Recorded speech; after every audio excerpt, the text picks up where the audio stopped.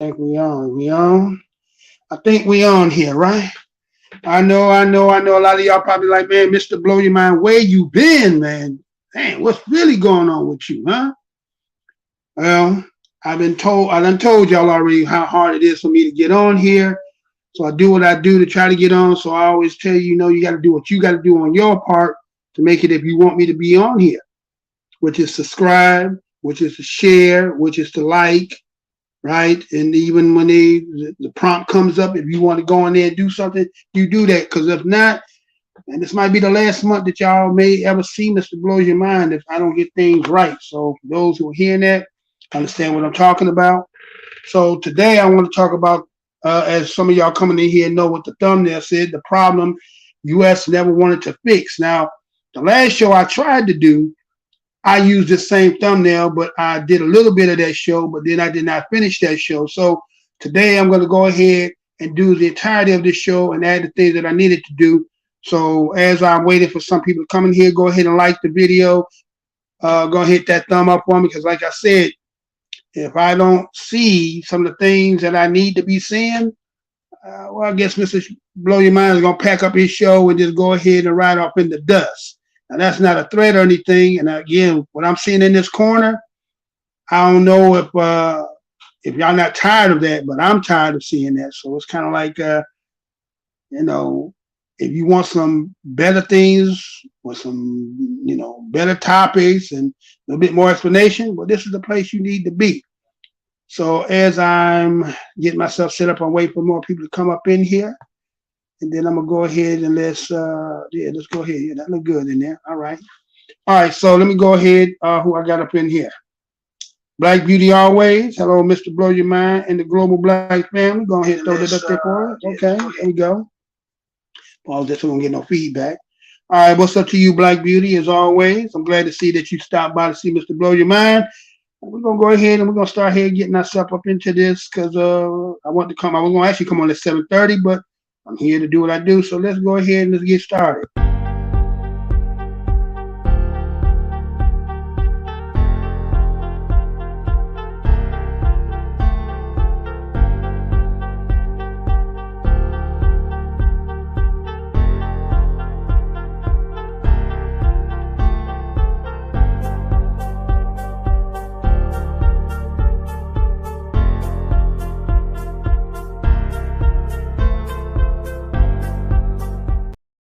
Portions of the following program may be unsuitable for younger or more sensitive viewers.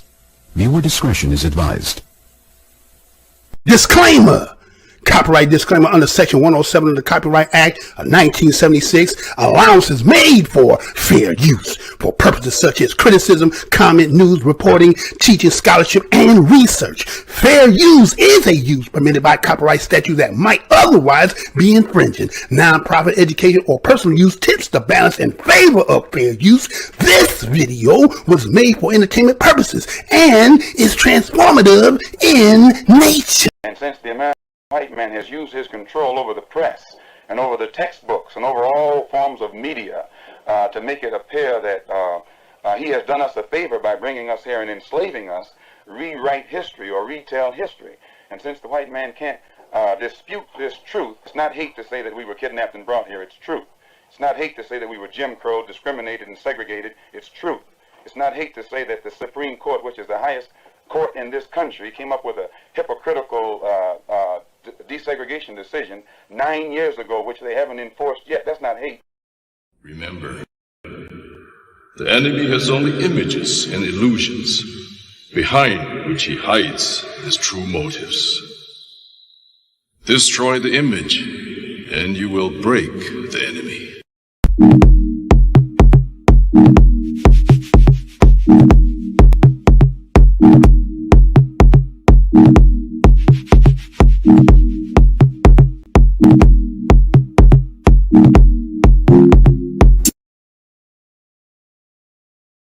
Welcome to the most hated show in the black corner of YouTube. I am your host, Mr. Blow Your Minds, and welcome to We Up Report. First and foremost, I want to say what's good to my fam, my day ones, my original day ones. What's good, fam? I know I've been on a hiatus. I know I was like, man, I'm an absentee father, right? I mean, like, I'm coming. You be in the window looking out the window. There you go. They don't. No, that ain't him. That ain't him. Oh, there you go. There you go. There you go. No, that ain't that. That ain't that. Oh, you know what I'm saying? So I know I'm in. I'm not regular as I should be, but again, I fight so much to get myself up in here. So I want to appreciate those who do come by and who will see the video later. My day ones, those subscribers who stay with me. Once again, WeUpReport want to say thank you to all of you. Passerby, you having to pass it by due to the thumbnail. Welcome to the most hated show in the black corner of the YouTube. Having to go down the aisle. We always got a grand up and having to see something to make you feel some kind of way. Remember, the motto of my show is the truth. Don't need no partner. So what are we going to talk about here, right? So last time I tried to do a show, that show got started. So things didn't come out the way it was supposed to. So I ended up shelving it. For some of y'all might have seen it. You probably like, well, what the hell was that, Mr. Blow Your Mind? Well, it was a production that did not have everything that was needed. A meal that I tried to put to the shelf. So hopefully y'all didn't eat it, but you did. But it is what it is. So again, we're going to try today the problem U.S. never wanted to fix. Let me say that one more again. The problem the U.S. never wanted to fix, right? So you ever seen this before? It's called the Rorschach test, right? The Rorschach test, right? And so according to a Rorschach test, when they give you this, they give you an image, a blank, I think they call it an ink block. And it is up to you, the beholder, what you see is only your perception. Only you know what you see. I cannot interpret what you see. I can tell you what I see, and you may not see the same thing that I see. So does that mean because you do not see what I see, that the same thing, that we both cannot hold the same truth? Or is it our perceptive of what the truth is may be skewed based on our experience, our lack thereof information and knowledge and so forth? And so I may see something that you don't see.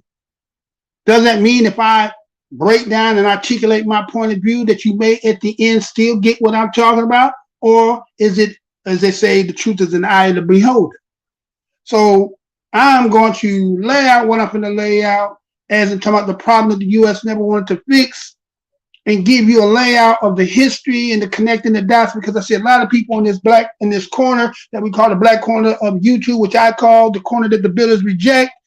And I just seeing, it seems like over the years I've been in, going on 11 years, that October is always the month where there's a lot of back and forth bickering with one another, fighting for what I don't know is, whether it's not the prize, it's not what we all been trying to obtain, but it seems to be a lot of back and forth.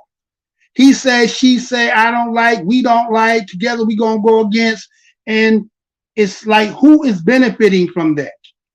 And it seems like the corner has gotten all, because a lot of people is about the bag. Some people is about trying to build a reputation. Some people is about skewing and marring other individuals. But we over here, WeUpReport, that's not what we do. What we do is we just give the report on things that we see. We connect the dots and just let the truth be where it is. And just as you see on your screen, Rorschach test, you may see what I don't see, but I may see something that you don't see.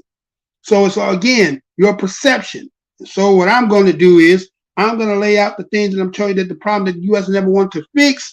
And let's see if this is really the culprit, the real culprit of who's been doing what, because it seems like we have missed that mark. We put the blame on each other. We're looking at feminists and males and those that they call themselves the manosphere and things like that. And people are saying these back and forth things that are just seem to be like a tennis match. You're watching things going to and fro and you're not really understanding. And so have we forgot who we see? Who is it that you see? Who is really the problem here?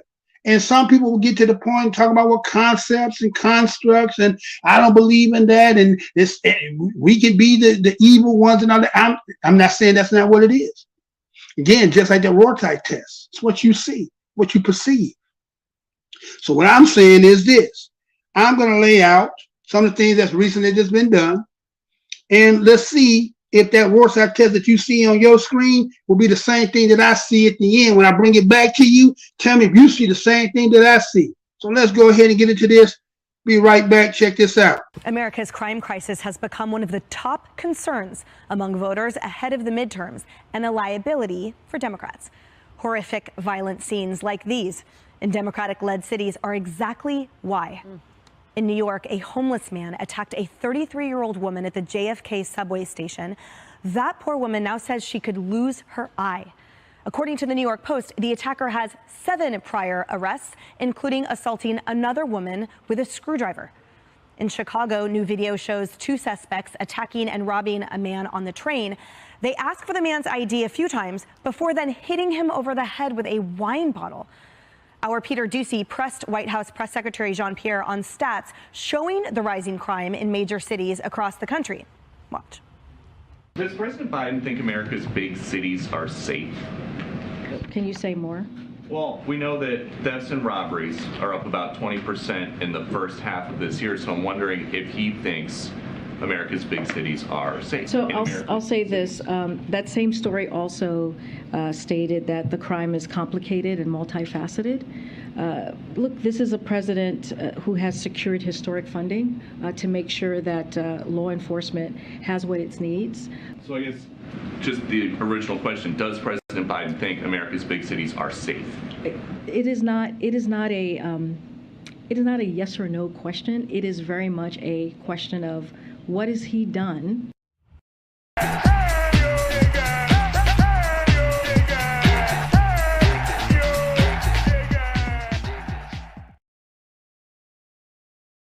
Got back.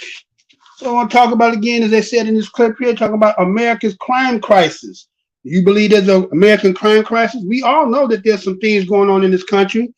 We also know that there is things happening unbeknownst to many people, that there's something squeezing the country. Like if you took a lemon and you try to get the juice out of it, something that's squeezing the country, that other people are feeling the pain of that squeeze and turning into the juice, which is going to be the leftover that somebody else may have a plan on that they're trying to make. Now, I'm not going to sit here and tell you as a black man in America that crime is not always going to be a crisis, but what does crime, when you think about crime, is it natural? Is crime natural? Does crime come from a cause and effect? Does crime come from people being deprived? Does crime come from somebody inducing by influence or stimulation to create crime? Is crime just a natural phenomenon that just people just want to be out here robbing and stealing? As you heard in that clip there, it talked about how that is the top concern for voters. You know, we're now in the voting season. And so one of the priorities is, what are you going to do about this crime? We seeing every day in how there's a, I'm not going to say it's all propaganda. I'm not saying the things where people are not doing it, but crime is systemic based on, again, like a cause and effect. And if you really wanted to create or stop the crime, maybe you could stop it, but maybe pockets won't get greased. Maybe there won't be no profit inside of doing that. And so the terms that you hear them saying, a Democratic-led city. So only crime happens, according to this report, is only in Democratic-led cities, as if in Republican-led cities there is no crime, right? Like there's a discrimination with crime only in Democratic-held cities and not Republican-held cities, as if there is a distinction as to, well, we only do crime over here and not over there. Is it a difference because maybe economical difference? Is it because, right? Maybe there's something to do with the difference of how you're living and what you got versus those cities who are Democrat, who are deprived, and maybe historically, as we go into this video, find out that maybe all this stuff is really historical. And so as you seen in that video in the beginning of that clip, they're talking about a homeless man. Now, when you homeless, it means you down and out. It means you got nothing.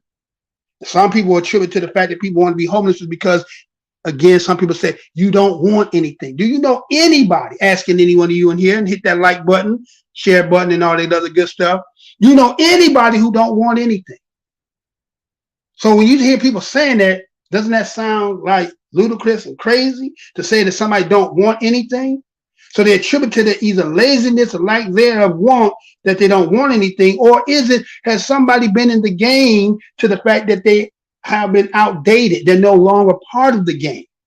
And so what happens is you become outdated, you cannot update, you become what? Dysfunctional to a system, and then you just fall to the wayside because there's something else that's happening here that many of us may not be looking at.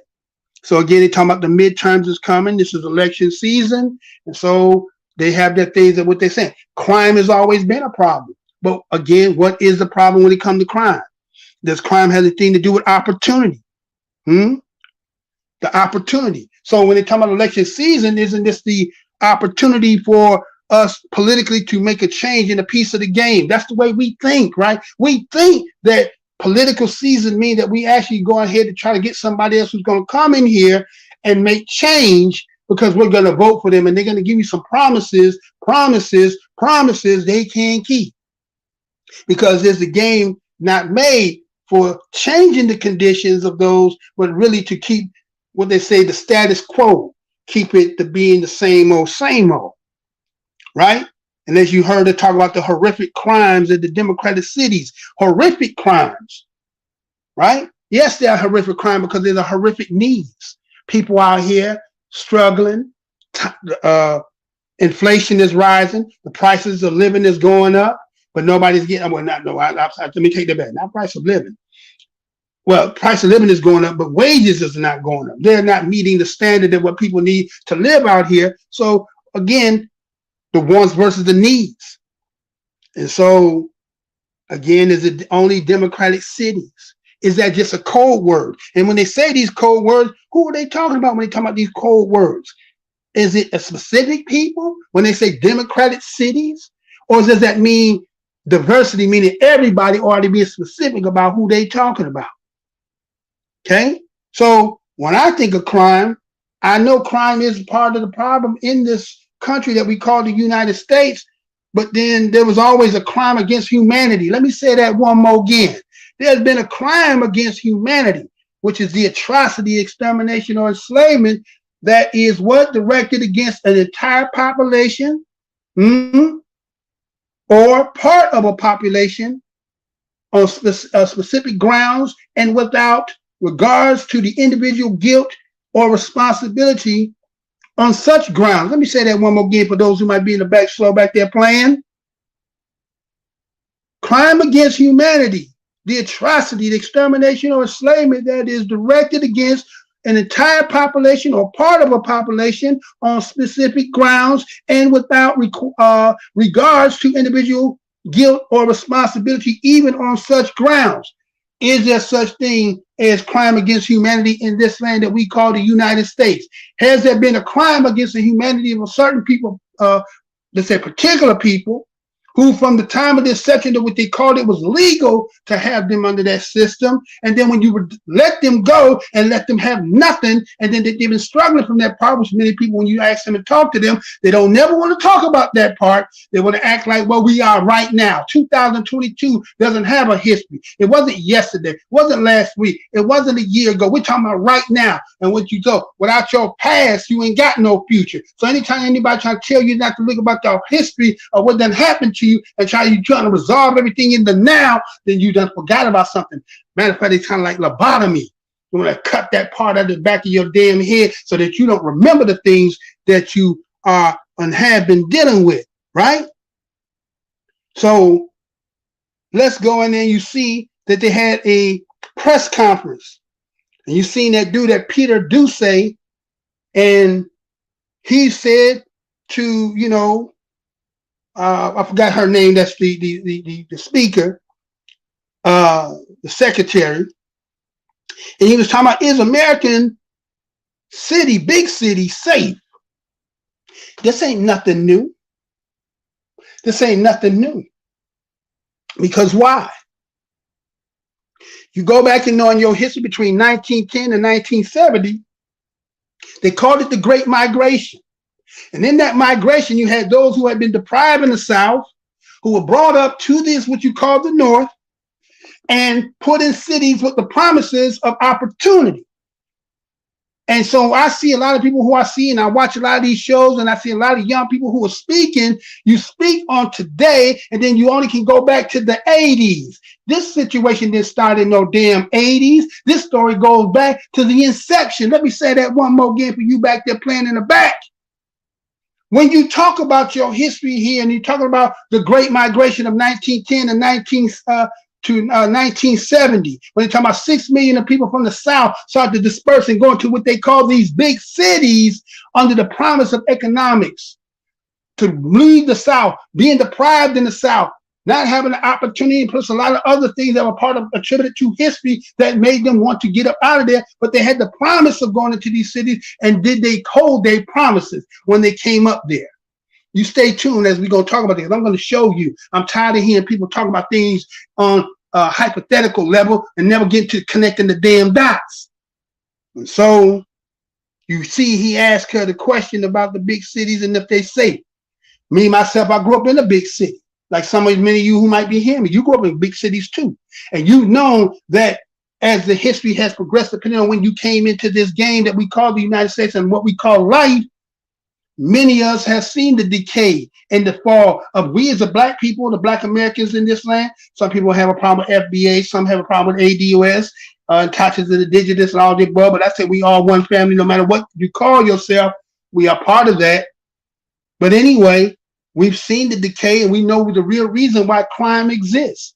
We know where there's a contributing factor to the crime when they brought drugs in there. We knew when they did the prior part, because you can't work in a neighborhood that don't have any place for you to work. You can understand why there's an idleness with the young ones, because they don't got nowhere to go. They don't have any opportunities. So what you in this, what they say, the idle mind is the playground for the devil. Don't they say that? That's what they say. That's exactly what they say. So they talk about now in the 2022 and talking about the deaths and the robberies that are happening. Why is there death and robberies? Because why? People are in need. People need things. And so what we're going to do is we're going to act as if like there's something in the nature of these people that the reason why they're doing it is not because they don't have common sense. They don't have the volition of mind to go ahead and do what's right. It's because of survival, right? So when you create a situation or environment, then how are you supposed to survive if you don't have opportunities? You have to do on a day-to-day basis, and how you get it is how you get it. Does it mean that some people are part of the game is going to get caught? Yes, they will. Is that to be glorified? Does that to sit here and act like it's not happening? No, that's not it. But if you want to resolve this issue, when you really want to resolve it, you're going to do what's necessary to do that. But otherwise, you're just going to keep going as a dog chasing its tail, acting as if like you're really trying to resolve this, but you know damn well you're not really trying to do that. Right? So she says that this is complicated. There's multifacets to it. Of course it's complicated. Of course it's multifaceted. Because why? When you allow people, when you keep using this as a revolving door, the old ones become old, and you keep replenishing with new people. So what happened to the people who become old? They just out here, they living out here. And then the stigmatization that these people are lazy, they don't want nothing, while you're bringing the new people, giving them the opportunities, and make the old ones have to look like that they don't want anything, and then say that there's a problem with crime. Who is the creator and who is the problem of this crime? Stay tuned and watch this video here. I'm gonna get down to it, right? Okay, so let's go to the next part of this, and we'll be right back. Paris, what more does he need to say? What more do Americans need to say to the White House press secretary and to our president to demand that our citizens stay safe? She's so pretty. She seems nice. But the answers aren't in that binder, apparently. He asked her, are we safe? And she said, tell me more, ask more, give me more information. What America is she living in that she manages to avoid the images on the evening news? They have pictures all over the White House. She works in the press office filled with press. Like, how does she not get the messaging that we are under siege as citizens and the criminals are winning? Where is she? More importantly, though, why isn't she up in her boss's face saying, what do you want me to tell the people, Mr. President? Because she needs something more than what she's being fed in that binder. It's not enough. Now, let's talk about what they could be doing. The president has said that he's pouring lots of money in and that he never told anybody not to spend it on police. And now he's saying, oh, you know, you should spend it on police.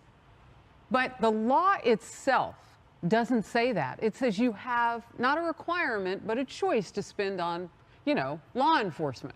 whatever that can mean, equipment, whatever it is, personnel. So what more could he do? He could use his bully pulpit to stand up and say, we will not defund, we will not abolish, we will support, we will stop all this negative, dangerous rhetoric that has officers killing themselves at a rate we've never seen before, especially here in the NYPD. The suicide rate is so high. Use your bully pulpit, the house that we pay for, to speak against what you know is wrong and lift up those who can help make it right.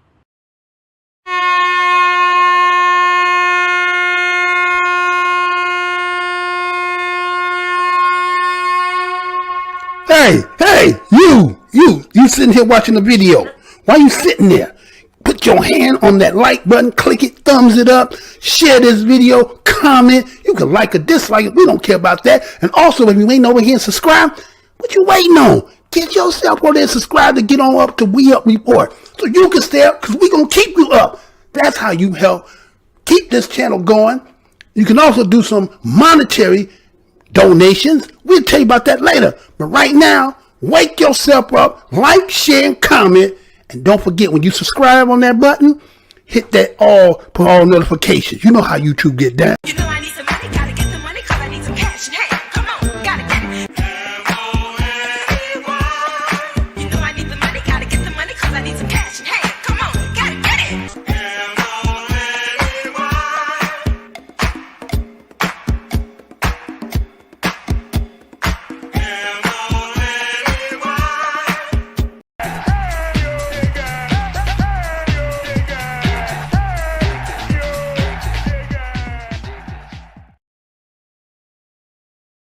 Back.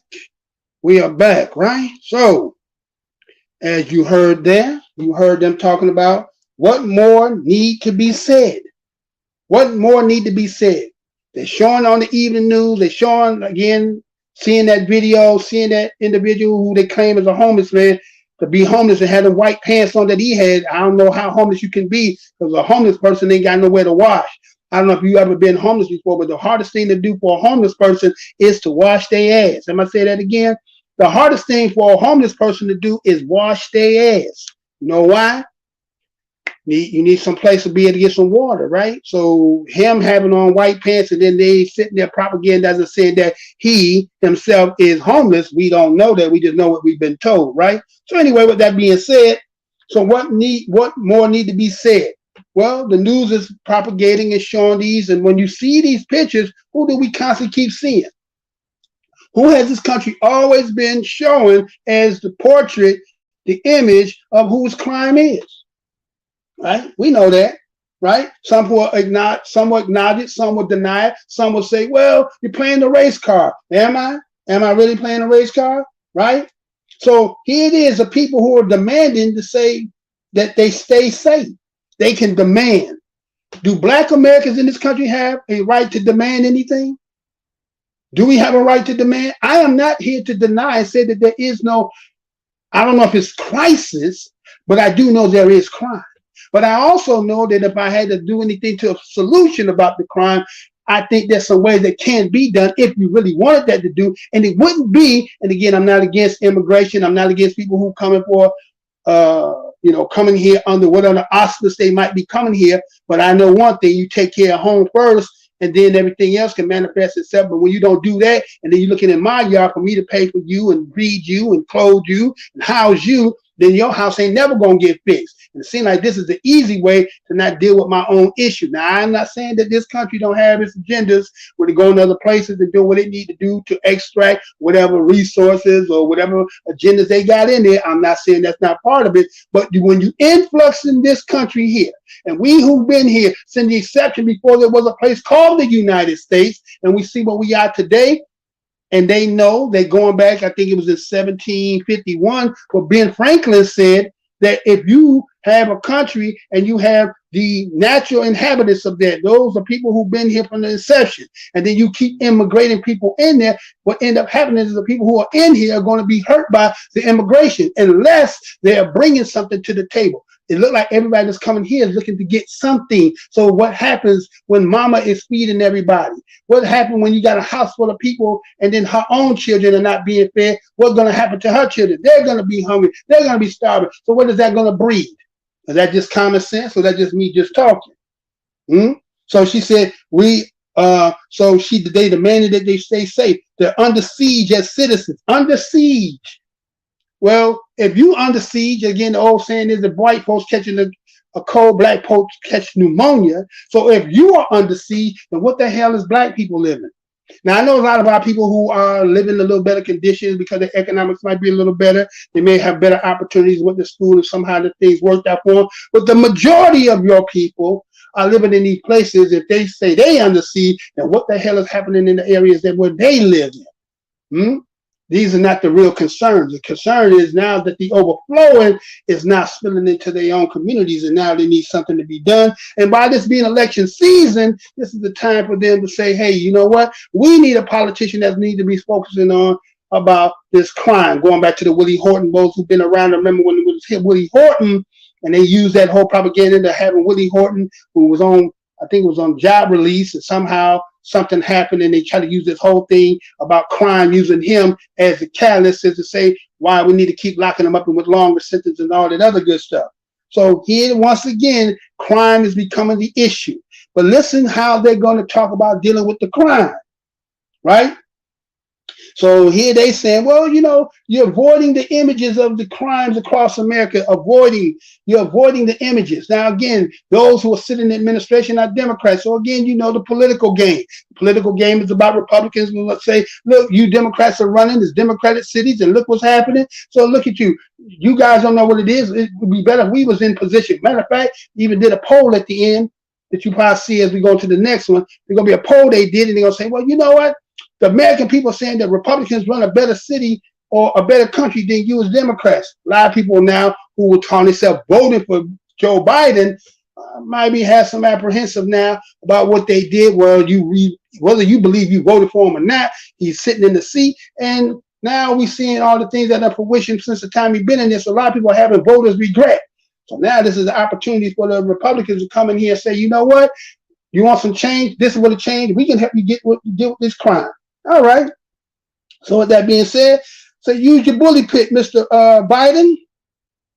Speak against what is wrong. They say, well, you don't want to speak against what's wrong because then you're going to hurt the chances of all those other Democrats that need your support. And you haven't been doing anything. So that means you come to here saying something, knowing that you're not going to do it. So guess what's going to happen? You're going to hurt their chances. Right? So get on your pulpit and tell them what you need to be done. They go on and they say, use the allocated money to get more police, right? But you know how they talk about defunding the police. They talk about how you want to allocate that money and not put it for the police. But look at the crime that's happening out here. Okay. Does that necessarily mean if you took that money allocated to the police, could you take that money allocated to some places that would be beneficial for the people in those communities? Not just giving them a YMCA, not just giving them a free lunch today. Don't you need something? Again, crime is based on what? Economic deprived. And when people can't work, can't substantiate themselves, they got to live on a day-to-day basis, and they got to get it how they got to get it. It's very simple, but it's very hard for those people, again, who too damn greedy. When they want everything and you're not trying to share none of the pot. And so you got people who've been here, and the answer that you want to do is, well, you outdated. Let me get some new people in here who don't want to get the money that, let's say this way. If you say that we just went into, we're talking about they were going to raise the minimum wage to $15, and I'll be damned. You ain't nobody really getting that $15 because you being undermined because they're bringing a whole bunch. Matter of fact, I done heard somebody say about 4.5 million people they've been put in here, but I thought under the game of immigration, you can bring about 150,000 a year. So how you get 4.5 million in a sense he's been sitting in that damn office and then wonder that you're not going to have no cause and effects that's going to create all this damn crime. But I'm just talking, right? I'm just talking. So it's talking about how to get some more equipment, how not to defund, but to make this, a more safe place. Use the money, get more police, get more equipment. But does that solve the crime? Getting more police does not solve crime. What is the cause and effect to make crime? that's the deterrent to have somebody to intervene when people breaking in homes and robbing people and stuff. That's the intervention aspect. But what is the cause and effect that created made people be in crime? Nobody wants to talk about that. Nobody wants to deal with that. Magically go away like Magically Delicious, some Frosty Charms or with that tricks. Okay, so let's look at this next one as I go on. Check this out, and we'll be back after that. Part of what I find so unacceptable, Kaylee, is that in her answer, she quoted the New York Times and said, well, crime is complicated, and proceeded to quote the press. I'm not quite sure why our president needs to rely on the New York Times to explain the crime that is facing average Americans every day. As Harris put it, we are under siege. Why do they have to go to an ancillary source rather than talking to us as normal, average American citizens that they are supposed to represent who are living in fear? Yeah, or to Harris's point, look up on the screens in your office. I know I had a split screen of all 4 networks. Fox was one of them. We put up the images of crime, even though others might ignore it. So look at what's right in front of the desk you're typing on, Karine Jean-Pierre. But instead, she answers Peter Doocy and says, when he asks, are our cities safe? She said, that's not a yes or no question. That's by definition a yes or no question, and the answer is no. Then she proceeded to say, quote, we inherited a rising crime from the last administration, which, by the way, Jen Psaki, before she had that revelation about crime, she tried the same failed talking point that this has been going on for a year and a half. She said this last year. Well, why was it going on? You nailed this beautifully yesterday, Emily, because of defund the police, because of these lawless Democrat DAs. It's not the last administration. It's your party. And then they try to tell us that they live in this mythical Biden's America, which is different than what we live in. If you watch these press briefings, you're going to hear the border's secure. You're going to hear crime's not a problem. I can tell you that's not. And you're going to hear, what is the third one? Inflation is coming down. It's flatlined. Okay, Only this is an a inch. mythical place, President Biden. No one else lives in this America other than, I guess, KJP. So there they go, right? Using the excuse of news for information. That's what they're saying. We'll say, well, Jean-Pierre, right? She's saying, well, according to news source that I read, they said, well, damn, wait a minute, you is working for them. You do work for the damn government, right? So that's part of your job. And here it is, the former one, right? Here's this former worker who held that same position is critiquing. Now, when her ass is sitting in the seat and when she was under the hot light, under the hot spot, you know what I'm saying? She couldn't answer a lot of shit either, right? But that's just how the game, that's this political game that a lot of people subscribe to and believe that, yeah, the Democrats are better and the Republicans are better. But shit, when you talk about Black Americans, it's both sides playing the same damn game with a different agenda on how to deal with you. And so again, they're using the word crime, right? So the parties, right? And how they feel most people and the ideology is what they subscribe to, right? When they say democratic cities, is that code word? I'm not saying, again, there ain't no crime that's happening out here. I'm not saying that. But why are you subscribing it to this code word, which is relevant to, again, Black people, and saying that the only crime is happening where Black people with democratic cities, where crime is rampant all throughout this whole damn country? But why politicize it? Why not just be honest about it? Because the real true issue here is, how do you solve this? Is it jobs? Is it finding ways for economics or education and so forth? So a lot of people will say that. Or when you're talking about a capitalist society, do you have to have people who are not on par, who are not on standard in order to have a thriving capitalistic society? Do there have to be some people who have to be, as we say, charged to the game so that they can be out here and all fucked up, so that the system can make systems of places that they create that get funding from the government, but does it ever trickle down to the people who really need it? Do I need to say that one more again? Do you need to have a society, in a capitalistic society, people who are fucked up, so that you can create these other entities and establishments and, let's say, these little corporations and stuff, that they are fronts, pretending like we're trying to trickle the money that we get allocated down to the people who really need it? And if that be the case, as long as we've been here, A lot of that rain doesn't seem to get down to the lowest part of the ground. It's only on the top part of the trees, or maybe get to the middle part, but it never gets down to the damn roots. And you have to ask yourself, why is that? Why it never get down to that far? Is that part of the game? Maybe it's part of the game. So let's get to the last part, and on this particular part here. So do this and be right back. And to Kaylee's point, Brian, it doesn't matter what the White House continues to tell us or what they want us to believe, because Americans see their own reality and feel our own reality every day. And that reality is what looks like those horrifying videos on the screen that we put up every day of horrific crime.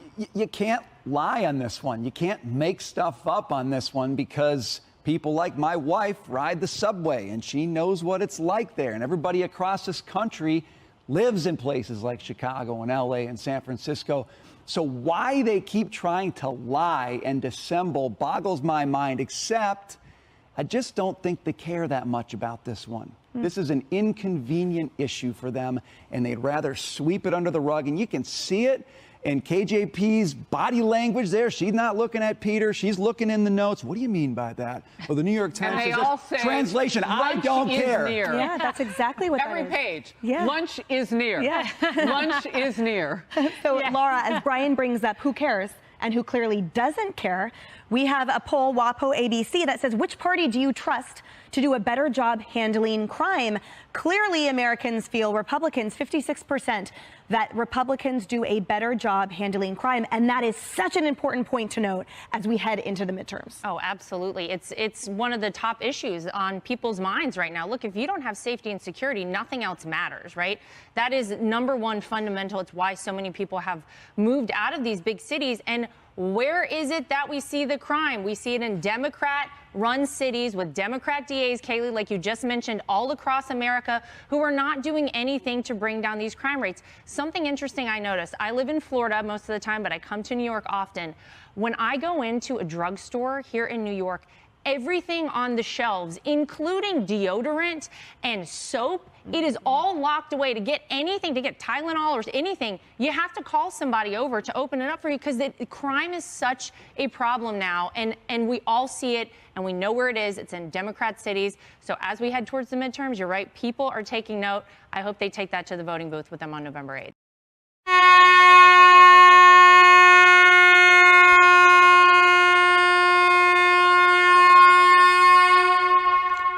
Hey, you sitting here watching the video. Why you sitting there? Put your hand on that like button, click it, thumbs it up, share this video, comment. You can like or dislike it. We don't care about that. And also, if you ain't over here and subscribe, what you waiting on? Get yourself over there and subscribe to get on up to WeUpReport, so you can stay up, because we're going to keep you up. That's how you help keep this channel going. You can also do some monetary donations. We'll tell you about that later. But right now, wake yourself up, like, share, and comment. And don't forget, when you subscribe on that button, hit that put all notifications. You know how YouTube gets. You know I need some money, gotta get the money, cause I need some cash. Hey, come on, gotta get it. You know I need the money, gotta get the money, cause I need some cash. Hey, come on, gotta get it.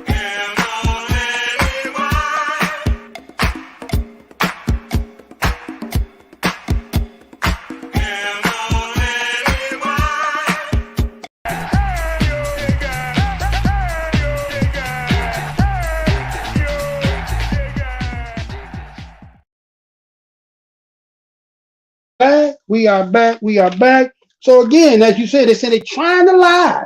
Who the hell trying to lie? Who really needs to be lying here? I mean, again, there's a game back and forth, Republicans versus Democrats, and everybody say, well, you know, it's the Democratic cities, which is code word. We know who that is, and we know these people been deprived. We know they don't have. So what happens when you're in need and hungry and thirst? You're going to get it how you can get it, right? So yes, it's easy to put the blame on there, and then again, y'all playing politics. But is anybody really trying to resolve this issue? Are you really trying to resolve it? Or is it just like to put the finger and blame and be at home and just sit with your family and say, wow, look at them damn animals that live down there. They don't want that. I don't understand why you just go to school and do something. Like, they haven't been deprived going back for generation upon generation upon generation. Stay and watch this show and you're going to find out what I'm talking about. Nobody else around here do what I do. I've been around for 11 years. You ain't never even heard of me because why? I'm the most hated show in the black corner of YouTube. You ain't subscribed? Better subscribe over here and hit that like button. Give me something. You know what I'm saying? You're sitting up in here ear hustle. But anyway, we seeing that the federal come out lying that they don't care. Well, really, is it one party or is it just a particular people who, in the history of black Americans being in this country, have you really cared? Have you really cared?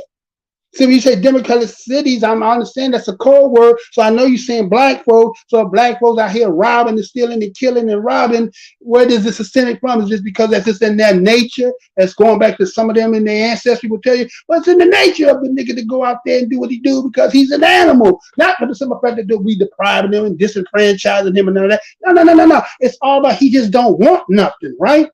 So they say, well, they just don't care, right? But the funny part of that part there was, did you hear Miss Ann? Did you hear Miss Ann? I was sitting here when I first seen that. I was like, wait, what the hell Miss Ann talking about? Miss Ann said that when she got to go into the store, that she got to sit there and wait for somebody to come because everything locked the hell up.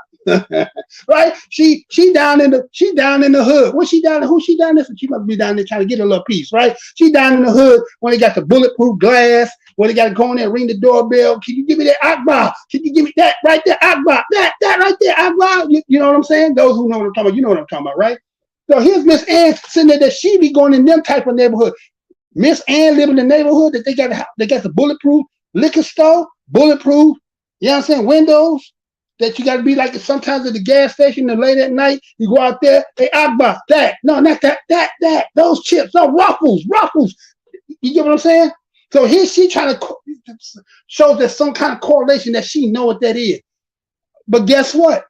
That's not democratic city. Do you live in a democratic city when you going to talk about your shit locked up? Or do you live in a Republican city where people who've been stealing, you can't have no damn Oxycontin nowhere in the damn store. Y'all stealing every goddamn thing that ain't nailed down. But you want to say democratic cities that live like everybody else ain't stealing. You get what I'm saying? That's this game they be running all the damn time. That's what they doing. They don't want to take no responsibility because, again, this is cause and effect. People being deprived, people like thereof, got to survive every day. Guess what's going to happen? You smell like something, you got something, you look like you got something, I got to have it. I'm not going to sit here and condone it, but let's understand, okay?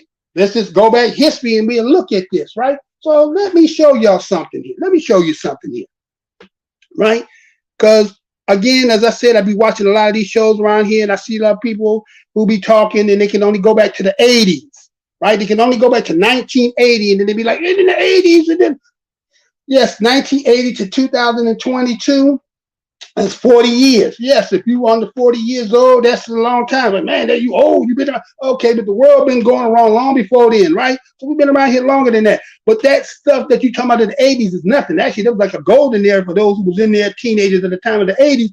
More free, be able to get out and do what we was doing compared to these kids here that can't even go out in the damn front, right? Can't go out in the front, can't go too far because what happened? Because all the cause and effects of all this deprivation makes it a war zone. So bullets is flying, people robbing you, can't drive your damn car. You look your car, go out the car, come back, your car gone, all kinds of catalytic converter, all that stuff. And you're piling in more and more people, more and more, right? I mean, like, damn, fix this problem. Why keep bringing more people in when you already got a problem you ain't resolving? Because white people, they're greedy. They just want profit. And I don't give a shit. I don't live near you. But what end up happening? Huh? It's going to spread. It's going to spread. And when it keeps spreading, then you don't want to complain now. Come on, oh, we got a crisis. But if you would have dealt with the issue from the get-go, it wouldn't be where it is. If you would have dealt with black people from the first in the beginning, you wouldn't be here, would you? You would not be here. This would be the metropolis. This would be heaven if you got the chance to come here. If you would have worked out with us. But since you didn't do that, you're creating your own problem that is going to be eventually, no matter where you go, it's going to be there. Am I telling it right or am I telling it wrong? Am I telling it right? Am I telling it wrong? So anyway, for many of y'all who don't know nothing about going back into the inception, because you know right now they've been talking about hip hop. Come on, all the 50 years of hip hop is about to come and all that stuff, and people be saying, "Oh, you know, we create the hip hop over here in the Bronx and all that." But I always don't see them never connecting the dots prior to the Bronx. I don't hear them talk about what was the scene of that time? What was going on that would create a genre called hip hop? Isn't it the fact that there's no Puerto Ricans live next to no blacks. That ain't what the creation coming from. The creation is like everything else that black people been here, going through what we gone through, becomes the evolution of the evolving of us dealing with our situation, and coming out of that, create a spirit that creates a dynamic that creates a way for us to survive. I'm not going to say that again. You better have got it the first damn time, right? Well, I got somebody here. Anthony Gordon, been missing you, bro. Let's go ahead and put that up on the screen from there. There you go. What's good, my brother there? I've been around, man. It's been hard for me to get back up in here again. I'm struggling to do what I do on a daily basis because I am the most hated show in the Black corner, and you already know that. So I appreciate that comment for me, brother. But check this out. Let me take you something. Let me take y'all back a little bit. Because a lot of people say things, but they don't never connect the goddamn dots. Yeah, okay, sometimes I'm going to hit the profanity button. It is what it is. Sometimes some things that need to be expressed and said because that's what need to be done. But let me take you back. Let me take you back for a second. Right? Let me take you to the time of 1970s and what this government had said about black people. Let me take you back to what the government said, and then you got to ask yourself a question when we come back. Check this out. Be right back. All right, you see on your screen there says the White House, Washington, January 16, 1970, memorandum for the president. Let me say this again. What you see on your screen is supposed to be a documented letter that was given, as you see, the White House, Washington, January 16, 1970, talking about the memorandum for the president. It's talking about how as the new year begins, it occurs to me that you might find useful a general assessment of the position of Negroes at the end of the first year of your administration and of the decade in which their position has been the central domestic political issue. In quantitative terms, which are reliable, the American Negro is making extraordinary progress. In political terms, somewhat less reliable. This would be also appear to be true in each case. However, there would seem to be countercurrents that pose a serious threat to the welfare of the blacks and the stability of the society, white and black. Employment and income. The 1960s saw the great breakthrough for blacks. 32% of all families of Negroes and other race earned $8,000 or more in 1968, compared in contrast dollars with 15% in 1960. The South is still a problem. Slightly more than half, which is 52% of the Negro population, live in the South. In 1969, there's only 19% of families of Negroes and other races earn over $8,000. Young Negro families are achieving income parity with young white families. Outside the South, young husband, wives, Negro families have 99% the income of whites. For families headed by a male aged 25 to 34, the proportion was 87%. Thus, it may be this ancient gap is finally closing. Income reflects employment, and this changed dramatically in the 1960s. Blacks continue to have twice the unemployment rates of white, but these were down for both groups. In 1969, the rate for married men of Negro and other races was only 2.5%. Teenagers, on the other hand, continued their appalling rates, 24.4% in 1969. Black occupation improved dramatically. The number of professionals and technical employees doubled in the period of 1960 through 1968. This was 2.5 times the increase for whites. In 1969, Negroes and other races provided 10% of other than college teachers, though this is roughly their proportion of the population, 11%. Education. In 1968, 19% of Negro children 3 and 4 years old were enrolled in school compared to 15% of white children. 45% of Negroes 18 and 19 years old were in school, almost the equal of white proportion of 51%. Negro college enrollment rose 85% between 1964 and 1968, by which time there were 434,000 Negro college students. The total full-time university population of Great Britain is 200,000. Education achievement should not be exaggerated. Only 16% of Negro high school seniors have verbal test scores at or above grade level. Blacks are staying in school. 3 female-headed families. This problem does not get better. It gets worse. In 1969, the proportion of husband-wife families of Negroes and of other races declined once again, this time to 68.7%. The illegitimacy ratio rose once again, this time to 29.4% of all live births. The white ratio rose more sharply, but was still only 4.9%. Increasingly, the problem of the Negro poverty is the problem of the female-headed house or the headed family. In 1968, 56% of Negro families with incomes under $3,000 were female-headed. In 1968, for the first time, the number of poor Negro children in female-headed families, 2,241,000, was greater than the number in male-headed families at 1,947,000. Social pathology. The incidence of antisocial behavior among young black males continue to be extraordinarily high. Apart from white racial attitudes, this is the biggest problem black Americans face. And in part, it helps shape white racial attitudes. Black Americans injure one another because black live in de facto segregated neighborhoods and go to de facto segregated neighborhoods. The socially stable elements of the black population cannot escape the socially pathological ones. Routinely, their children get caught up in antisocial patterns of the others. You are familiar with the problem of crime. Let me draw your attention to another phenomenon, exactly parallel and originating in exactly the same social circumstances. Fire. Unless I'm mistaken the trend, we are heading for a genuinely serious fire problem in American cities. In New York, for example, between 1956 and 1969, the overall fire alarm rate more than tripled. From 69,000 alarms to 240,000, these alarms are concentrated in slum neighborhoods, primarily black. In 1968, one slum area had an alarm rate per square mile 13 times that of the city as a whole, and another number of alarms has, on average, increased 44% per year for 7 years. Many of these fires are the results of population density, but a great many are more or less deliberately set. This on Monday, WeUpReport protesters set 2 fires in New York State Capitol. Fires are in fact a leading indicator of social pathology for a neighborhood. They come first, crime and the rest follows.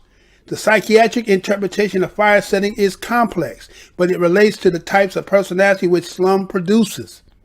A point of possible interest.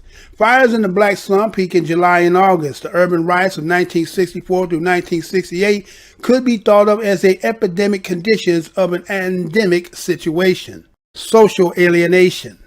With no real evidence, I would nonetheless suggest that a great deal of crime, the fire setting, the rampant school violence, and other such phenomena in black communities have become quasi-politicized.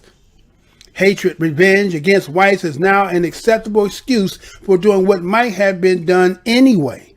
This is bad news for any society, especially when it takes from which the Black Panthers seem to have adopted. This social alienation among the black lower classes is matched and probably enhanced by virtually a form of anti-white feeling among portions of the large and prospering black middle class. It would be difficult to overestimate the degree to which young, well-educated blacks detest white America. 6. The Nixon administration. As you have candidly acknowledged, the relation of the administration of the black population is a problem. I think it also to be acknowledged that we are a long ways from solving it. During the past year, intense efforts have been made by the administration to develop programs that will help the blacks.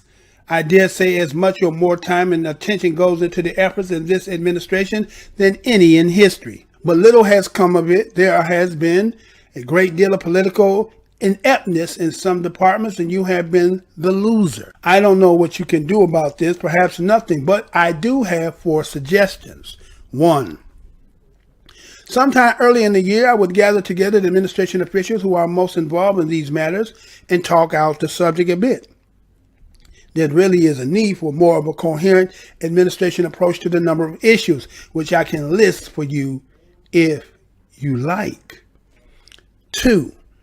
The time may have come when the issue of race could benefit from a period of benign neglect. The subject has been too much talked about. The form has been too much taken over to hysteric, paranoids, and bloodier on all sides. We may need a period in which Negro progress continues and racial rhetoric fades. The administration can help bring this about by paying close attention to such progress as we are doing, while seeking to avoid situations in which extremists of either race are given opportunities for martyrdom, heroics, histrionics, or whatever. Great attention to Indians, Mexican Americans, and Puerto Ricans would be useful. A tendency to ignore provocations for groups such as the Black Panthers might also be useful. The Panthers were apparently almost defunct until the Chicago police raided one of their headquarters and transformed them into a culture hero for the whites and black middle class. You perhaps did not note of the society page of yesterday's Time that Mrs. Leonard Bernstein gave a cocktail party on Wednesday to raise money for the Panthers. Miss V, or Miss W. Vincent Astor, was among the guests. Miss Peterson Duncan, the rich blonde wife of the orchestra leader, was thrilled. "I've never met a Panther," she said. "This, a first for me." 3. We really ought to be getting on with research on crime. We just don't know enough. It's a year now since the administration came to office committed to doing something about crime in the streets. But frankly, in that year, I don't see that we have achieved either our understanding of the problem or that the public at large. This, of course, may only reveal my ignorance of what is going on. At the risk of indiscretion, may I put it in, the lawyers are not professionally well equipped to do much to prevent crime. Lawyers are not managers, and they are not researchers. The logistics, the ecology, the strategy, and the tactics of reducing the incidence of certain types of behavior in large urban populations simply are not things lawyers think about often. We're never going to learn about crime in a laboratory sense, but we also certainly could profit from limited, carefully done studies. I don't think these will be done unless you express a personal interest. 4. There's a silent black majority as well as a white one, and mostly working class as against lower middle class. It is politically moderate on issues other than racial equality and shares most of the concerns of its white counterpart. This group has been generally ignored by the government and the media. The more recognition we can give to it, the better off we shall be. I would take it, for example, that Ambassador Holland is a natural leader of this segment of black community.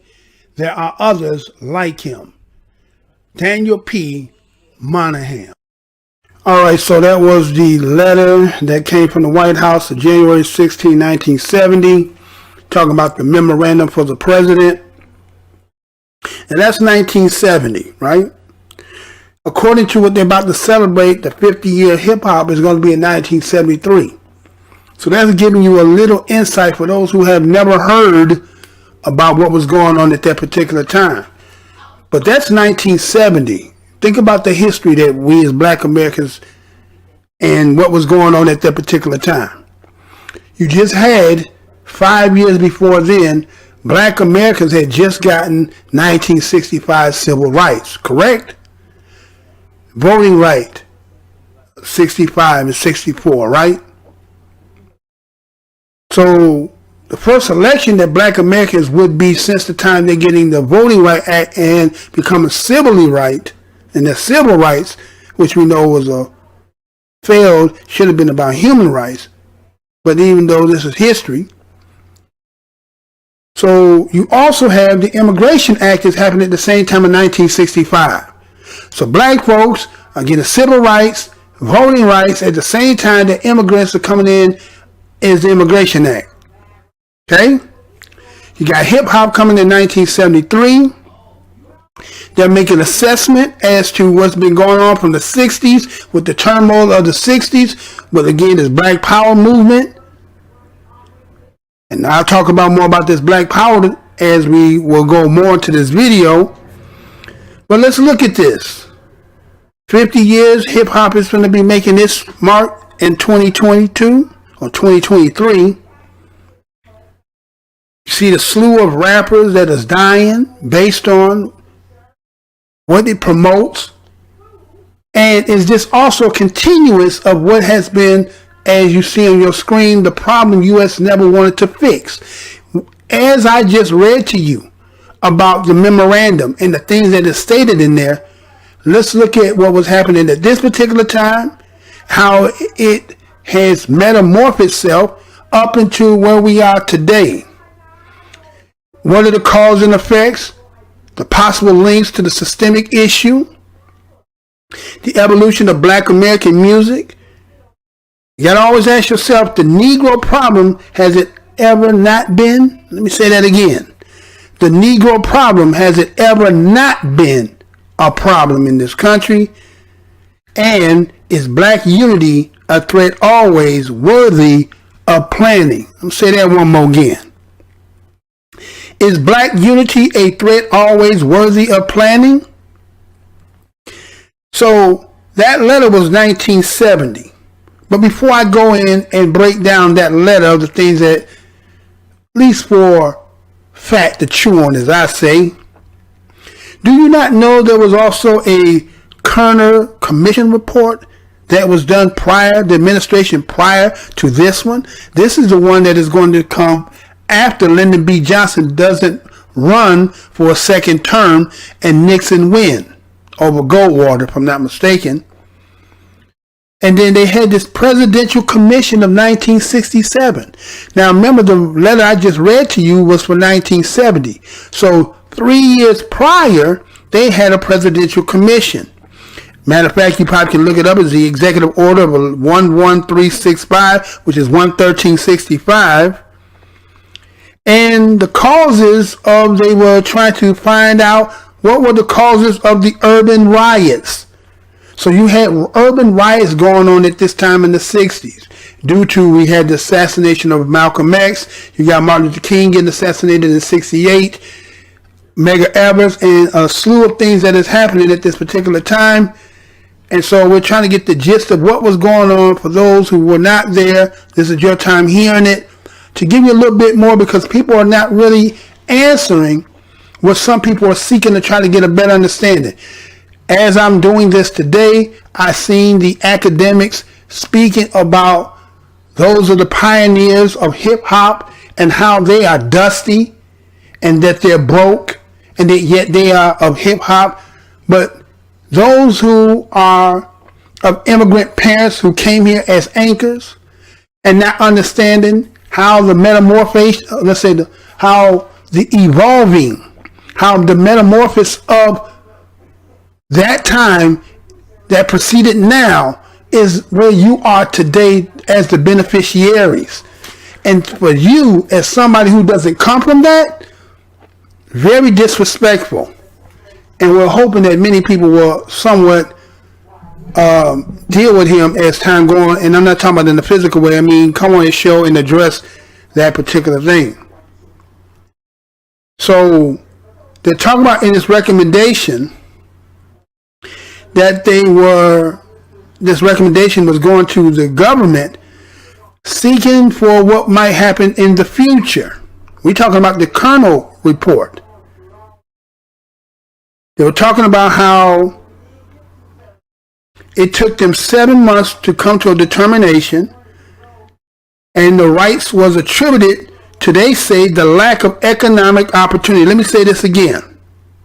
The 1967 Kerner Commission report, done in 67, Executive Order 11365, and they went to a presidential commission seeking what was the causes of the urban riots, and come to determine that they needed to do this as for future reference, how to deal with what happened. It took them 7 months to come to an understanding that they said that the riots were attributed to the lack of economic opportunity. They specified blacks and Latinos, okay? Blacks and Latinos. Just like you hear a lot of people talking about hip-hop and talking about how blacks and Latinos and those being Latino origin are saying that they 50% in creating of hip-hop, that they were there. Yes, they were living in these particular areas, especially due to at this particular time. You had the Latinos who also had a riot, a first of its kind, of that people in Chicago. The Puerto Ricans do have their riots.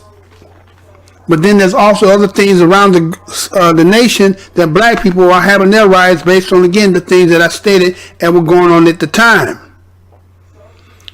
And so they said that these were failed social services program that was attributing to a lot of the frustration that blacks and Latinos were having at this particular time.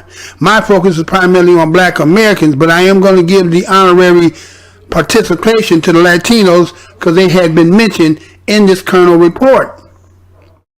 And it said that the orientation, right, when they're talking about police brutality, racism, these are still this is some of the things of this particular time that still persist to this day, that there have never been, as you see, a problem the U.S. never wanted to fix, because maybe these issues aren't issues in their eyes. They're only issue to those who is being administered to. But they were crying at this time: failed social service program, police brutality, racism.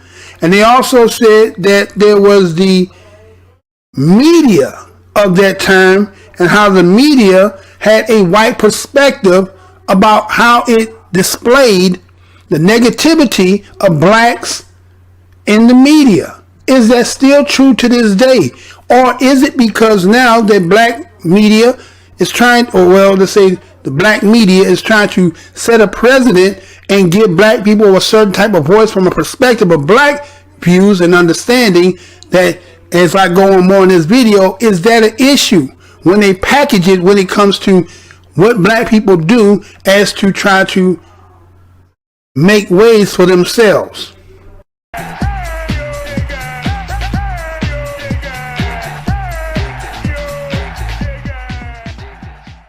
And so they talked about how the insurance companies would leave when they talk about these riots, and so that means they probably were not paying, that people had insurance, they would leave, and that contributed, and said that because of that, that created a lot of economical problems, meaning that business probably wouldn't stay because they couldn't get insured, or paid insurance and wouldn't get paid.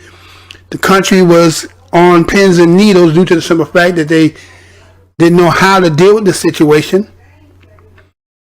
They were talking about the growing gap between whites and black at this particular time, and that this whole situation, after they came to a resolution of this commission, Lyndon B. Johnson did not run a second time. Did this have anything to do with it? Because the thing that this commission ended up talking about and the problems that they knew that persisted, well, whatever you determined it came with, well, you wouldn't be held your feet to the fire, so let's put on another administration that made no promises. So let's get into this. Okay? Let's get into this. Now let's get into what happened in 1970. Now again, this is all before the founding, as they say, the 50 years of hip hop. Right? That's their focus. What they're talking about. So let me get into this. So as I read to you about that 1970 memorandum, they talk about the general assessment position of Negroes, right? The general assessment position of the Negro. So what they wanted to look at this time in 1970 as this being the first term and the first year of the administration for the Nixon administration, that they wanted to see, well, let's see and assess the Negroes. They said it's been 10 years and they being, or we being, the central domestic political issue. What is the central domestic political issue about black folks? If you know history, you know that during 1865, they call it the Negro Scare or Negro on the Brain. The whole nation were contemplating what would the Negro do if he became free. What was he going to do? What was in his mind and his heart if we released him? Even though once you release him, he had nowhere to go but to go back down to where he already had been. It's kind of funny that when you think about history and think about it, how they had the Amnesty Act, how those who fought this country were given pardons, and then when you freed the blacks, you allowed the blacks to go back down into the places that you supposedly let them free from and live amongst the people who just fought the nation and lived in talking about abiding by contract as if they were going to be fair dealing square. This is who the conditions we've been living in. For many of you who never heard of what black Americans gone through, imagine that. You've gone through slavery for this time for 264 years according to 1619. Right? We just go with their story. 264 years or 246 years. Then when they so-called emancipate you, the deal is, well, first we're supposed to give you some land and allow you to be on your own, become your own, build on your own, and thrive as a group. But no, that ain't what happened. That ain't what happened. What happened was, we're going to allow those who fought, which would normally would be treasonous, but instead of that, we're going to pardon them. We're going to allow them to come back. We're going to give them back their property. Those who are higher ranked, well, you can't have no power, at least not yet, not until Ulysses Grant get in. When Ulysses Grant get in, then he's going to pardon that, and they're going to be reacclimated as if nothing never even happened. But guess what? Everything that had been promised to you and I of the 40 acres and the mule and so forth was reneged. And then the deal was, well, we're going to make them have contracts. You go back to the plantations. They're going to pay you for working under that hostile environment. Then they the ones started to now be reacclimated back into the government, making legislation and law. This is what we're talking about, Reconstruction. And then you're talking about Jim Crow when we're living in the South. So just imagine that. Could any one of y'all imagine that? Now again, these people we talking about outside who come here and hear this and not know our story. This is the story. You allow us to go back and live amongst the people who we were their property. And part of the deal of their amnesty was to have the oath, that the allegiance back to the Constitution, which you're hearing about them oath keepers, and the fact that now the oath to that, and they had to sign, but also in the agreement was that you had to accept that blacks were free. Now these were your old property. This is how your family made your bread and butter. Now they supposed to be free amongst you and have a contract, and then with the contract stipulated they couldn't break the contract, then they could be, I mean, just imagine that. Imagine that. And you wonder why black Americans are the way that black Americans are to this day. And many of you come here with so much disrespect, talking about what somebody is with no money and all this. You don't know what we've been through. You know, most of y'all don't even know your story because most of y'all are born here, but your tie of lineage goes somewhere else, which means you never suffered. So you only talking from a perspective of your understanding of reading, your understanding of how you see, but you have no roots or tie that can make you understand from our Akashic records. You have no idea what we endure. So anyway, it goes on and talks about how that the American Negro, according to this 1970, this memorandum that he's talking about, this assessment of the position of the Negro, and they had been doing this for 10 years of this decade of 1960, because again, 64, 65, Civil Rights and Voting Act, black Americans again at the same time, immigration. Now, a lot of times you be hearing some of these people talking out here and talking about how we've been here to get the benefits all this time, and they not knowing that they've been here the same time that when the time we finally getting in line to get something to eat, your ass is right there too, getting it the same damn time. You know, a lot of people don't even understand what the hell I just said. Do you not know, even though that you said that the black Americans have been here from the inception before there was the United States, by the time that they are able to get some kind of acclamation in there, at the same time, you're coming in right in with them. So what benefit has the Black American had other than the fact that you may have some who come from, and again, a lot of them is lineage that will give accreditation and validation to that which they came from the slave master and use that part of their lineage to have better themselves off. Some of them got packages when they left, when they said about emancipating. Some of them got savage packages, but they know they were the children of their master, that they got some kind of packaging. But some of them went off well, went off to school, made businesses, and all that other stuff. Where some of them, the other half, which was the field Negroes, there was no package. There was get it from the mud, as always. So imagine coming through that. And here's somebody who comes in the 21st century who speak on behalf of things that he do not know, shows the disrespect that you really have towards Black Americans because you don't know. And just because you go to school, you live in the communities, you grew up with us, but you do not have, when it comes to lineage, history of generations have endured, that when you see us and you know the story that we come from, you're looking at alive, in effect, the greatest survivor under some of the most atrocious, when you're talking about legislatively, judiciously, executively, all those things, apparatus were used to constrain you, and we still here to this day. If there's anything of such of an ace wonders in the world, it's going to be the Black American. So anyway, this 1970 thing is talking about how that the American Negro is making extraordinary progress. Now here it is.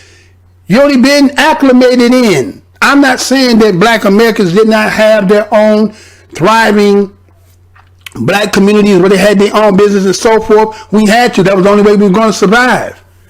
But when they started to fight for this amalgamation, to integrate, we know that in the exchange we lost a lot. And in that losing, we lost businesses and really just being able to create the kind of economy that we could all benefit, because now the dynamics were switching, because as it talked about in this 1970 memorandum, those who have certain amount of money want to get away from certain elements because this element has, as they say, social pathologies. And we see that to this day, that most people who got anything can't live around people who don't have, maybe not because they don't love, but they just know that certain people survive, and then if you got food and we don't have food and everybody know you got food, you're not going to be too safe around here. But that doesn't make that right. It's just, that's just the dynamic that has been played, and we've been going through this as Black Americans for a long time. And so they talked about the extraordinary progress. What is the progress? What progress are you talking about? Are you talking about from the time that you say from 64, 65, the progress, the acclimation? Because you got to also remember too that there's the migration. There's two periods of migrating from the South to what they say to the cities and what they would be the North from the South. You have in the 1930s, there's the migrational part, and then you also have another one taking off again, or I think is it 1919 or 1920, and then another one, and then it ends in about the 70s, about what this commission is talking about, or this memorandum is talking about. So you still have newly people coming from the South, coming into cities of New York and Chicago, some going to Detroit, some going out to California, and so and others, right? Washington and so forth. So we're still coming up out of the South, because why? We're being handcuffed, and it's dangerous because, again, I told you a history. Imagine living amongst the people, the descendants who fought in the Civil War, who lost, who primarily, according to what they say, you could be deemed as a terrorist, right? A national threat. But now, because they was blood and they was family, That this ideologies was different and we needed you to be acclimated in. So they forgave them and pardoned them and then let us live amongst them. And we used to be their bread and butter. And through that whole ordeal of 1865 to get to 1965, that is 100 years. 100 years of our people living in the conditions of that in itself. But you talk to us as if you know us. You talk to us as if like you know our game. You think because what you see in movies, a few friends that you see, people sitting on the corner, hey, that street part is only a part of us. That is not the totality of us. That's a portion of us. And if you think that we are only the part element of what is on the street, then you have mistakenly, you don't know us. And so it goes on and said the progress. Again, you have to understand what do they mean by progress. They talk about politically, there was no reliability on that. Politically, you know, some people will talk about how at a certain time we had so many of our people come in to be part of the politics, part of government. But when you read that and understand what took place and how they end up getting them out of there, it's good for history to talk about it. But when we talk about, again, legislative, executively, judiciously, of the things that had been apparatuses to strangle, to disenfranchise, to put a hold on, what are we talking about? So, of course, now that you now acclimated to vote, but listen what they say. They said the politically is not reliable because of what? Countercurrents. What is countercurrents? What does that mean? So that means if you're going one direction, there's something that's going against the grain, against yourself. So even though you might be aid to play in the political realm of the time, but wasn't they making kind of stipulations and making it harder for you to even use that? Countercurrent was making poll taxes and things and had to count jelly beans and or had to answer tests and things like that. So it made it harder for you. So when people look and say, how y'all still most of black people are Democrats? Well, they weren't always Democrats. But after Lyndon B. Johnson and the things that had been said by him, you know, crumbs is better than none. Especially when you brand new in the game. And that's the whole thing. Think about it. If the country, by the time you're talking about 1964, 65, how long has the other side been playing politics to have a better understanding for even those who were novice and new to the game had been here long enough to start understanding how the quid pro quo played? But we as black Americans, what about us? Who are we really voting for? Isn't it having it up until you talk about Barack Obama being a 44 president? Prior to that, everybody else that you had to vote for looked like somebody else, and you didn't really understand who they were and what their real agenda was. You had to trust in the words, and you couldn't find out that there's a lot of politics. So the politics was not reliable because of countercurrents, and they said it was also serious threats to the welfare of blacks. What was that? Trying to be uppity. You're going to think you're going to use this apparatus to make changes? Well, there's a lot of people who are against change. I just did a video not too long ago. A woman was talking about how her family and the ideas that they were holding and the sentiments that they held all the way back from Reconstruction, and that how that even though they knew the change was happening, a lot of them resented that, was sick about that, and was doing anything possible to try to make that not take place. So even though that it said legislatively, they passed laws and said that yes, you could, but this is in the beginning. Think about it. Just like today, many people want to say, well, racism don't exist. That was back then. How long is 1960 to today? 62 years? Now, again, if somebody who's maybe 10, 15, 20 years old, even 30 years old and 40 sometimes depending if you're mature or not mature, immature, 60 is not that old. 60 ain't been that long ago. Most of the people around now who are in their mid-50s were born in the 60s. So that's really your Gen X. Gen X is coming on the scene at this time. You got the baby boomers who are a little bit older, who may be the big brothers and sisters of Gen X, but Gen X is coming in at this particular time. So right now, Gen X are parents, and some are turning to grandparents. So that means that the people who are of age, who are between 25 and 34, are pretty much, if not grandparent or great-grandparent for some of y'all, a lot of them is grandma to y'all. You get what I'm saying? So that shows you that ain't been that long ago. It ain't been that long ago. But it's the only way when you look at when you don't know where you're going, once you get there and look back in hindsight, you realize it ain't been a long time. But when you new and young, and somebody say 60 versus you are 15, 20, 25 years old, they old. But when you start to get that 30 or 40 years old, you start realizing being young is short. Think about it. From the time you're a baby to the time you get 18, then you got 18 to the rest of your life.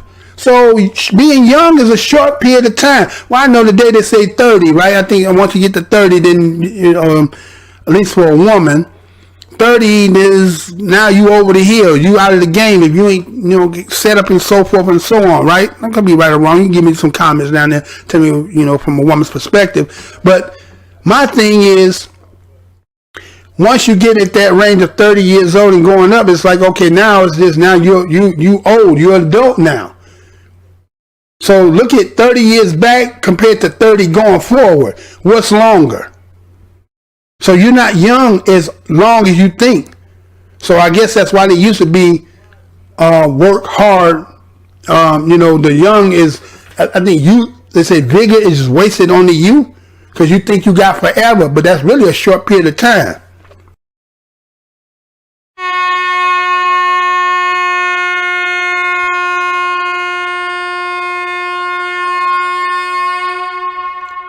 Hey, you sitting here watching the video. Why you sitting there? Put your hand on that like button, click it, thumbs it up, share this video, comment. You can like or dislike it. We don't care about that. And also, if you ain't over here and subscribe, what you waiting on? Get yourself over there and subscribe to get on up to WeUpReport so you can stay up because we going to keep you up. That's how you help keep this channel going. You can also do some monetary donations. We'll tell you about that later. But right now, wake yourself up, like, share, and comment. And don't forget, when you subscribe on that button, hit that put all notifications. You know how YouTube get down. You know I need some money, gotta get the money, cause I need some cash in hand. Come on, gotta get it. You know I need the money, gotta get the money, cause I need some cash in hand. Come on, gotta get it.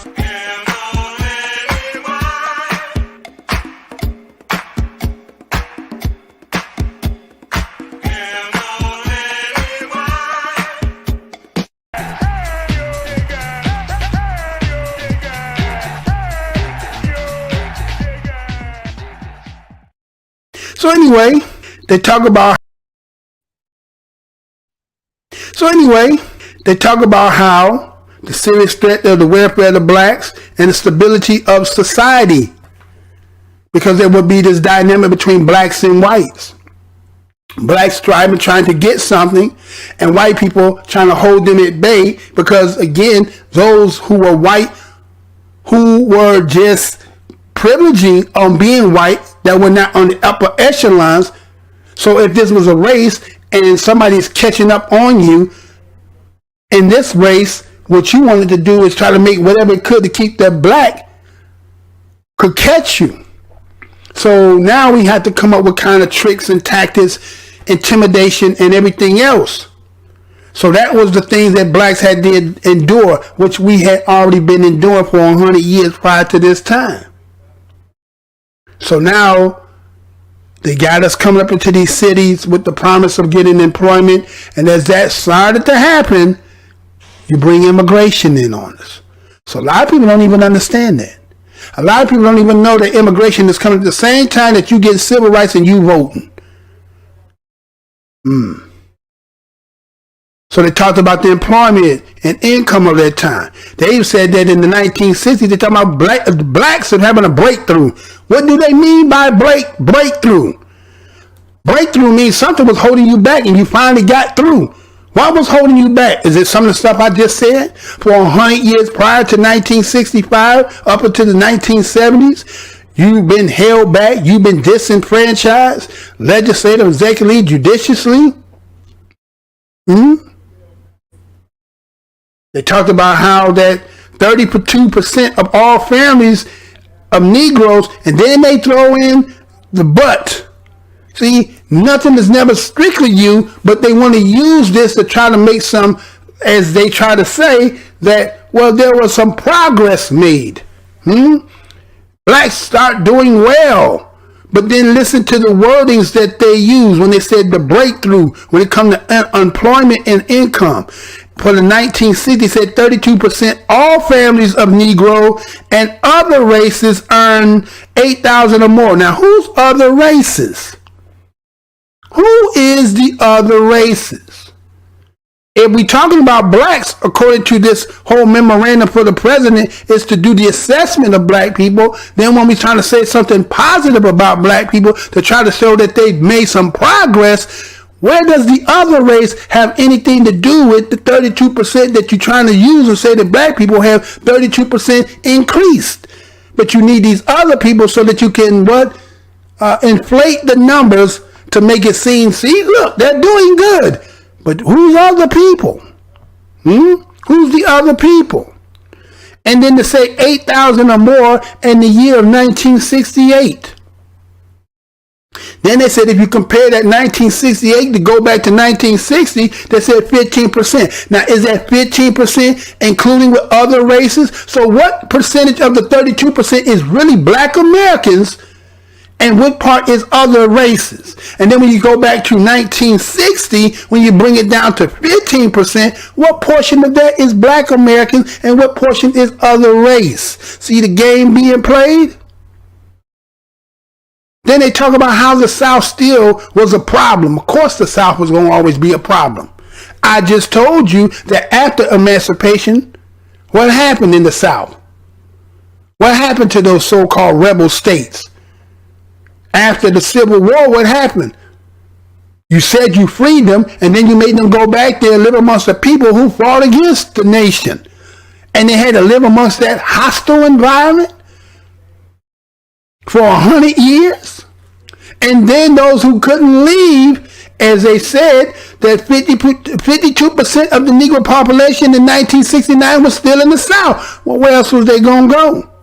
Where else was they going to go?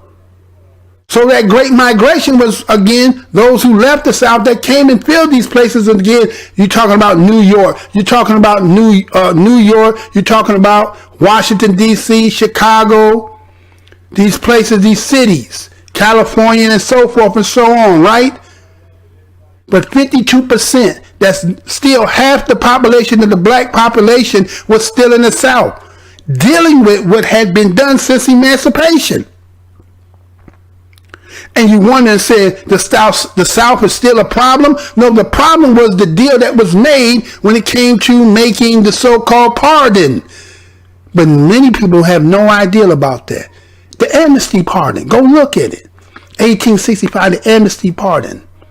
And then 1872, I think they pardoned the other pardon of them, right?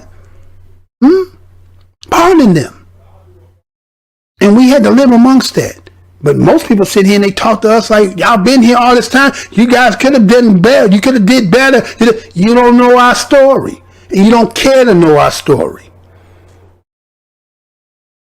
So they go in and talked about 19% of families, talking about blacks. But then once again, the wording has an add-on to it.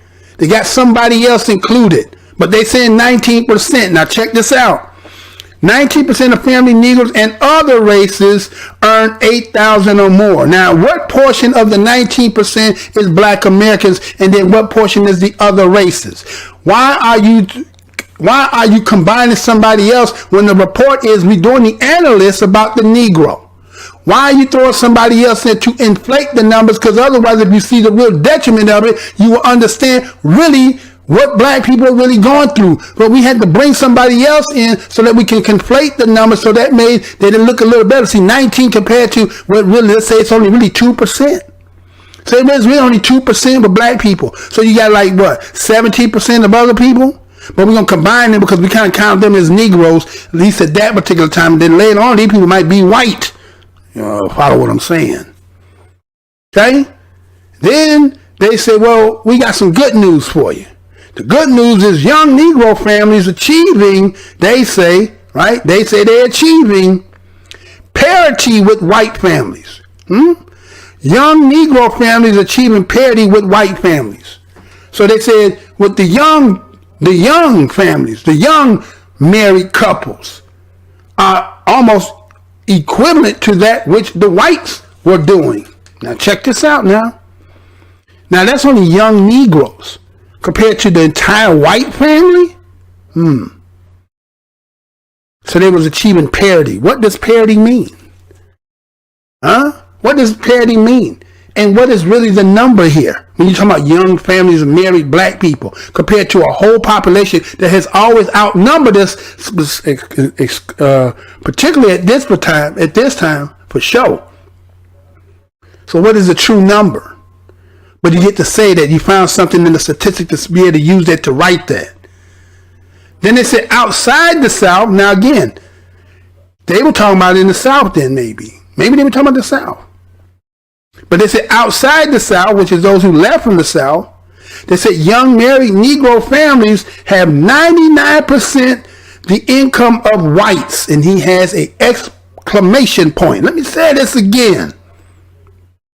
Outside the South, which is those who left from the South that came up to, again, because of those World War I and II, being able to get them jobs, because the white men went out to die for fighting what they was fighting for in the World War I and II, that he said that the young married couples were 99% the income of whites. So all the young black couples at that time were, they say, had the equal incomes of whites. And they say between 25 and 34. Now, wait a minute. So if you say 25 to 34, so that means from anything from 35 until what, 80? Right? So that population of our folks who were married, male head of the household, working, providing for his family, all those married couples of blackness, which we know when we talk about going back and how we can see grandma and grandpa, they stayed together all the way through.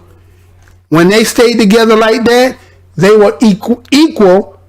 All of them that were married, that's 99% of all of them, basically 100% was equivalent to the white ones that's married, but they don't give a percentage. They had the income of whites. Then they talk about the 25 to 34 age group was at 87. So think about that. The example that was set by those parents of that particular time, of that 99%, them children that was produced by them, were emulating what their parents were doing. Having family, staying with family, providing for family, and creating the structure that was needed for a family. And so they said this ancient gap was finally closing. They said it was closing now. We could see. Now, this is not, again, that's not a lot of time. That's a short period of time. Remember, these are outside of the South. There was great gains that were being made by black families. That structure, that black family was coming together. And that family that was produced by that family was imitating what they had seen, the example that was given to them. And it was making progress to the fact that when you read this, you'll see that he got an exclamation point, meaning this was amazing that we found this stat. And so they talk about how income reflects employment. And then they said by 1960, it changed dramatically. Something happened. What happened? What happened by 1960? They start saying that blacks became twice unemployed rates of whites. Something happened. What happened, y'all? Do anybody know what happened? Remember it said that there was something that was a serious threat to the welfare of blacks You could see the structures of they coming from people who were producing, who were providing, who had structure and producing children, and they were having families, and they were doing the same thing, and this would have continued to grow. But then something took place. By 1969, they said that married men of Negro and other races, when talking about unemployment, was only 2.5%. So when you were married at that particular time, employment stayed. The person stayed because he had something he had to. But check this out. But the teenagers, teenagers, unemployment was at 24.4% in 1969. So what happened was now parents, the children seem to be not being able to follow suit. Something took in a dynamic turn where now that the children, either because they didn't get married or because opportunities weren't presented to them, and something happened when they became idle. They became unemployed. So there was no opportunities. What took place? They talk about how black occupation improved. The professionals, and they talk about technicals. Technical, that had doubled for blacks between 1960 to 1968. But then they say when you look at the whites, it went 2.5 times more than what the blacks is. We need the actual numbers. Don't give me no percentage. Don't give me the percentage. I need to know the whole numbers. 2.5 times when you are a bigger population than another. What is the numbers? Talking about 1968, 19% of the Negro children with 3 and 4 year old were enrolled in school. This is Gen X. 3 and 4 years old, 1968, 4 years will take you to 64, 65. That's Gen X. Gen X, they're now starting to keep Gen X in school, putting them little ones in school. They say compare that Gen X to the white ones, we outnumbered them going to school. They say between the 18 and 19 year olds, it was 45% were in school. And that 45% of our teenagers of 18, 19, which is really going to college, or coming out of high school, were equal to, they said, the white population of 51%. Well, that's only half of the whites. Then they talked about college of that time. 85%, the rise of blacks going to college went to 85% between 1964 to 1968. According to 434,000 students enrolled in college at that time. And they made this equation equal to the United Kingdom or Britain, how their population, their whole population of 200,000, they said, well, there's 434,000 black people in college. Now, again, there was 11 million, according to them, of black, I think they said 11%? I think 11% of the population at that time. So I had to go back and really look at what the actual number is. And let's just say, if you say 434,000, but we may have been 20 million at that time or more, to say 434,000 college students is a lot of number compared to, we say, the population of Britain, but you didn't compare it to whites in America. You found somewhere else to make a reference to show, look, they're bigger than that. And he made sure to say that education achievement should not be exaggerated, meaning blacks, according to staying in school. Blacks are staying in school. They said that 60% of the seniors that was in high school was above grade level. Achieved at or above grade level. That's 16%. Because why? Blacks are now starting to come in from the South into these schools. You gotta remember the migrations are still happening and ending around 1970. So you still had a lot of the migrations coming from the South coming up and had to reacclimate themselves and get accustomed and start to, this new schooling and so forth. So that means that number would have rise if something doesn't take place to change that. Then they start talking about there's a problem here. Now just that quick, there's a problem. Now I want you to pay attention to this part. Female-headed households, they say the problem does not get better. It gets worse. So in 1969, marriage declined 68.7%. Illegitimacy rose 29.4%. They said of all live births, So what was happening? Side pieces, side babies, extramarital affairs. On paper, can't be considered to be married because I'm already on paper married to somebody else. So they would call you a bastard or illegitimate, right? So they talked about how the problem of the Negro poverty is the problem of the female being the head of the family. Now, this is what they were saying.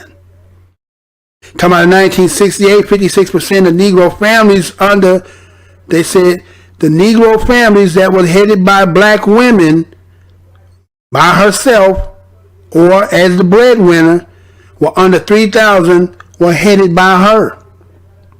In 1968, they said for the first time, poor children were headed by families that was led by women. And at this time, they said that the women who were leading these households that were single family household by women had outnumbered male head black families by 294,000. So that was black women head of households with 2,241,000 to where a head of the household with a male was 1,947,000, which is about 294,000 difference. Talked about the social pathologies and antisocial behaviors. They talk about how the young black males and his behaviors was extraordinarily high. And they said a lot of part of this was due to the fact of white racial attitudes. They said the biggest problem that black faced is because they said their problems was because that they shaped white racial attitudes. How did they do that? They was existing in redline, ghetto, infested areas that because of the way that real estate work, properties in blighted areas, you don't have to invest any more money in it because why? Why would you invest more money to something that the value can't go up no matter how much you improved it? So what ended up happening? So people say, black people be just tearing up where they living and throwing garbage everywhere. But what is the fact that you just had slum ass landlords that didn't never do nothing because according to the real estate game, it was no investment to do that. And because you redlined and made these areas to be dilapidated and again, bad neighborhood or poor neighborhoods or banks that say they redlined them, you just be glad enough you had a place to live in. And yet they were still getting rent for it. So they talked about also the fact that they were talking about how blacks injured one another and live in de facto segregated neighborhoods, de facto segregated schools. Blacks hurting one another. A lot of people like to use that today. Blacks killing blacks. Well, how about this? How about this for an experiment? If somebody could do this and record it, it would be nice. It won't be nice to do, but just see. Let's say if you could get a nice little size box and you could put about, let's say we could put 50 mice in that box. And let them 50 mice live on top of each other in this box. And then the first time you let them sit in there for about a week. You don't feed them. You don't feed them. When you open the box, is some going to be dead in there? Most likely some of them going to be dead up in there, right? But let's just say all 50 do survive. They just been fighting and scrounging with each other, fighting and trying to survive up in there. And you take a piece of bread after a week and throw that piece of bread in there and see what happens. And then let them starve for 2 weeks after that and cut off the brown part of the bread and then throw that in there. Because you already know some going to be dead already because it's 2 weeks since then. Go back again at 3 weeks later and cut the bread even smaller. And how many is going to be still surviving in there? And then throw that piece of bread in there. Now come back a month later and see how many still in there surviving. How many is going to be dead in there? Well, that's kind of the conditions that we've been living in. That's the conditions. So, of course, when you packed up and you're trying to survive, and the only way you can survive is maybe you're going to have to encounter with one another for your survival. If you got something I don't got, we're going to fight for it. Because obviously we understand that poverty is created by what? Lack thereof economics. And so they said de facto segregated neighborhoods. Well, who created those neighborhoods that were de facto segregated? Who created them segregated schools? And so that means if you have a segregated neighborhood, which means that, hey, you're away from everybody else. And whatever, it's kind of like Vegas. What's stay in Vegas, stay in Vegas. What's done in Vegas, stay in Vegas. But when it starts spilling out, well, that's when we got the patty rolls and the overseers. That's their job, is to keep you up in there. Don't come bring that number where we at. You got to have a pass to be, so when we go somewhere else. That's why back in those days, you used to see a lot of the brothers wearing their uniforms. Y'all know that. A lot of times people be wearing them uniforms as identity, as I got a job, and so I'm not one of the regulars. So when police they see the uniform, so they know you're just not a regular riffraff. So it kind of give you somewhat of a pass, unless it's just one of them cops that say he ain't buying that. But a lot of times that's kind of like an identification, isn't it? Not? So that segregated schools, when you say the word school and everybody say, well, I'm in kindergarten, and the other kid, I'm in kindergarten. So you would think that the two kindergartens are learning the same thing because they're in kindergarten. But the truth is, it depends on the district and school that you go to. What is the tax, and how that tax being allocated, and what are they doing, and how much involvement of the materials are being laid so that these students can be better prepared for tomorrow. But back then, I remember it used to be said that you was in the 19th century, or say in the 20th century, with 19th century education. So that means you had outdated. You were getting the stuff that the other schools outdated, or might have said that this was no more good, or this is outdated or misinformation. And somehow we're not going to throw these books away. We're going to allow these books to come down and let them teach you this. And so even if you are a studious person, a person who can learn, but if I'm giving you something that is,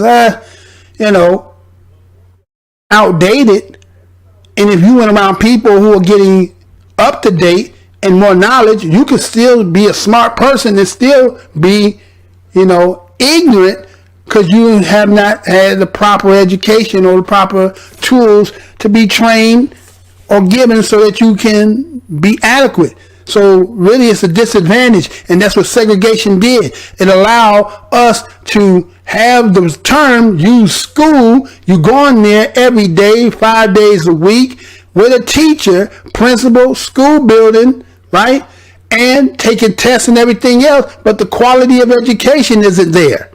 So what good does it me to be going here and I'm not going to be really able to use that? Now, there are some who take the best of that situation and do better than others and do it to the best of their ability. But not everybody, we have to be, the realisticness is everybody is not built to be in school. As much as you have to go between a certain age to a certain age, but everybody not built for school.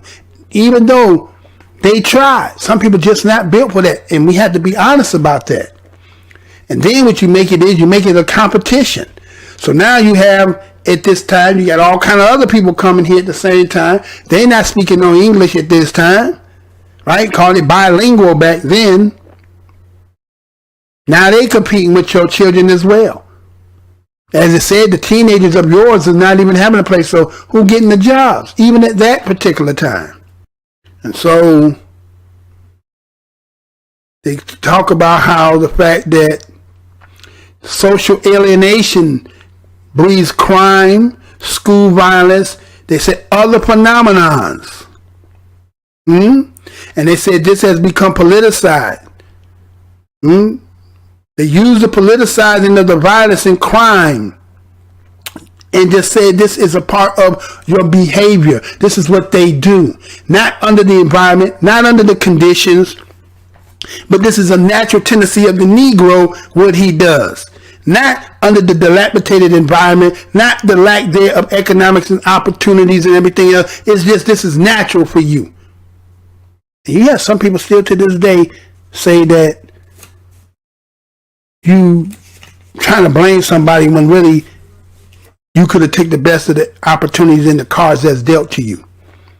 If you got dealt a bad hand, I don't give a fuck how good you is at the game. If you get dealt a bad hand, ain't nothing you can do with it. You could play to the best of your ability, right? Let's just say, for instance, you playing spades, but all you got is 2, 3, 4s of every suit, of every suit.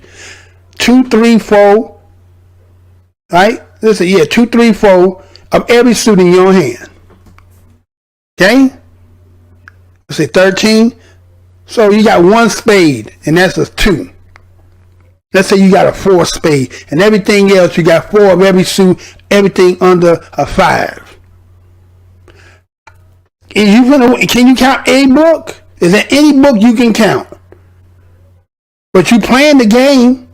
You playing a hand that's been dealt to you. And even no matter how great of a player you is, there's nothing you can do with that hand. Sometimes you just got a hand, ain't nothing you can do with it. And if somebody's intentionally creating that hand, what about that part? And so they would say that hatred and revenge against whites made acceptable excuses. But they was going to do this anyway. But they was using hatred and revenge against whites about conditions. Well, is it just the environment I live in? The people who own it don't give a shit. I live in it, so I don't give a shit either. The windows bust, so we might as well bust the rest of them out, because what else we got to do? Be bored. Ain't no place for us to really hang out. Don't got no money. If we do got any money, we all eating or drinking off of what the one little bit that we got. TV always telling you, soliciting you, don't you want this? Don't you want a hamburger? Don't you want something to drink? Don't you want to buy this? Don't you want, you get what I'm saying? And yet the access for money is not even there. It's just a dream. It's always saying the dollar and the dream that everybody telling us, but you've been here from the inception. You've been here from the beginning. And everybody that made sure it's harder for you to get a dollar. But those who get dollar try to make it tell you their stories, like, but they don't tell you the whole story. Let me tell you something else. Do you not know that many people who there's certain people who ain't never went, how about this? There's some people, when you hear them talking, they could tell you as being the low blacks, right? The degraded blacks and the low income blacks. They can say that you just lack thrive. You don't understand. And they say you're just ignorant. You need education. Well, the same thing is about them too. They're ignorant about your condition and your plight. Because if you never lived in it, you never endured through that, how do you know about that condition? You doing it from Sarah Palin said she could see Russia from her house in Alaska. And a lot of people laughed about that. But that's the same way that some of y'all is. Y'all closest up to the bottom, to the grassroots, is like from Alaska to Russia. But then yet you speak on behalf of something that really y'all didn't really come from. You didn't really come from that. But y'all act as if like that, and somehow you realize that the grassroots is much bigger than y'all, and in order, many of y'all need that as part of y'all where you get paid to be shepherds, to monitor them and keep them, and so that it looks like some help is being there. Oh, let me move from that. Let me move. And they talked about how that blacks, the lower black class, is matched by the anti-white feeling amongst, they said, portions of the large prospering middle class. So they said middle class and the lower black class had a camaraderie when it comes to be anti-white feeling. You know why?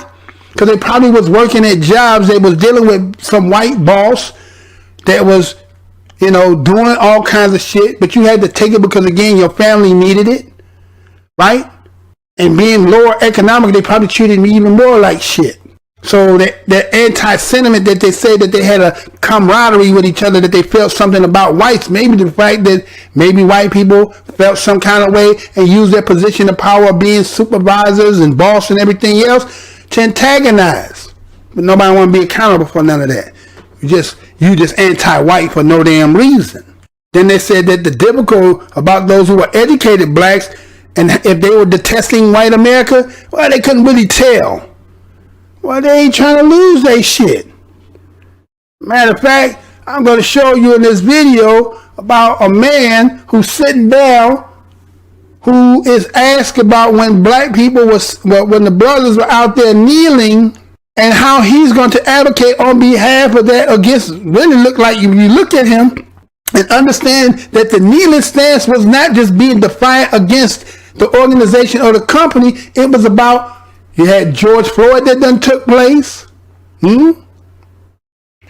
And so many other things that took place, to the fact that people were using their platforms to say that enough was enough, that what we were seeing. This is their way of saying, hey, y'all doing this to our people. Because a lot of people will say, well, you guys make enough money, you don't live in the hood, so why the hell do you care about, why are you trying to do this? Why are you ruining our entertainment for something that you guys don't even live? You guys live good.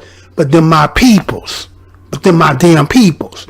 See, people want you to make this about class, so that which, again, from the dilapidated, disenfranchised, poor and low, lower class blacks, is to be severed away from his own family, be due to the simple fact that they say you don't want. Well, how does in a democracy, if everybody could work and everybody could maintain, then how would this motherfucking shit work? How did this motherfucking shit work? You get what I'm saying? So now I want to take you there, because that was 1970. It took you to 1960 through the 1970s, right? So this is giving you a foundation as to now creation of hip hop. Remember, that report comes in 1970. 3 years later, then they're going to do this whole 50 years. They say 73, hip hop is coming. But prior to 73, look at the things that's been manifest. There is the clash of that which is coming from the South to the North, and those that were in the North that didn't really want to interact with those of the South. So this is the establishment of gangs. Let me say this one more again.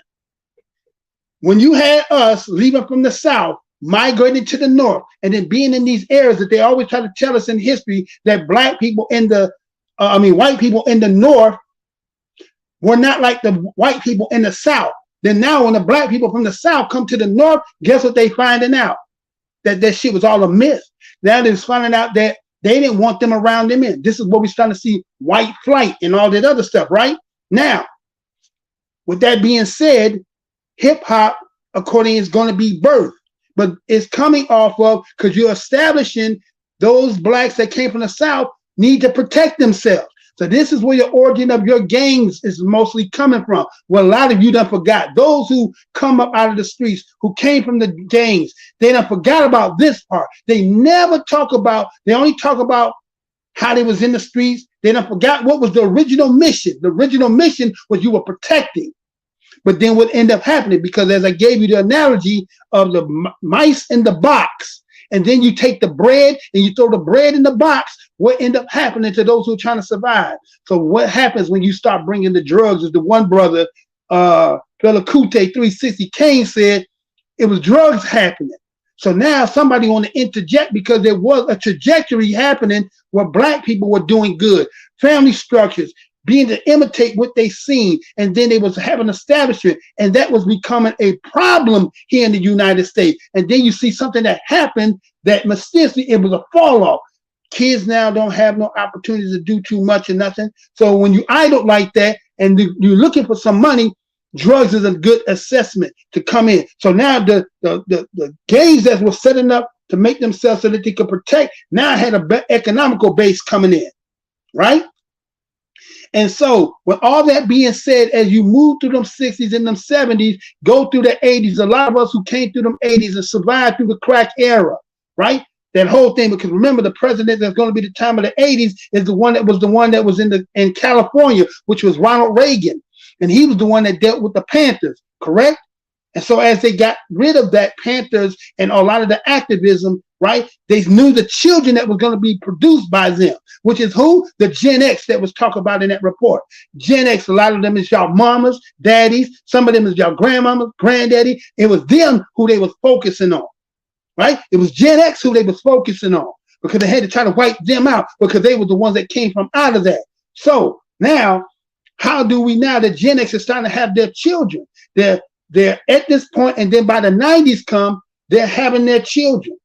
right? There's a new baby boom happened by Gen X, because in them 90s, everybody was having children at that time. They around in their teens, going into their 20s. Gen X is having babies. And guess what they had to come up with? A lot of y'all keep talking about that hip hop. See, none of them are going to tell you this is the most hated show on the black corner of the internet. You ain't subscribed. You better get your ass over there and subscribe. You ain't did no contribution. Ain't hit that like button or none of that. What you waiting on? I ain't going to be here much longer. Y'all know that, right? This might be my last month. I've been on going on for 11 years and I can't get 100 views. And if you can't help me, I ain't going to be around. But check this out. Now, remember there was a letter that came out. There was a letter talking about in hip hop about what they was doing in the meeting they had back in the 90s. For those who didn't know or never heard it before, here you go. Check this out. The secret meeting that changed rap music and destroyed a generation. You know I'm going to say that again. The secret meeting that changed rap music and destroyed a generation. This story was done back in April 24th of 2012, coming from Where Hip Hop is Read. And this is how this reads. Anonymous letter landed in my inbox about a minute ago. Hello. After more than 20 years, I finally decided to tell the world what I witnessed in 1991, which I believe was one of the biggest turning points in popular music and ultimately American society. I've struggled for a long time weighing the pros and cons of making this story public, as I was reluctant to implicate the individuals who were present that day.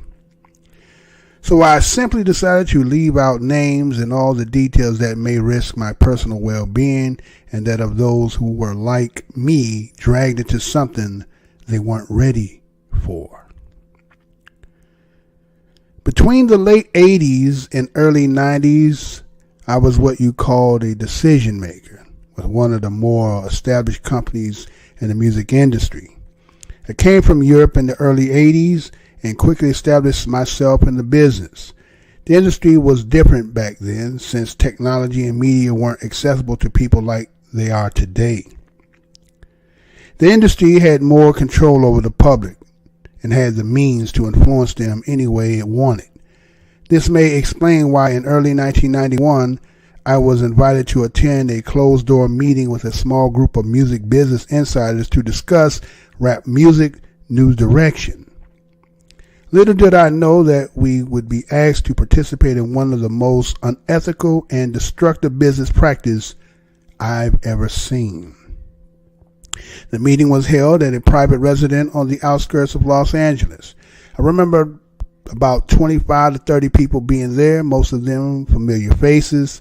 Speaking to those I knew, we joked about the theme of the meeting, as many of us did not care for rap music and failed to see the purpose of being invited to a private gathering to discuss its future.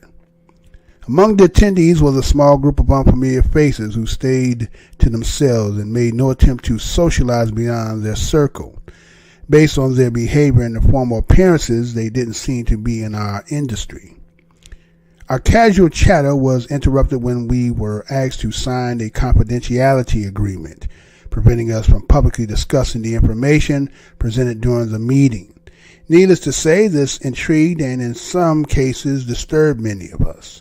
The agreement was only a page long, but very clear on the matter and consequences, which stated that violating the terms would result in job termination.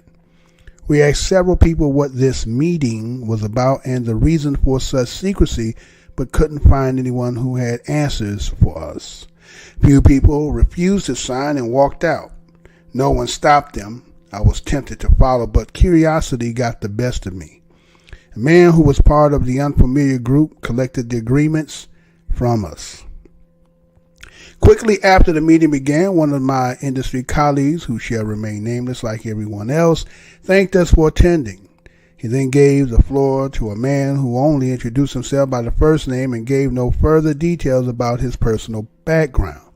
I think he was the owner of the residence, but it was never confirmed. He briefly praised all of us for the success we had achieved in our industry and congratulated us for being selected as part of this small group of decision makers. At this point, I began to feel slightly uncomfortable at the strangeness of this gathering. The subject quickly changed as the speakers went on to tell us that the respective companies we represent had invested in a very profitable industry which could become even more rewarding with our active involvement. He explained that the companies we work for had invested millions into the building of privately owned prisons, and that our positions of influence in the music industry would actually impact the profitability of these investments. I remember many of us in the group immediately looking at each other in confusion. At the time, I didn't know what a private prison was, but I wasn't the only one. Sure enough, someone asked what these prisons were and what any of this had to do with us. We were told that these prisons were built by privately owned companies who receive funding from the government based on the number of inmates. The more inmates, the more money the government would pay these prisons. It was also made clear to us that since these prisons are privately owned, as they become publicly traded, we'd be able to buy shares. Most of us were taken back by this. Again, a couple of people asked what this had to do with us. At this point, my industry colleagues who had first opened the meeting took the floor again and answered our questions. He told us that since our employers had become silent investors in this prison business, it was now in their interest to make sure that these prisons remain filled. Our job would be to help make this happen by marketing music which promotes criminal behavior. Rap being the music of choice, he assured us that this would be a great situation for us because rap music was becoming an increasingly profitable market for our big companies. And as employees, we also be able to buy personal stocks in these prisons. Immediately silence came over the room. You could hear a pin drop. I remember looking around to make sure I wasn't dreaming and saw half of the people with dropped jaws. My daze was interrupted when someone shouted, "Is this a fucking joke?" At this point, things became chaotic. Two of the men who were part of the unfamiliar group grabbed the man who shouted out and attempted to remove him from the house. A few of us, myself included, tried to intervene. One of them pulled out a gun and we all backed off. They separated us from the crowd and all four of us were escorted outside. My industry colleagues who had opened the meeting earlier hurried out to meet us and remind us that we had signed agreement and would suffer the consequences of speaking about this publicly or even with those who attended the meeting. I asked him why he was involved with something this corrupt, and he replied that it was bigger than the music business and nothing we want to challenge without risking consequences. We all protested, and as he walked back into the house, I remember word for word the last thing he said, "It's out of my hands now. Remember, you signed an agreement." He then closed the door behind him. The men rushed us to our cars and actually watched until we drove off. A million things were going through my mind as I drove away, and I eventually decided to pull over and park on the side of the street in order to collect my thoughts. I replayed everything in my mind repeatedly, and it all seemed very surreal to me. I was angry with myself for not having taken a more active role in questioning what had been presented to us. I like to believe the shock of it all is what suspended my better nature. After what seemed like an eternity, I was able to calm myself enough to make it home. I didn't talk or call anyone that night. The next day, back at the office, I was visibly out of it, but blamed it on being under the weather. No one else in my department had been invited to the meeting, and I felt a sense of guilt for not being able to share what I had witnessed. I thought about contacting the three others who were kicked out of the house, but I didn't remember their names and thought that tracking them down would probably bring unwanted attention. I considered speaking out publicly at the risk of losing my job, but I realized I'd probably be jeopardizing more than my job, and I wasn't willing to risk anything happening to my family. I thought about those men with guns and wondered who they were. I had been told that this was bigger than the music business, and I could do was let my imagination run free. There were no answers and no one to talk to. I tried to do a little bit of research on private prisons but didn't uncover anything. About the music business involvement, however, the information I did find confirmed how dangerous this prison business really was. Days turned into weeks and weeks into months. Eventually, it was as if the meeting had never taken place. It at all seemed surreal. I became more reclusive and stopped going to any industrial events unless professionally obligated to do so. On 2 occasions, I found myself attending the same function as my former colleagues. Both times our eyes met, but nothing more was exchanged. As the months passed, rap music had definitely changed directions. I was never a fan of it, but even I could tell the difference. Rap acts that talked about politics or harmless fun were quickly fading away as gangster rap started dominating the airways. Only a few months had passed since the meeting, but I suspect that the ideas presented that day had been successfully implemented. It was as if the order had been given to all major labor executives. The music was climbing the charts, and most companies were more than happy to capitalize on it. Each one was churning out their very own gangster rap acts on an assembly line. Everyone bought into it, consumers included. Violence and drugs use became a central theme in most rap music. I spoke to a few of my peers in the industry to get their opinions on the new trend, but was told repeatedly that it was all about supply and demand. Sadly, many of them even expressed that the music reinforced their prejudice of minorities.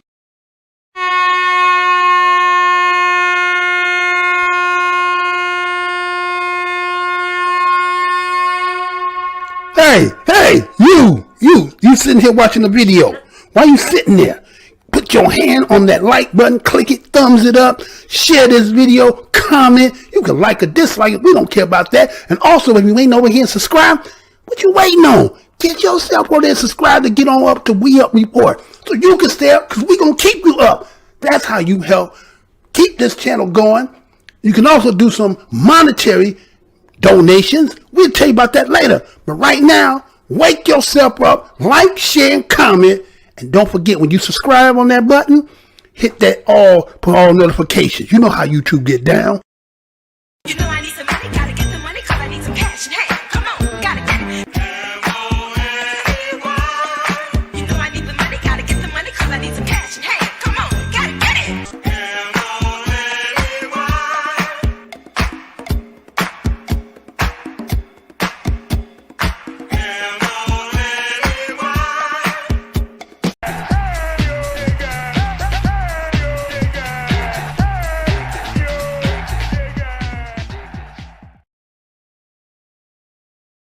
Meeting that was the meeting that took back in I think 92 or 93. Now, as you heard what I read to you in that dissertation, that letter, there's an agenda that was set by them. Now, at the time of this 90s happened, you have who? Gen X. Gen X is around what? Early 20s, teens to early 20s, correct? You're already dealing with crack in the 80s. And so here they come in the 90s, according to what this letter state says, that there was some people who decided that they would want to use this as an apparatus, this genre as an apparatus to create. Now, remember what I was reading to you about the 1970s report when it had something that fell out that talked about how knowing that women, a household ran by women, that was the head of the household, and how it was creating a dysfunction because of not having a man in the household, and that dynamic was growing.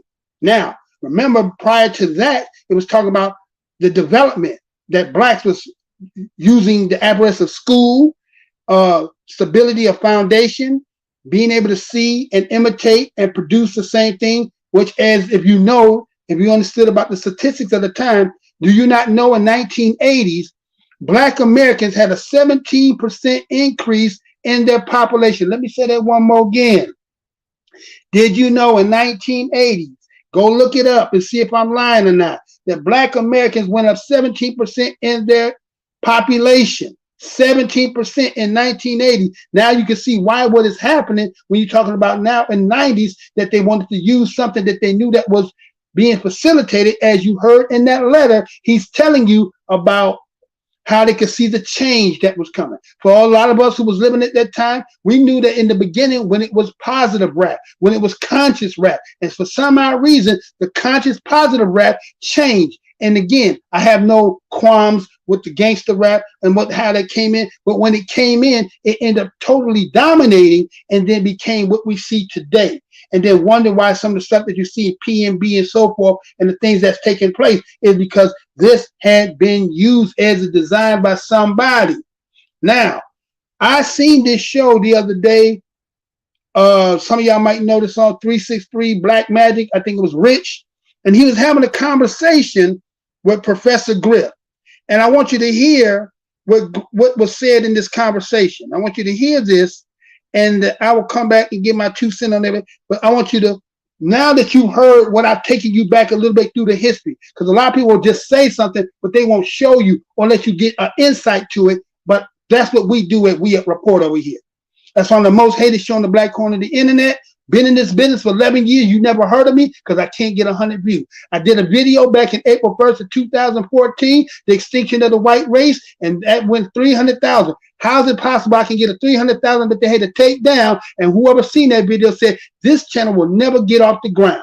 So if you think I'm full of shit, you can believe that or not. But the point I want you to understand is, listen to this conversation here, and then I'm going to come back because I done already showed you some things, and I'm going to correlate and connect the dots. Check this out. You know, usually music is a reflection on what's going on in society, and the rappers, they be like, oh, I'm just talking about what's going on.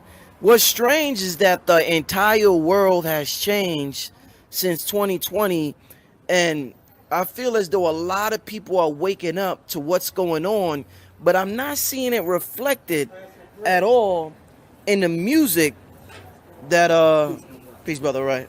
Yeah, I'm not seeing it. The change that I see happen in society, I mean, people are finding out how to eat better, how to exercise better, about schooling, about finance, and you got podcasts like Earn Your Leisure. I mean, we're waking up to a whole lot, but it seems like the youth, the music isn't being reflected with the change that I'm seeing in society. I would figure the youth would gravitate toward more music that reflects all this change that's happening right in front of our very eyes. But I'm seeing the same drill, the same kill a nigga, shoot a nigga, stab a nigga. I don't see that much change happening. Why is that, Griff? I think that idea, I think that's long gone, Brother Rich. I think the idea of just waking up one morning and if I feel like talking about how much I want to smoke, you understand what I'm saying? I think them cats feel that they have the ability to do that because technology has allowed them to do that. When you can roll over and go in your dining room and cats in there making beats and you can record something and put it out to 1 million followers right from your dining room, can you imagine the degree of power? You understand what I'm saying? But let me speak directly to what you're saying. If you could talk about making $1 million in cryptocurrency, right, and then you don't take that $1 million in cryptocurrency and turn around and have it reflected, all right, and not only a safe lifestyle, but a business, and then not only a business, have it reflect in the culture, then you're only doing that to serve you. None of this of what I produced, all right, that I ever did to serve me. This is not for me. I don't work for me. I work for my people. I want to serve the people. Do you understand what I'm saying? I could have done a whole bunch of other things to serve Professor Griff and probably would have been rich by now. You understand what I'm saying? But if we do this and we make the music to uplift the frequency and the vibratory frequency in the music to uplift the people, you understand what I'm saying? It's part of what we do. So now you're right. The acquisition of having and acquiring money and wealth, it should be reflected in the music. But guess what, Brother Rich? It is. They brag about making money all the time. This is why they have stacks and stacks and stacks of the money in the videos. But you see, with that comes a heavier responsibility now. You understand what I'm saying? Because you're primarily talking to a generation, not a generation of people, but yeah, a generation of people that are not rich, that are not well off, struggling, especially after this pandemic.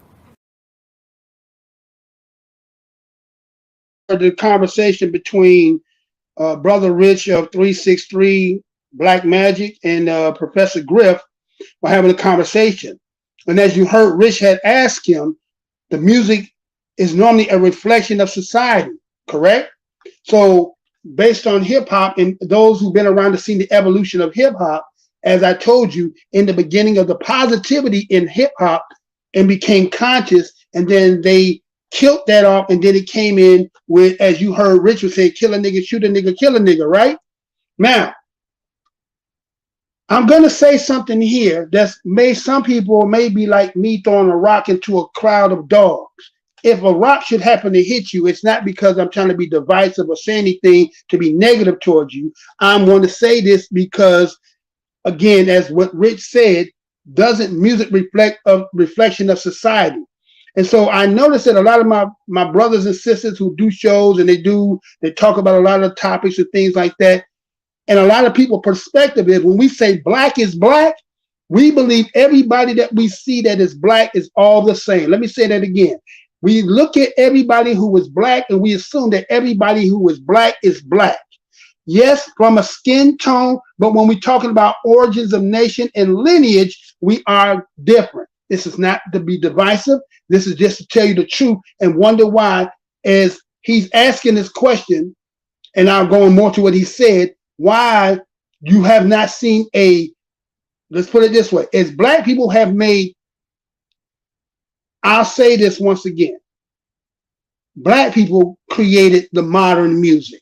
Am I right or am I wrong? And black Americans created the modern music. All that which is of modern music of this time is made from black Americans. Because why? Black Americans were a new people. Let me say this again.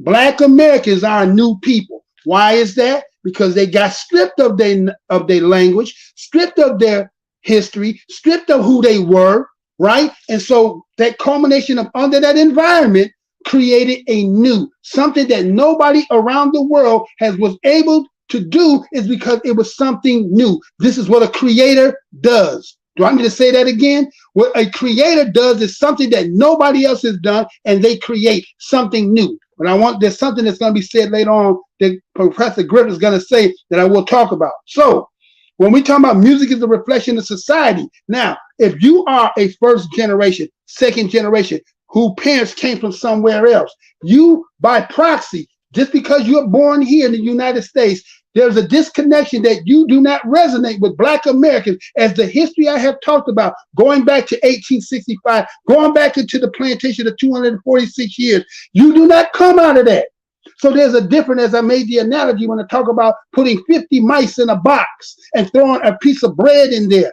You don't come from that environment. No matter if you sit on the street corner, no matter if you join the gang, no matter if you know how to spit the rap, you are not the same people. You come from a different background, a different lineage that has a different environment associated to who you come from. So when we talk about the things in the United States, in the society, yes, you know what racism is. Yes, you know what discrimination is. But there's something that is genetically, generationally, that black Americans have that goes systemic, goes back to every person that has been here, all the way back to when even you want to believe that we came on a boat, right? So the reflection you don't see in society is because why? Black Americans are not the people who are in the front of the genre. Let me say this again. Black Americans are not in the front of the genre that is being promoted today. It is other people who come here, who have been anchored here, who take on a persona and claim themselves to be black Americans, who are saying all the things, killing niggas, assuming the truth, because this is the environment, this is what they know. A lot of them don't even come from where their ancestors come, so you are new roots, a new seed here. So you don't have no struggle of nothing that you know about. So black Americans are still connected, still go back. A lot of them have amnesia and don't know who they are, but that's why we're not in the front. And this, what happens is the corporations and stuff understand this. And then what they're trying to do is make it about something else under the projection that they believe what to be American is. So we have a lot of this being promoted by people who ain't from us. I'm saying this not to be divisive, not to be against anybody. This is just what it is. So you're not going to see a reflection because the people who are out here in the front don't come from the same struggle. So when they talk about going back to the 50 years of 73, when they talk about hip hop, and then they try to talk about somebody doing a loop on the turntable is the creator. How does you be a creator when you don't come out of the environments that breed all the stuff from preaching, scat, boogie woogie, rock, roll? When you come from that, it's because you came from those environments that breeded that new existence that came up out of that. But a lot of people don't want to accept that. A lot of people don't want to put us at the forefront because everybody else, when they come, you can't even show where you come from. The things that you claim that you say you've taken a part of, instead of saying we learned this, because some of them even talk about the 100 monkey theory, but I'll go into that a little bit more. But Rich goes on and then he says that rappers that speak on what's going on, that's the way it used to be. Why? Because as I told you, going back to the origins, when we talk about the origins of gangs and what gangs was really set up. So now when you got on there and you were talking about the things of community. A lot of you don't know about nothing before technology. You don't know that going to the library going to the library and pulling books and not knowing what a book was and just doing it off of the cover, not knowing and having nobody preceded before you, coming out of families that are not educated. You can't understand that. You cannot fan on that. So a lot of you talk from a perspective of what you think you know, and you don't come from that. So you need somebody like me. Somebody like me who gonna tell you what it is, not what these people saying out here, this general stuff. I'm gonna tell you and show you what I'm talking about. Now, he says that the whole entire world had changed since 2020. Okay, that's the pandemic. Yes, a lot of you was here. Yes, we have gone through that together, but you do not come systemically from the same environment of my father, of my grandfather, of my great-grandfather, my great-great-grandfather, my great-great-great-grandfather, my great-great-great-great-great-grandfather, and mama and grandma. You don't come from that. You have a cutoff point. So there's something about you that you're never going to understand me because you have a lack there of connection. It's not me being divisive. This is what it is. And people are going to have to learn to understand that you're going to have to respect that. You're not respecting that. And so what you're doing is you're trying to colonize my ancestry, my lineage. And I have to tell you straight up, that's why there's been nothing new. Black people have always created something new, this is 50 years and we ain't created nothing new. You know why? Because you got other people who are in here who don't know nothing else other than this, and they don't come with nothing else but an appetite to the table. Let me say that again. Most of you come here, you're anchored here, you come when you put the persona of it, you become as you imitate, and you don't bring no new creation. That's why there is no new creation, because why? You're not a creator. You're an imitator. And because of that, it can be no growth in this. It can only be the same repetitiveness because this is what you learned. This is what you was told, that this is the only way we live. When a lot of everybody be talking about the street, and jail. That's a portion of us. That ain't the majority of us. Most of y'all don't even know what a real Black American is. You ain't never ran across one. You only get the one that the stereo character one, and the one that keep perpetuating that when that's not really who we are. So when he talk about this change, and when he talk about how they were talking about what's going on, and that this is a reflection in the music. You can't see no reflection because the only thing you know is the stuff that you're seeing now. We've lost that connection about what our real plight and what the real enemy was. So you don't have that. So many people are trying to tell us, where the racism is gone, and there ain't no more racism. Of course, you ain't never endured anything. You don't come from nothing. And there's amnesia about the ones of us because there's people of your family who do not connect that. They don't tie that anymore. So they make it seem like that is something that's gone and far and off in a mystery, but it is not relevant anymore because you had a Black man as a president that was not connected to you. Barack Obama is more connected than you than goddamn Neil Armstrong is to me. You understand? And so the youth and the music that doesn't reflect in the changes of society is because why? It doesn't reflect of nothing other than what only it knows. It learned this stuff from where? On the street. It learned this stuff from the movies. It's learning from somebody spitting on a record. But when it comes to the history of what the struggle was, as I told you going back, can you imagine being in 1865 and being let go and supposed to be emancipated, and then they're going to send you back to the people that you just fought the damn country with, and you got to live amongst them for another 100 years? You go through Jim Crow, you go through all these changes, and then somebody want to sit here and come out and tell somebody that how our pioneers are broke.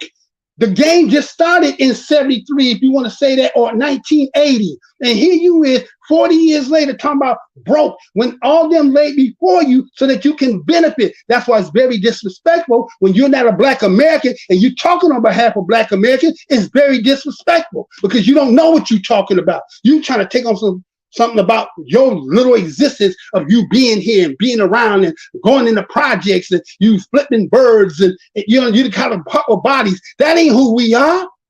We're greater than that. We're greater than that.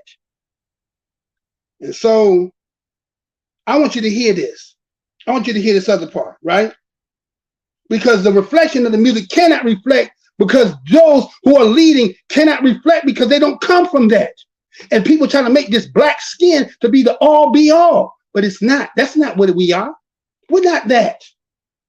That's a part of us. And a lot of these doppelgangers, the ones that's imitating us and thinking that they got the game down to the fact down, that they done pushed us to the side. And that's why many of them can come and say in our face that they the creators, that they brought it from there and that we copy them. But when you go back into the origin of their history, we're right there. When you talk about reggae, we right there. When we talk about the other cultures of the music, we right there. We at the beginning of it, but you don't want to acknowledge that. So I'm trying to tell you, with those who've been listening, who over here, my day ones and all that, somebody is trying to colonize your lineage. Let me say that again. Somebody is trying to colonize your lineage. You better want to protect it like I'm trying to protect it, because that's what you need to be doing, because that's what they're trying to do. Now, again, you got them 60s going to them 70s, and here's in the 90s, they setting this thing up, right? So let's say when they was talking about at that time, they were saying stuff like this. When they showing that the revealing the UK was targeting American civil rights leaders in a covert campaign, as you're going to see on your screen, right? So this was when you're talking about, okay, well, if you don't want to be a street mug, and then if you want to stay on the path of activism and trying to do those things, what was they doing when somebody was coming like that? Surveillancing them, making sure that these people don't do nothing but stay within the quid pro quo of the way we want this thing to happen. Now, this person who does this is Stokely Carmichael. They was the UK, over in UK is doing what they doing. And here is the intervention, or here is the creation of the term, which he's not the creator of it, but it is the slogan he was using, Black Power, right? So Black Power is a political slogan, right? It was used by different associated ideologies and things of that. What was it about? Its aim was to do what? Self-determination for Black people, right? Now, again, we talking about in the United States. Does this not disclose, or this does not include Black people from other places, but you are coming from another place. It's funny how everybody who can come here, have you ever noticed this? That people from other places come here and try to tell you more about you than they don't even know about their own damn self, or from the people who they come from. Do I need to say that again? A lot of them come here to tell you more about who you are, and then don't know nothing. You don't know nothing about them or their struggle, or do they even have the will to even want to go back and try to do that? But they're here telling you about who you are, right? So Black Power was used by Black activists. Think about that. Going through them 60s and the 70s, right? And how was it about? The move was about what? The collective interests and the values of who? Black Americans. This ain't divisive talk. This is what it is. You don't have many people around who still can tell you this. You understand? All right. So with that slogan, it's setting up something. There's two ways we're going to move here. Either about the business of the day, or trying to get what's right for the things we never had gotten, or you're going to fall victim to some of the traps that's being laid, right? So self-determination, having your own businesses, trying to get your own land, to build your own stuff, to have your own media, all these things are considered to be extremists. Did you know that? Black Power is like to be extremists, to make it seem that like if you try to be on your own, do for your own, that there was something wrong. Matter of fact, they even talked about that us, those who were trying to do this, were alienating themselves from the mainstream, which was the civil rights movement, right? A lot of people are talking about the civil rights movement. And the civil rights movement had, as they said in that letter, when it's talking about other peoples, It seems like as long as you got other people in yours, and anything that's trying to do with you solely can never be something that can be talked about. You got to have some inclusion, because we're going to do benign and neglect, right? Deny and neglect, right? Okay, so now with that being said, think about this. You trying to do for yourself, being on your own, getting away from the mainstream and the status quo is extremism. Matter of fact, if y'all go back when John Lewis died and Bill Clinton was at that funeral, remember what he said? And I say there were 2 or 3 years there where the movement went a little bit too far towards Stokely, but in the end, John Lewis prevailed.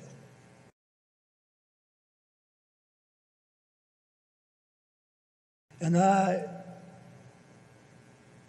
say there were 2 or 3 years there where the movement went a little bit too far towards Stokely, but in the end, John Lewis prevailed. Meaning that people were leaning more towards this individual, and this individual here was about what? He was about doing what? The activist work and trying to get things right so that black people could get some gains. Nobody wants to they don't want you to get no gains, right? So it was moving too much, but who they end up getting, their man was who? John Lewis. But John Lewis prevailed in the end. Now, when you go back and look at John Lewis and look what he did and all the time he's been in there, right? We can see why certain people are picked as their men and other people are against. He said too far. What's too far? Anytime you're trying to get something for yourself, it's too much, right? Matter of fact, you might even believe, you said, wait a minute, Mr. MrBlowsurmind, hold on. Are you trying to say that because we're trying to be self-determined, do our own things, that's considered extremism? Well, let me take you back right quick. Let me take you back to remember when it was Kaepernick, and when Kaepernick did that kneeling, right? You remember that big debacle about all that about them kneeling? You remember that? Let me show you. I'm going to go back and take you in time and look at this and check this out right quick. Commissioner Roger Goodell taking a stand on the national anthem, sending a letter to team owners to say essentially, like many of our fans, we believe everyone should stand for the national anthem. What about the reaction within the African-American community and law enforcement community? Here to react, U.S. Army veteran, former NYPD officer, Dr. Darren Porcher. All right, Dr. Porcher, how do you feel about this? Is this a good move for the NFL? I think it's a great move. I mean, Cowboy Nation all the way. Jerry Jones led the charge with this, and he stood with that organization and stated, look, you will stand in front of the flag and support this flag. Saliga 70, one of the quotes from Michael Wilbon from Pardon the Interruption was, this is a plantation mentality. You tell you to do. Do you buy that?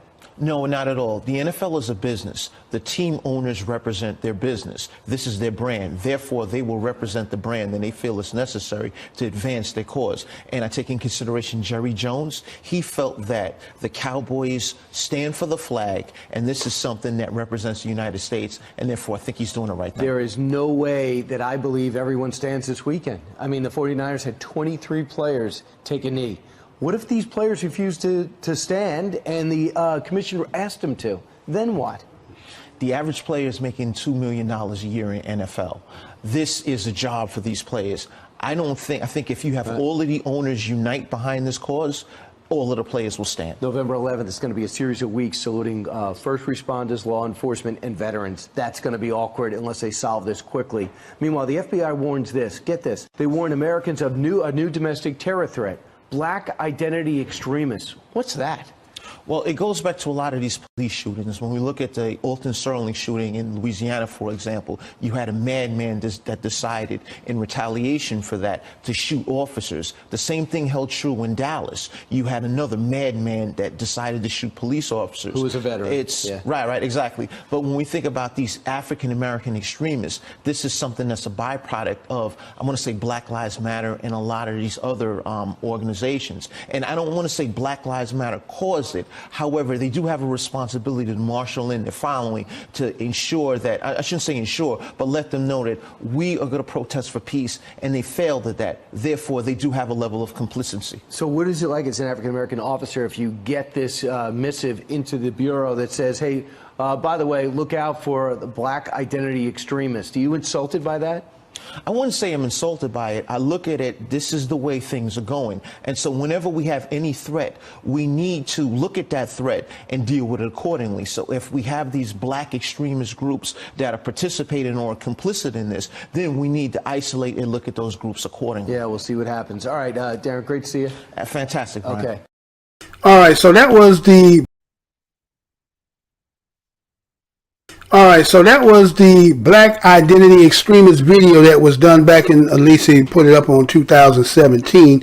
But everybody kind of remembered that particular time. Remember that the brothers of the NFL had went out there and it originated with Colin Kaepernick. At least that's what a lot of people assumed that it did, which he is being credited for that. And then everybody else followed suit. But there had been a plethora of things that had been happening from, unbeknownst to many at that time, the Breonna Taylor situation. Then it was the Ahmaud Arbery, and then there was the George Floyd, correct? And so with that being said, there was a tide of sick and tired, and there was the protests about what had been happening, and that there was a collectivism that was starting. And so on the grand scale of something of NFL, and brothers, as it was mentioned in this interview, were showing their stance with their people. And so we see that the establishment came in trying to label this as what? Black identity extremism. Now, what does that mean, black identity extremism? I just told you, according to what Wikipedia had, what was black power. In black power, it was talking about the things of being self-determined. Having your own identity. They even said something to the fact that said even if you try to separate yourself, and that it because you didn't go with the status quo of mainstream, which is those of the organizations set up by the system, that somehow we're being difficult, those who follow that tenet. And so we see that the NFL players were taking a knee, and that the Roger Goodell had told them that everybody should stand, right? Going back at that particular part when he said, but they all should stand because why? Because the owner says, say, as you heard in the conversation here, and matter of fact, show you again what this interview looked like, right? So you see that how he put up on that screen, the FBI, new type of extremism in America. Let's say this again. Said FBI, new type of extremism in America. Now, extremism kind of sound like terrorism. So when you say extremism, it has, again, like the sound of terrorism. But is black unification a terrorist act? Now, when we go back into the history and see of the time right before the 50-year, or as they claiming the 50-year of the anniversary of hip-hop being 1973, I will take you back a little bit before then, 6 to 7 years, and I will espouse some of the history pertaining from that time moving forward. But this here being in the modern time and seeing the same sentiment, and look how they were going out to try to label your collectives being collective as a extremist act. And so the owner says, like our fans, everyone should stand. Now, who are the collective owners of the NFL? If we were to take a DNA test and it was a Maury Povich show, what would the results come back as to who of ethnicity and people the owners of the NFL would be? Correct? And then if we were to take the DNA of the fan base that come to the stadium, we're not talking about the ones that sit at home and watch, the ones at the bars, we're talking about those who paying tickets to come to those games. Who do we see in the audience? Who is in the crowd?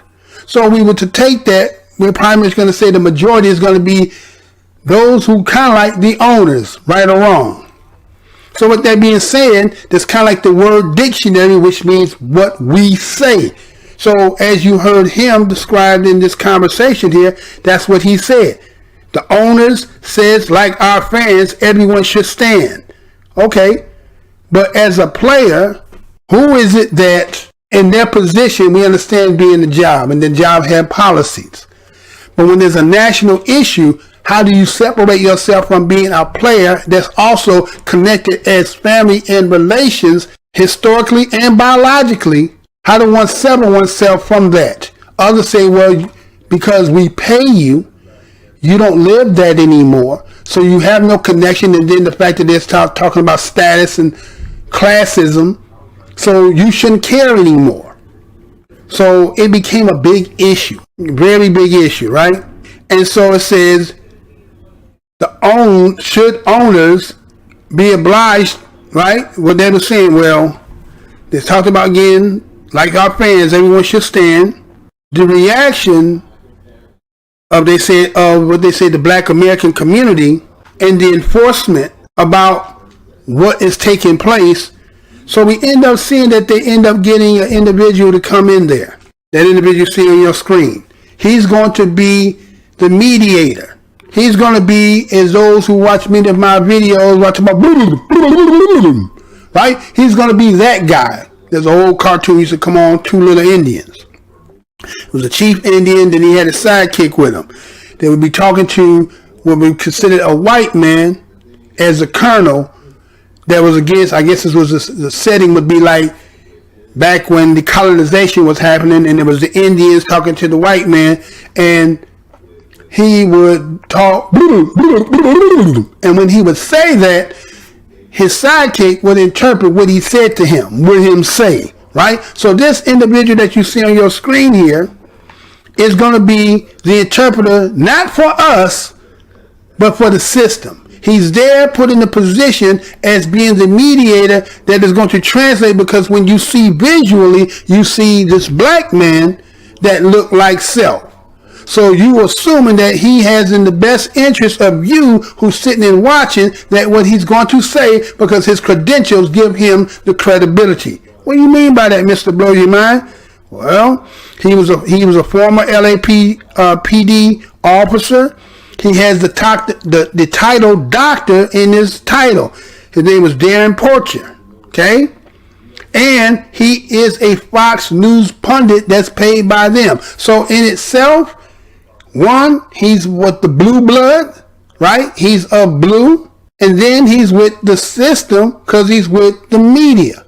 So do you think, just on me saying that, based on what you already heard, that he's in the position to say anything that would be not going with the status quo of what they need to be said?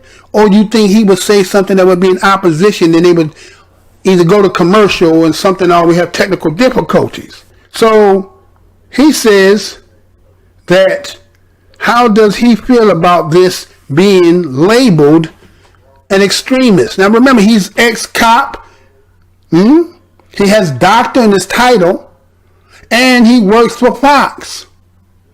So they want him to be this individual who's going to, for those who are watching, pretending that looks like the image of himself, he's going to articulate from his position, because he fits different hats. So that means that he knows, and listen to him. So when he asked him, how does he feel? And does he feel any way about that? He said, it's a great move. He said, it's a great move by Roger Goodell to say that all these grown men have to stand. That we're not respecting your position. This is your job. We say what we say. You do as we tell you. So this individual here says it was a great move by Roger Goodell. He said Cowboy Nation's all the way. So he gives a little slogan shout out for those who were, fans of that. But also that cowboy also represents those things of those of us who used to watch the Westerns on Sunday. Who do we see primarily and dominantly in those Westerns? There have been movies that may have portrayed and have it, some of us in there, but we know historically who the Cowboys is. But what was represented when you were watching TV, you would only see a certain people in those, right? So in a sense, subliminally, codedly, the cowboy, right? So then he goes on and he talks about how he believed that Roger Goodell, he stood with his feet, stood on his square. He stood with his organization. And because he did it, that you will stand as well. So he's co-signing, right? He's co-signing. Now, they're talking about two different things at the same time. They're also feeding their audience about extremism. So then he goes on and he talks about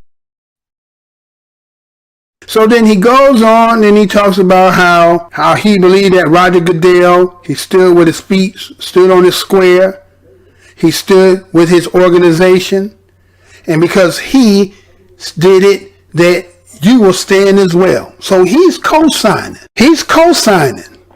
Now, they're talking about two different things at the same time. They're also feeding their audience about extremism associated with these players who are taking a stance. That now that the FBI has come out, they want to now sidebar and bring this in part of the conversation so that they now can say, look, what they doing is part of this extremist act. This is a new form of extremism that's happening right before our eyes. But actually, this is not nothing new. This is not nothing new. This is really a reoccurring for those who of the time that had been new when they were seeing this. But those who had been around, it was a reheating of something of the past that they had seen once before. And maybe some people are feeling a little unease. And so they needed this because you got to remember that this is actually before the George Floyd situation. Am I correct?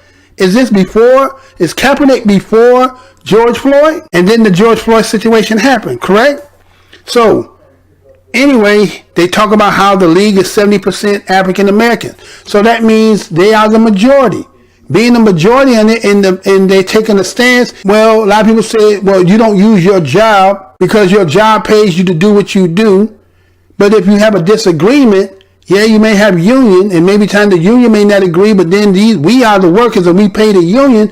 Can them, and then people say, well, you got a contract. You're going to have to abide by the contract. Okay. But what if they take the hardball stance and decide to do what they do? So now it becomes a standoff. That which you need to keep your business running is not easy. It's not going to be, you ain't going to be able to get no scabs and go in there and get this going because you're not going to make the money. Issue at hand that they believe that the people who are owners have enough say and pull that maybe something can be done to bring more awareness and maybe something they can come and get a collective. And I don't know whether it's going to be legislative or not, but maybe that was part of the intention. But you see that Michael Wilborn has stated this is a plantation mentality. Is this a plantation mentality? When your boss says, get up and do as I tell you to do. It's the same thing when you're talking about how they said that there's complicit of the administration that is using its governmental power to suppress individuals who are doing social media, talking about things that they don't want to be heard. So they would call that abuse of power, but they do it anyway. So in the sense of being an owner, we don't we don't have a meeting of the minds. I own, I tell you, you do. So is this not a plantation? And so he said, you do what I tell you to do. Do you buy what Wilborn said? Now he asked him that as a black looking man, as a man that is a former LAPD, as a man that has doctor in his title, and also he's a Fox pundit. And what does he say? No, not at all. The NFL is a business. Now, again, a lot of times you hear people who try to make business take priority over some things that could be moral. Let me say this again. Sometimes some people stance will be it's just business over the fact of something that should be morally right. This is just business.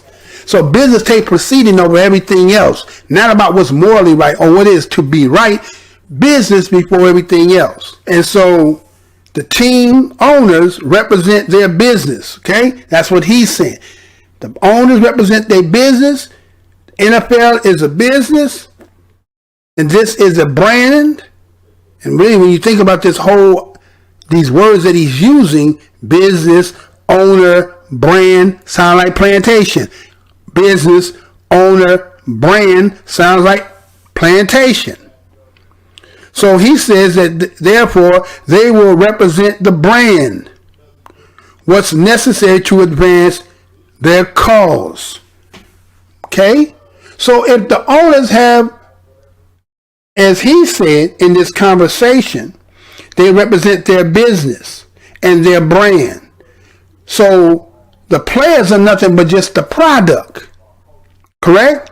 So if the players are just the product has already been paid, bought, and I have, I guess, the jurisdiction right over you based on papers and contract that you do as I tell you to do. And whatever gripes or feelings you have, you put that to the side when you deal with me. It's like saying, for instance, if you're at work and you should happen to feel ill, not feeling good after eating lunch and something made your stomach upset, or you come down with something that you caught.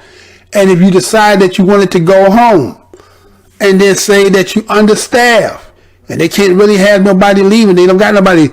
Well, if you leave, maybe your boss says, well, yeah, you might be sick, but I don't have anybody to replace you. And so regardless of how you're feeling, I don't have nobody, so I can't afford for you to leave. So under discretion of you have a decision to make. And that decision is, do you leave because of your condition or do you stay because of your obligation? But then the question becomes, why would you put me under that obligation when you understand the circumstance upon which I'm under? I understand your situation, but I'm also in a situation as well. Why do you take precedence over that? Why can't there be some meeting of the minds? And so we see as why they have him on there. Listen to what he says. He says, as a black man, I think he's doing the right thing. Okay? So the other individual that he's sitting there with, right? No, not that one. Not that one. Right? Well, matter of fact, let's look at this anyway. We're going to go to that part. Now, according to they have him quoted as saying there's a lot of these people that protest are professional agitators. They're actually paid a salary to come and protest. Okay? Now, this is this individual here. Again, is he company man? Is he a man that's standing about for himself? Or is he, again, they bring out so that he can, again, tell you what you need to follow? So people who go out and protest, that there's no genuineness in people who go out and protest, that really, I'm not saying that people don't get paid, but that kind of takes away for those people who go out there who are authentic, who are real about their stance. By selling this, you're telling them that it may not be as real. Who needs to hear that this is not real? That there's really not an issue out here that people, these are real people and there's a real concern, there's a real problem. By saying that people are being paid, that actually lessens the stance or the problem that is out there. So that was his way of looking at it, right? Okay, so when he asked, and the white dude that's there with him, he said, what if they refuse to stand? After the commissioner asked, he said, what if they refuse to stand? After the commissioner asked them, then what? Okay? Now, why would he be asking that? Why would he, again, this is kind of like posing this for those who are the audience who are watching. He's going to give them, right? He's going to give them that from the perspective, because when those who are watching, who are affected because they don't get to see their show on Sunday and they see their favorite players playing and getting to be out there to tailgate and everything else, but he looks like the 70% of the NFL. So if he he's speaking from the same position that they would see as the way they are interpreting this. You understand what I'm saying? This is what they're doing. And so you see that what he says that he goes into his theorem or theory about, well, check this out. He says this. He said the average player makes about $2 million. This is a job for those players. What is he saying? I say that again. Average players make $2 million. This is a job for these players. Okay? So he's saying the majority of the players that's on these teams, this is a job for them. They may not be the marquee. They may not be the main stars. They may not even be on the starting squad. They may be on the practice squad. But this is how they make their living. He said, all owners unite. Players will fold to the demand. So he's saying, if all the bosses come together, these particular players will fold because their names will be known.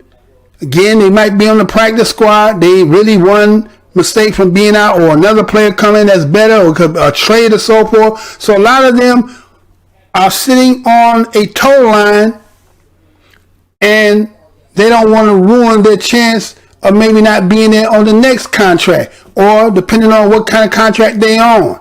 So you're going to use that to toe the line. He goes on and talks about in week 1, he said there's a situation because you're going to have veterans, law enforcement, and first responders. That's going to be in week 1. Let me say that again. In week 1, they're going to be saluting veterans, law enforcement, and first responders. And this will be an awkward situation on that week 1 if they come there and this happens. Now, what is he tying in with that? You're using veterans, law enforcement, and first responders. Now, again, if we did the Maury Povich blood test, DNA test. When you say veterans in this country, it's not that we don't have other ethnicities and people who have all been participants. We as Black Americans, FBA, ADOS, Indigenous, Atachas, we all have our family members who have been participants in the military. Now, who have put in more soldiers over time? Only they would have the numbers, but we would say if the DNA test came back, we would say it most likely look like the fans, it look like the owners, which means that these also is representing the same line of reasoning, and that, again, what we say. So he's pointed on thick, right? He's pointed on thick. And so he goes on and says now that he warns that the FBI and America's new domestic terrorists, right? Black identity extremists. And that how this goes back to those were the police shootings. When you talk about Alton Sterling, okay? And he talk about how the Alton Sterling case became the catalyst for it at this particular time. But, okay, with that being said, right? So he's sitting there, he's negotiating. So sometimes what we see is people who supposed to represent may not be in the best interest of you. They're in the best interest of their individual self, position, status, their profession. And they're not there to, as they say, rock the apple cart. They're there to go with the status quo and say you need to follow the same. Just like when I read about being a Black American or Black Power is saying that because alienating from civil rights, which is a mainstream, that you want to be separate from something. But a lot of times when you separate yourself is because there's an issue. Something is not coalescing. There's no real romance in this relationship, but you do it anyway because otherwise you make us feel like something wrong, and that's the whole issue. Nobody never wants to see anything wrong. So that's basically what this is. What you see is the relationship, like he said, master to slave. You do as we tell you to do.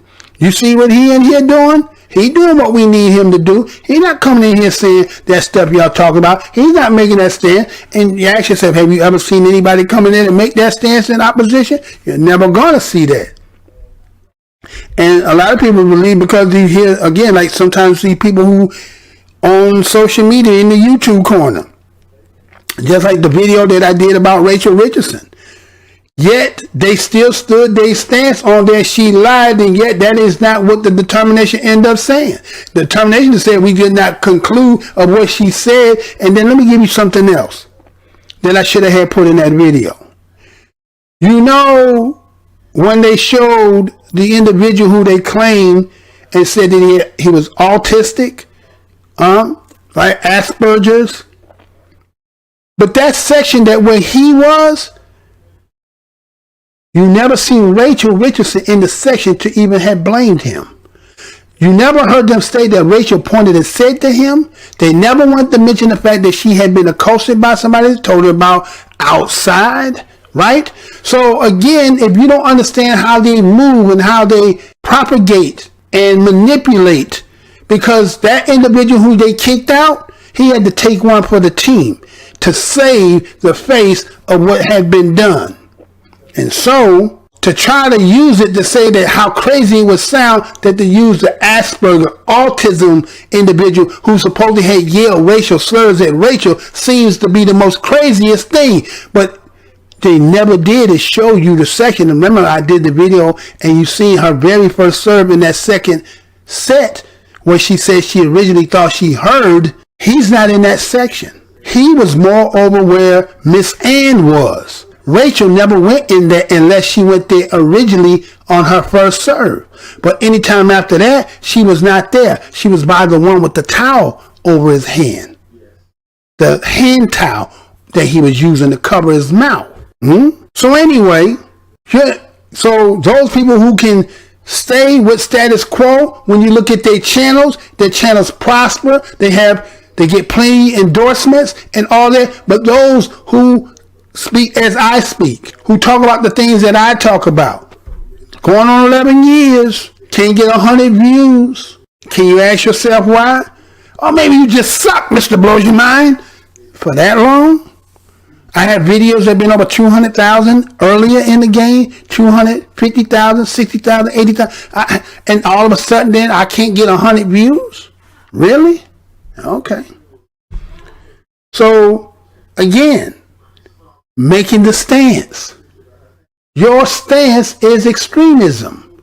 Not that you are doing something that is like destroying, no, your stance not to go with the quo, the status quo, to make certain people feel like what they know they do, but they don't want to be reminded what they do, so they want you to say that the problem is always on your own. So when they were seeing this image, what is that telling you? There's a problem here. And that these individuals are reminding you there's a problem, but we don't want to be reminded there's a problem. Because the whole object is to do what? The whole object is what? The problem U.S. never wanted to fix. Let me say that again. The problem the United States never wanted to fix. So you want to keep reminding me of something that I know I don't want to fix. Don't keep bringing it in my face to remind me. I'm getting angry about that. Ain't that something? Ain't that something? I'm getting angry because you keep reminding me about stuff that I don't want to fix. You fix it yourself. I said you're lazy. I said you don't want nothing. I said that you're actually slow. Your brain is not functioning. You have a little p brain, and right, all these things to justify a position and say and won't admit the fact that you just been rigging the whole damn game. So when you see your favorite nig star, like the Monstars from Space Jam, your Negro stars, and they won't play, they're out there kneeling, and you know what they're kneeling about, but you say, I didn't pay money for this. Forget about that. Just go out there and play.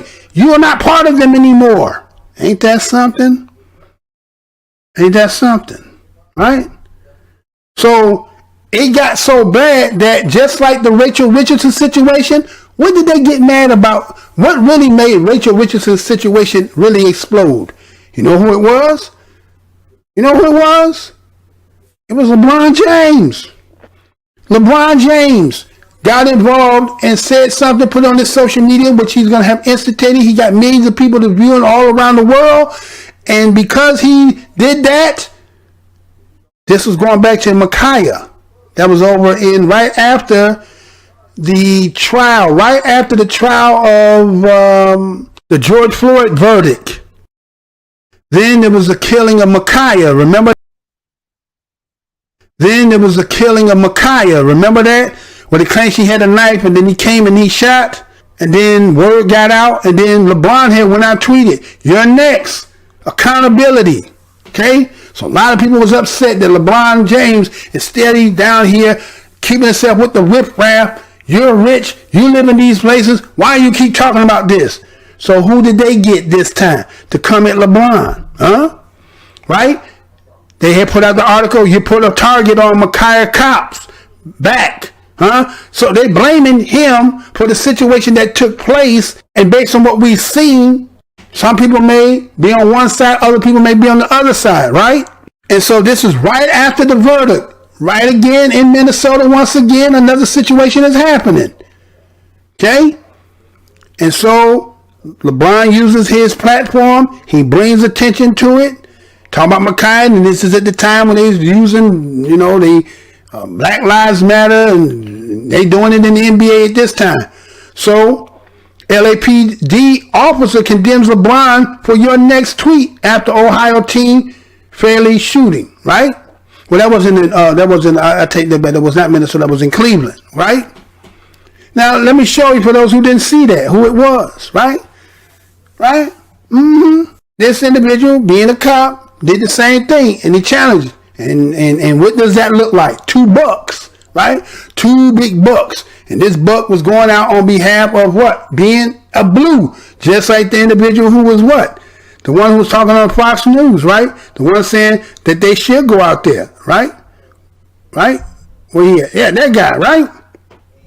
Same thing. Okay. So when LeBron went out there and said that, they went and got the buck. They got a buck that said, I'll go out there and tell him, right? So that's what it was. So he went out there to say that he didn't agree and that he's putting the target on this cop's back. As again, people somehow are in the mind. It's like I don't never see the other side when in situations where, let's say, like the one that's in New York that punched that 19-year-old girl in her face, knocked her down. Are you going to see those opposition being cops like him come out and make a stance for him? Probably not. Probably not. But for some odd reason in us, we do that. We go out for each other because what they want you to do, right? This is what they want. They want you to do that. That's exactly what they want you to do. You go out there and you get that, then you tell them, shut his damn mouth, right? That's what they want you to do. So that's what you really be doing is that you shut up. You messing up business for me and my family. I don't want them up with this black stuff, right? A lot of people, they get angry that we sit here and we talk about things that these people can't even they can't disprove what we're saying. But yet you angry because for some odd reason you have some kind of psycho sickness that says that by you bringing that to my attention, you make me angry. Not that I understand or I know what you're talking about. Yeah, some truth to it. Let's find another way. But no, you're wrong because you talk about it. Ain't that something? That's what they want to do. They want to check you. Let me check. Let me check and see what's going on with you. Let me check this thing. Because when it really, what it boils down to, when it really boils down to, there's a sickness, right? They used to call it, they had a term for this once upon a time. Did y'all know that? Did y'all know they had a term for this? For those who've been over here, I done told you about this before. This ain't nothing new. There ain't nothing new about this. They called it what, y'all? What did they call it? Pro-slavery doctor claims enslaved people desire to be free is curable mental disease. Let me say this again. Pro-slavery doctor claims enslaved people's desire to be free is curable mental disease. You got a disease because you want to be free. Did you know that? Did you know that they made that you want to be free? That you don't want to be living under the conditions and the things that the people are doing to you, that somehow you have a mental disease because you don't want to live like that. You want to be free. Freedom ain't for you, according to what they say. No, that ain't for you. That's not for you. You, for some odd reason, you believe that you supposed to be free. Ain't no freedom for you. You just, I mean, you should be happy. What they tell you, you should be happy. You're not swinging in the trees in Africa. Right? They would tell you something like that. You'd be like, what are you talking about? But back in 1851, they had a meeting in Louisiana at the Medical Association, right? The individual who ended up doing this was named Dr. Samuel Cartwright.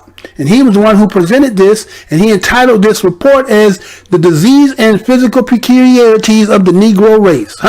Disease and Physical Peculiarities of the Negro Race. And they had documented this as a new disease called drapetomania. Okay? Can you believe that? And that this doctor claimed that black people were very different physiologically from white people. Well, that should kind of be obvious. Not if you're not working out, but just something you could just tell the difference, right? He started talking about things about possessing smaller brains, So about small. Everything small is weak, right? Everything smaller means it's weak, right? Said that you were more sensitive. You had a more sensitive skin. You had overdeveloped nervous system, which make like football players, basketball players, got this twitch, this animal twitch, and that's the reason why you're faster, you jump higher, you got the animal in you, right? Okay. And then it says that for some odd reason he claimed that black people have an especially high propensity for servitude. Let me say this again. This individual, this Cartwright. This Dr. Cartwright said that black people have a high propensity for servitude. And he said he was citing scientific evidence. You know, a lot of people say the science. You think that science ain't been rigged going all the way back? You think a lot of that stuff that you talking about scientific proof, again, I can rig anything to make something fit for what I needed to be until you have enough, let's say, studies, abilities, economics, and be able to have the rights to go in these places and then determine and write on your own and not be affiliated with these already established institutions. You might come with some different findings your damn self. But then they will be like, it's not been validated by us. So that ain't true. Okay? So he argued that the Negro slave by nature and can never be happy in any other conditions. Let me say this again. This individual who came up with this drapetomania said this was scientific evidence based on, he said, the Bible. And then he said that the Negro slave is by nature and can never be happy in any other condition. So your only happiness in life is to be enslaved and told and to be held in a position that you could never aspire to be what the Creator made you to be. Ain't that something? So the invention of this term drapetomania came from the Greek word runaway slave. Crazy. So they said this is a curable mental disease. You got a mental disease because you don't want to be somebody's slave. And they say when you become afflicted with this or infected with this drapetomania, you have an urge to flee bondage and seek freedom. Let me say this again.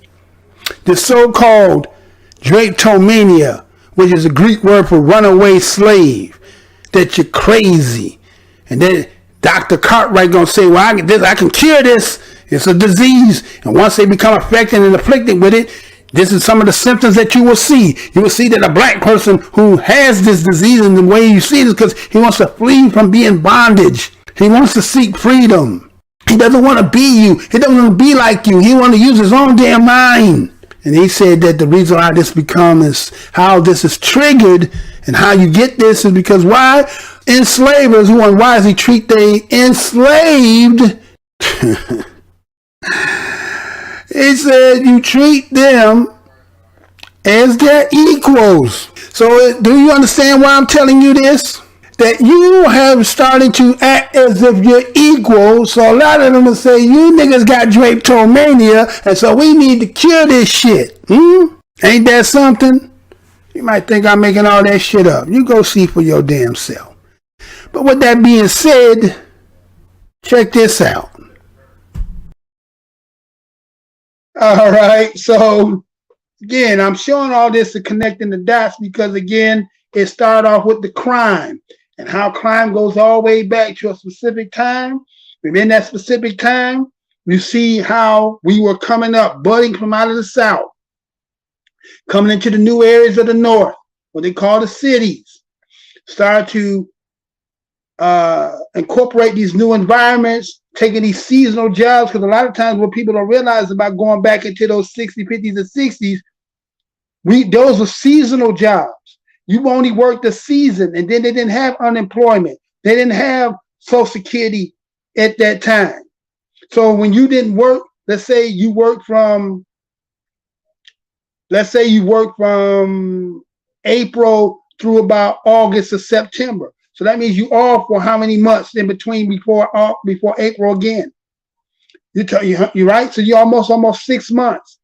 So what is a person to do? You can't live like that. And so a lot of people are missing the fact that when we talk about black struggles and connecting the dots, and then people look back and they say what the prior generations didn't do is because you don't know and you have not had the conversation, or the people will not speak to you and tell you what the real situations were of that time. And so a lot of y'all are missing the mark. A lot of y'all have disdain for the elder generation because you feel like they don't know, when you don't realize they've not had access to information as if you got access today, and have an individual like myself and others who are willing to depart what they know, what they show, and put it in a package in the show. And so don't get lost in that. Don't have disdain. You have some people out here who will make it that not all older people are worthy of respect, but you can't put all of them in that category, because there'll be some of them that'll be some of the best things you can get from some of them if they were willing to impart some information and game to you.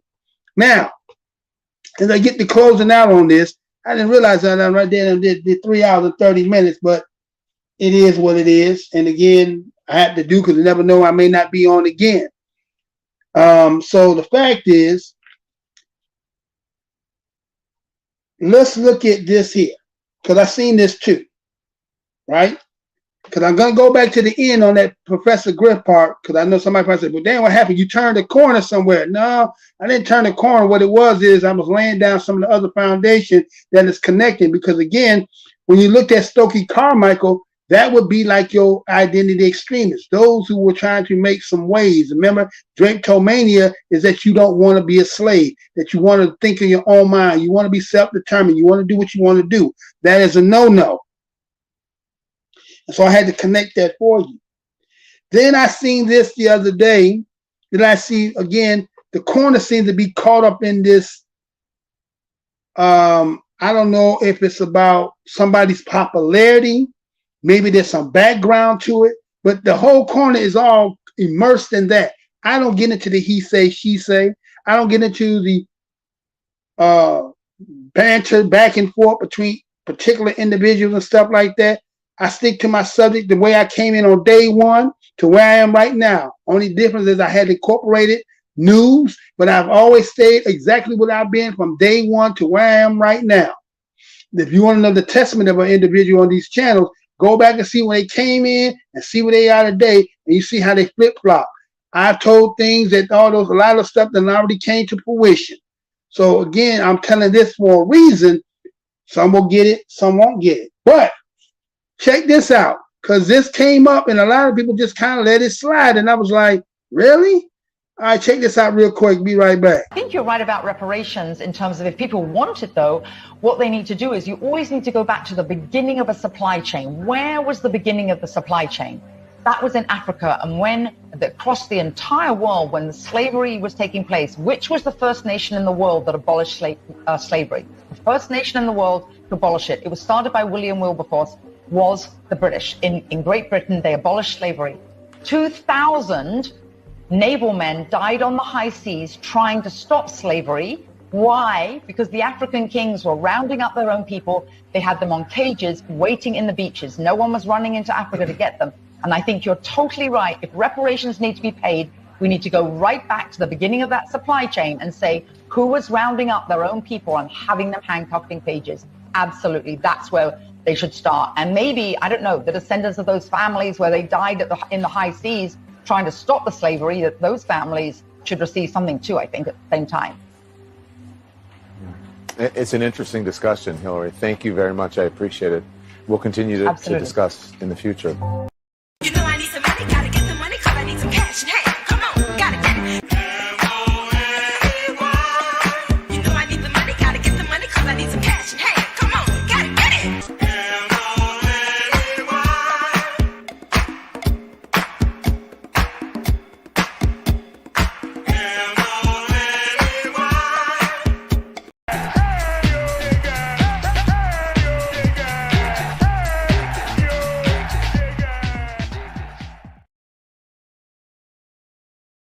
Again, the conversation that I had seen between Don Lemon and I think she's the royal, I think she's like the royal commentator. Her name was Hillary Fordwich, right? And that Hillary Fordwich, I seen a lot of people, especially white people, high-fiving and yeah, she got Don Lemon, shut his damn mouth. I was sitting there like, wait a minute, hold on. I mean, everybody tells responsibility, pull yourself by your own bootstrap. But then when it comes to some shit that's just obvious about some shit that a motherfucker did, why everybody acting like they got amnesia or always trying to find another way to point it off, right? So let's just look at this right quick, right? So here she is having a conversation with Don Lemon, and they talking about, because they were talking about the fact that I think they just got a lot of money based on the death of Queen Elizabeth. King Charles now then inherit some billions of dollars, and then I think Charles also got some money, right? And so people looking at, okay, so Don Lemon like, well, okay, y'all got money, now you can't claim you ain't got no money, but you know these people that y'all had as colonization, they kind of looking like, well, won't you throw some of that for this reparations, right?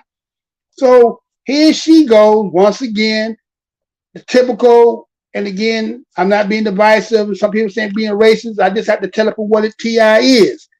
And here she goes, because they always want somebody to put it somewhere else.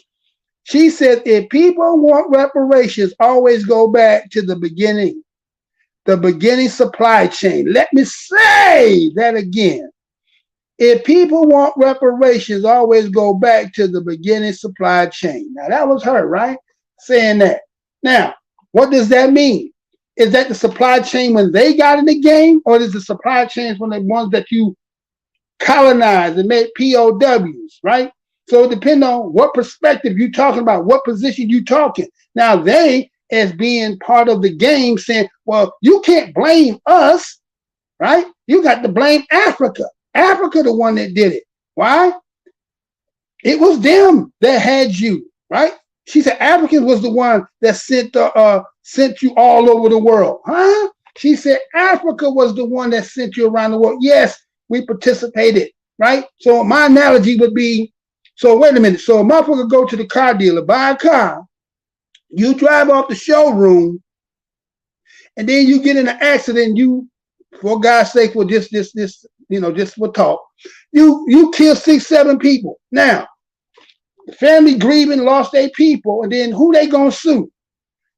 They gonna sue who? They gonna sue the car dealership? The car dealership ain't got shit to do. Once you bought the damn car from the car dealer, you own the car. The responsibility falls on you, not going back to the car dealer.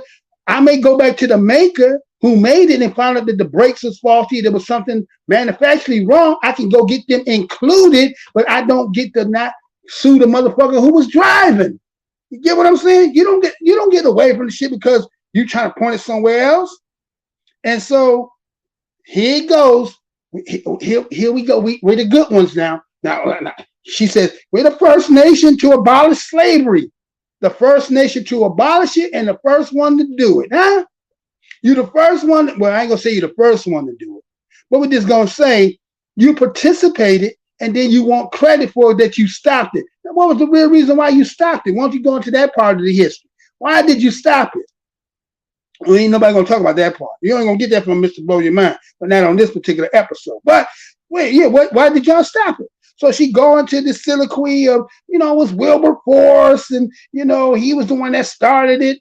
And then she goes into this thing to say, okay, well, all right, since we talk about reparations, there was 2,000 Navy men who tried to stop the slavery, right? was 2,000 of them, right? Because why?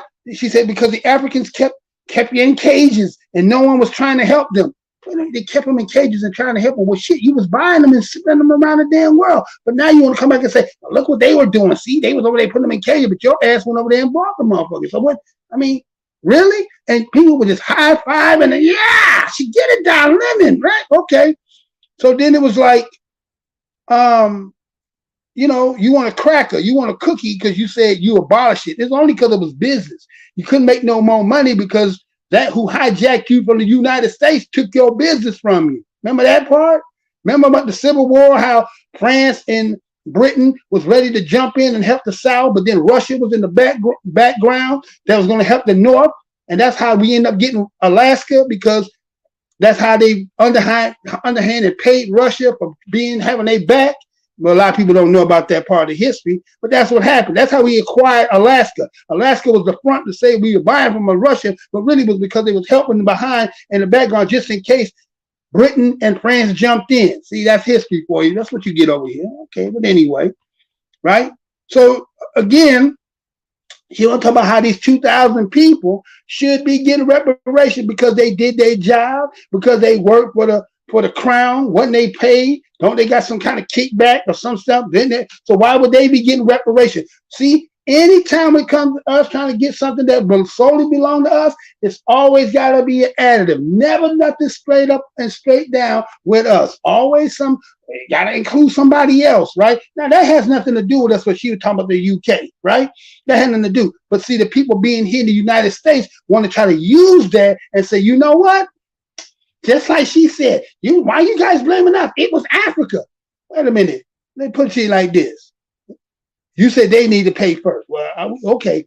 You don't worry about who they pay. You pay your goddamn part. You pay your part, and then we're going to go to them, and we're going to get our part from there because, you know, they got to pay us too, right? And matter of fact, I don't think they off the hook from what they initiated, right? If we're going to go with the story they gave, you initiated. So we got to claim on you. We got to claim here in the United States. We got to claim with Africa. So don't worry about it. You ain't got to be pocket watching. Just take care of your bill. You know what I'm saying? It's like going to a restaurant. We all eating. And then I come back, go to the back, they come back, oh, y'all don't walk out the damn restaurant. I'm sitting there and the waitress coming with the tab. Well, here's the tab. And I'm looking like, well, shit, where the rest of these motherfuckers at? Huh? Where they at? Now you don't leave the shit on me, right? So I got to pay the whole bill. Nah, get out of here. They ain't how they going to work. But ain't that something how they do it? But I seen this cat. Now listen to this dude. Now I'm not, maybe somebody know. My research has said this cat is not Black American. But listen what this cat said. Check this out. Monday night, a white woman tried to slap some sense into CNN hostess Don Lemon. She took him to school on the whole notion that ancestors of black slaves are owed reparations. Reparations are an entitlement. They're rooted in the desire to be compensated for the oppression suffered by others. Entitlement handicaps the mind and undermines productivity. America does not owe me. I owe America. I owe my ancestors. The same goes for Don Lemon and everyone else. Do you need to hear that one more again? Do you need to hear that one more again? Maybe you need to hear that one more again. This shit. Well, you can always find something. Monday night, a white woman tried to slap some sense into CNN hostess Don Lemon.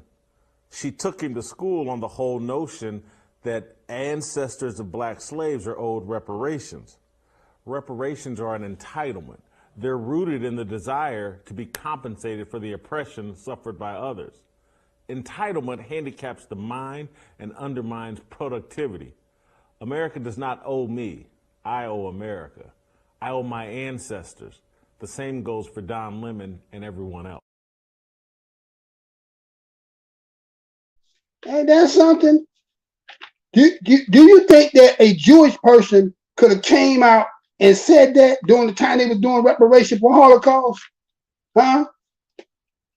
Imagine him saying that against those in the Holocaust. That nigga would be out on the street with a cup, talking about spare change. Spare change. You'd be like, damn, I thought, you know what I'm saying, you don't owe nobody nothing. Nah, but you said some fuck shit and they took care of your ass, right? Yeah, motherfuckers is, you know what I'm saying? But that's what I'm saying. Is he even Black American? You know, when we really break this down, is he Black American? Because I can't see a Black American saying that.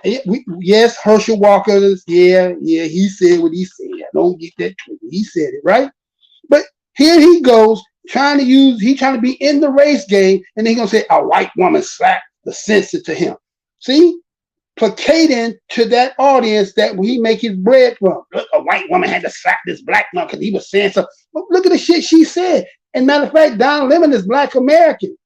He was just making the fact that, hey, wait a minute, y'all coming up, you know what I'm saying? You ever, a motherfucker owe you some money, and then you know heard that this motherfucker got paid, and this motherfucker act like he ain't got no money, and he like, nigga, you got paid me. Then nigga got some new Jordans, nigga got a herringbone on. Like, hold on, wait, you owe me something, right? And trying not to pay you. He talking about everything else, right? So here he go trying to say that she slapped her sense because what she said. Now again, I just broke down what I believe. Again, it was nonsense. And then he said he twisted it.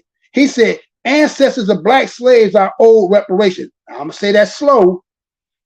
Ancestors of Black slaves are owed reparations. Ancestors of Black slaves, or do you mean descendants of Black slaves? Why would my ancestors of Black slaves be paid? So is that like ancestors would be those? Okay, so if you're saying Black slaves in the United States and then going back and talking about on a boat in 1619, that would be their ancestors, right? Going back to Africa. Is that what you trying to slickly say? Or you just misspoke because you don't know what you're talking about? That's what it sounds like to me. Ancestors of Black slaves are owed reparations. Now, as descendants, like ADOS, American Descendant of Slaves, right? Yeah, the descendants are owed. And why is it that everybody keep thinking that when you talk about descendants of slaves or nothing, and they say, well, you guys didn't suffer it? Well, shit, when you get an inheritance policy, right? When you get insurance and somebody die and you get inheritance, or you get assets left by your grandparents and shit, huh? You get that passed down. So why is it that somebody who is no longer here, but yet the contributions and that everybody's eating off of, but the people who are the descendant of it don't get heirs to nothing and just say, forget about it. Y'all really say that shit with a straight ass face. Did he say that shit with a straight ass face, right? He said reparations are entitlement. Yeah, when you ain't getting shit, right? Y'all trying to find a way to get entitled. You know what I'm saying? Entitled, nigga, that's what's owed. It's a debt. It's like a bill coming in the pink. Time to pay.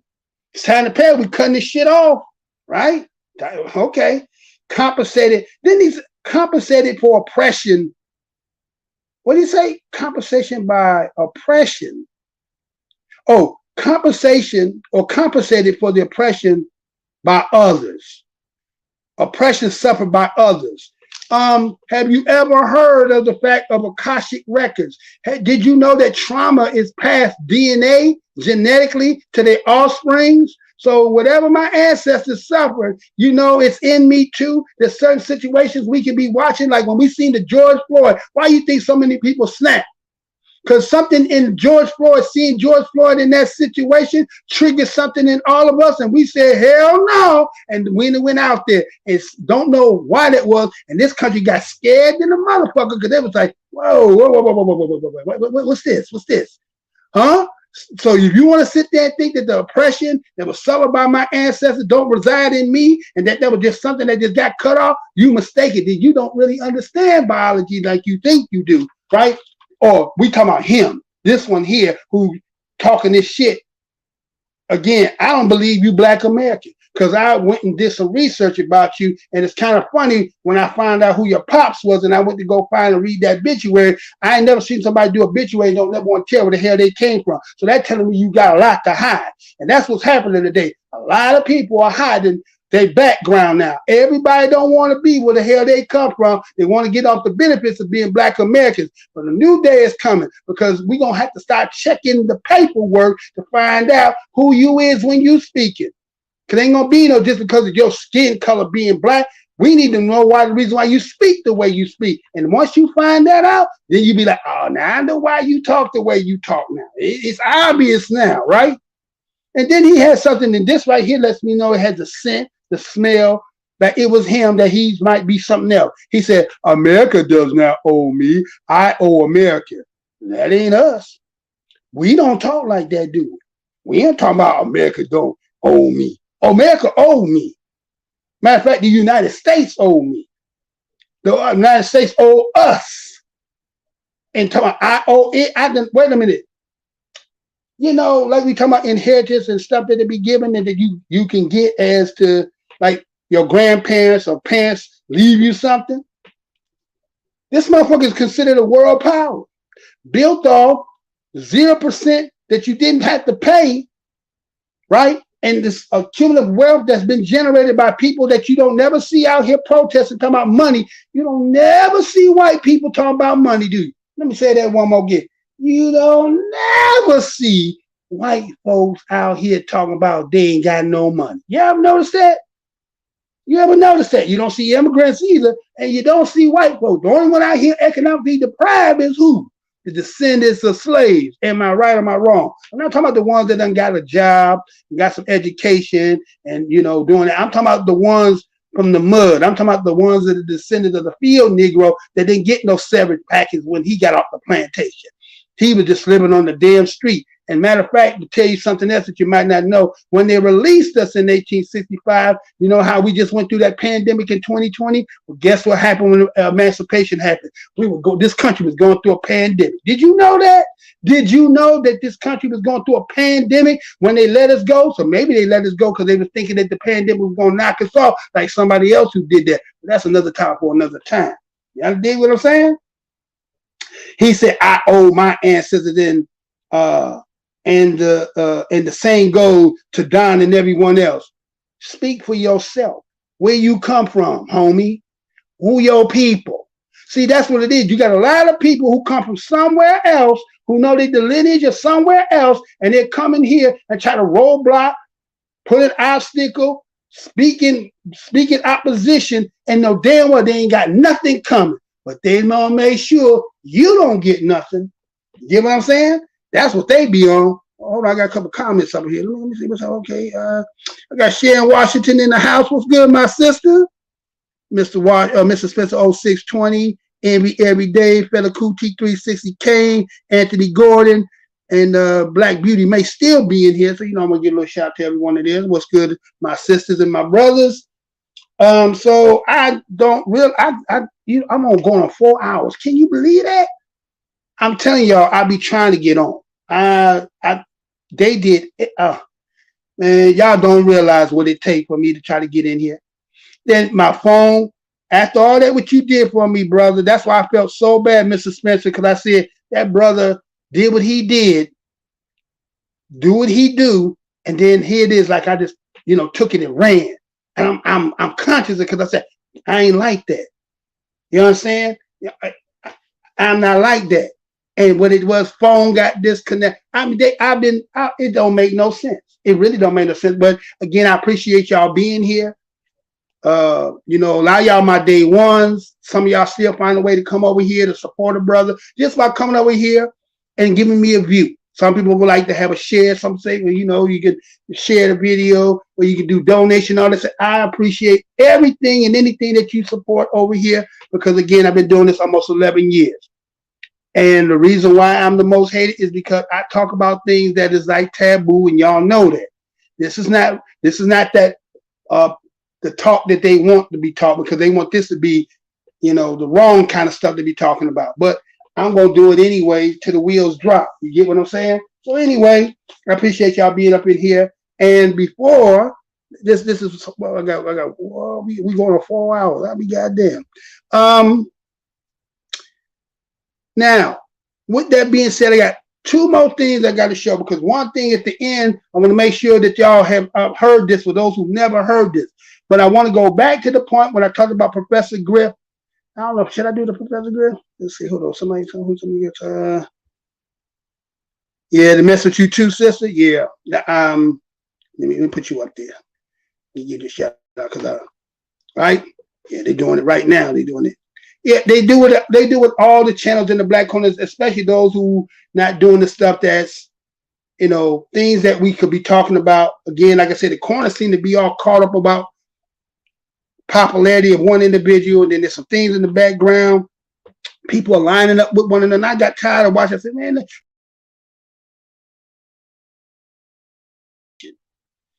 let me tell you something. I've been doing this for 11 years, right? Going on 11 years. Every October, this happened every year. I don't know if this is something that they create, but every October, those who've been watching for a while, if you go back and realize every year, October, it'd be this big fight between channels and other people, and they be going every year. I've been noticing that. Like, damn, what is this? Some programming shit? But anyway, you know what I'm saying? Okay. Oh, you be knowing? Okay, that's my brother there, right? Oh, so yeah. I'm telling you, man.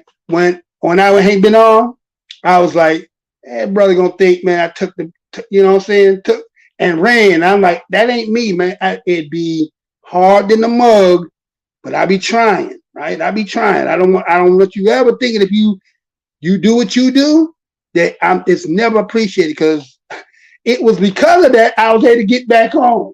I'm gonna be 100 with you. It was because of that, and I was like, that brother came through like a lifesaver. Because anyway, but you know, I appreciate you. That's as long as you know that we good. Now, hold on. Take that. Go, come on, take that. Yeah, yes, that's Sharon. That's Sharon, right? That's her sister, there, right? Sharon good people too. She always been coming through too. Now, he had. Now I don't know if y'all was in here earlier when I was showing with Professor Griff, but then he said this in this other part of this conversation. I want to this, and then I'm gonna end it with one more thing after that. He said this, and I want y'all to hear this. Hey, what's your thoughts on you know, hip hop's just been in the news so much lately. When you talk about academics, or when you talk about the foundation of hip hop, what's your thoughts on when Fat Joe said that said the comment about the Puerto Ricans helping to create hip hop? Is there accuracy in that? No. I love Fat Joe too. That's my dude, man. As a matter of fact, he doesn't know because he hasn't heard it yet. The world doesn't know. I'm starting off my next album with his voice. He did an interview with Nick Cannon. He said, what made you go get the Pablo Escobar of hip hop? But anyway, no. Fat Joe, let me educate you about a few things. Hip hop started in the DNA, in the genes of black people on the continent of Africa. We pulled hip hop from our inner being, man. You understand what I'm saying? Like I said earlier, we were doing hip hop before hip hop was hip hop. So how did Puerto Ricans and anybody else know about that? When you're talking about coming from the continent to America, we was already doing hip hop there. We just didn't call it hip hop. You follow what I'm saying? So then if we was doing telling the stories in the villages, if we came to America in the holes of ships and we was the scat ratting preachers and we spoke on the corner, we did the soapbox and we did jazz and we did blues, boogie woogie woogie songs, and we did R&B and we did rock music and we did gospel and we did fusions and we did all this other kind of stuff. Puerto Ricans had absolutely nothing to do with that. But let me educate you about something else. Who the hell do you think the Puerto Ricans are? Black people. So, give me the history now. You understand what I'm saying? So I'm saying to you, those people that you see in Cuba are black. They us. Those people you see in Puerto Rico are black. They us. You understand? So to that degree, you're right. To the other degree, the deeper degree, hip-hop comes from the DNA of black people on the continent. You understand what I'm saying? Plain and simple. Higher infinite power, healing our people. So that was Professor Griff, right? Now, I ain't got no gripes with Professor Griff. Again, you see, I watch some of the stuff when he over there on 363, and then I go on his channel, right? I've seen him do some things. But my thing is this. As I said earlier in the show, I believe there's a concerted effort, whether conscious or consciously, that people are trying to hijack, colonize our lineage. I'm going to say that again. I think there is a concerted effort, whether conscious or unconsciously, that people are trying to colonize Black Americans' lineage. And why I say that is because I asked you the question, is there a difference between being black and African? Is there a difference? Or are they synonymous? They're the same. When people say black, are they saying African? And when they say African, are they saying black? Or is black denoted to something else? Because I see that people who, again, I don't take away the fact that, okay, you've been planted here in the United States. You come from another lineage, and this is the only thing you ever known because this is the only thing that you grew up in. That does not negate the fact that you are not a United States citizen, right? But when we talk about the lineage, when we're talking about, as the things I talked about in this particular video, do everybody that get to be planted here get to graft themselves onto that? Or is that of a exclusive? There's exclusivity in the lineage. And it's not to be divisive. It's not trying to say no. Does everybody get to put and say they are that? And then it's like that which pertain to that, why don't nobody want to ever give it its natural credit? Why is it somehow now we'll throw it back on the continent to still override the fact that, again, as I said earlier, we was robbed of our language, robbed of our ancestry, we was robbed of a whole bunch of things which made us become, right, Sharon Washington, a new people. We became a new people that had to create everything organically. We had lost all of that and became something new. That's why everything that when you see, you can never say you see somewhere else. When we just talk about the music part, when you're seeing the R&B, when you're seeing the jazz, when you're seeing boogie woogie, when you see all that, where do you see now? People will say Africa, the continent. But where do you see that on the continent? You've never seen that on the continent. It was brought to the continent, but it was not, there's no creation on the continent, right? So why is it that people try to say that when they want to now attribute something to take away from us, what they're saying now is the continent? Is that disingenuous? When he said pull hip hop from out of the inner being, that black folks did that. What black folks? Is that all black folks? Or that a specific black folks? Or that us being divisive when we trying to take credit for what our people have created solely? If you're in Jamaica, you talk about Bob Marley, we don't take that away from Bob Marley. Bob Marley and the Jamaicans, that's what they credit for. They get that. Why is it such hard when it comes to black Americans about giving us our own? Why is that so hard by everybody?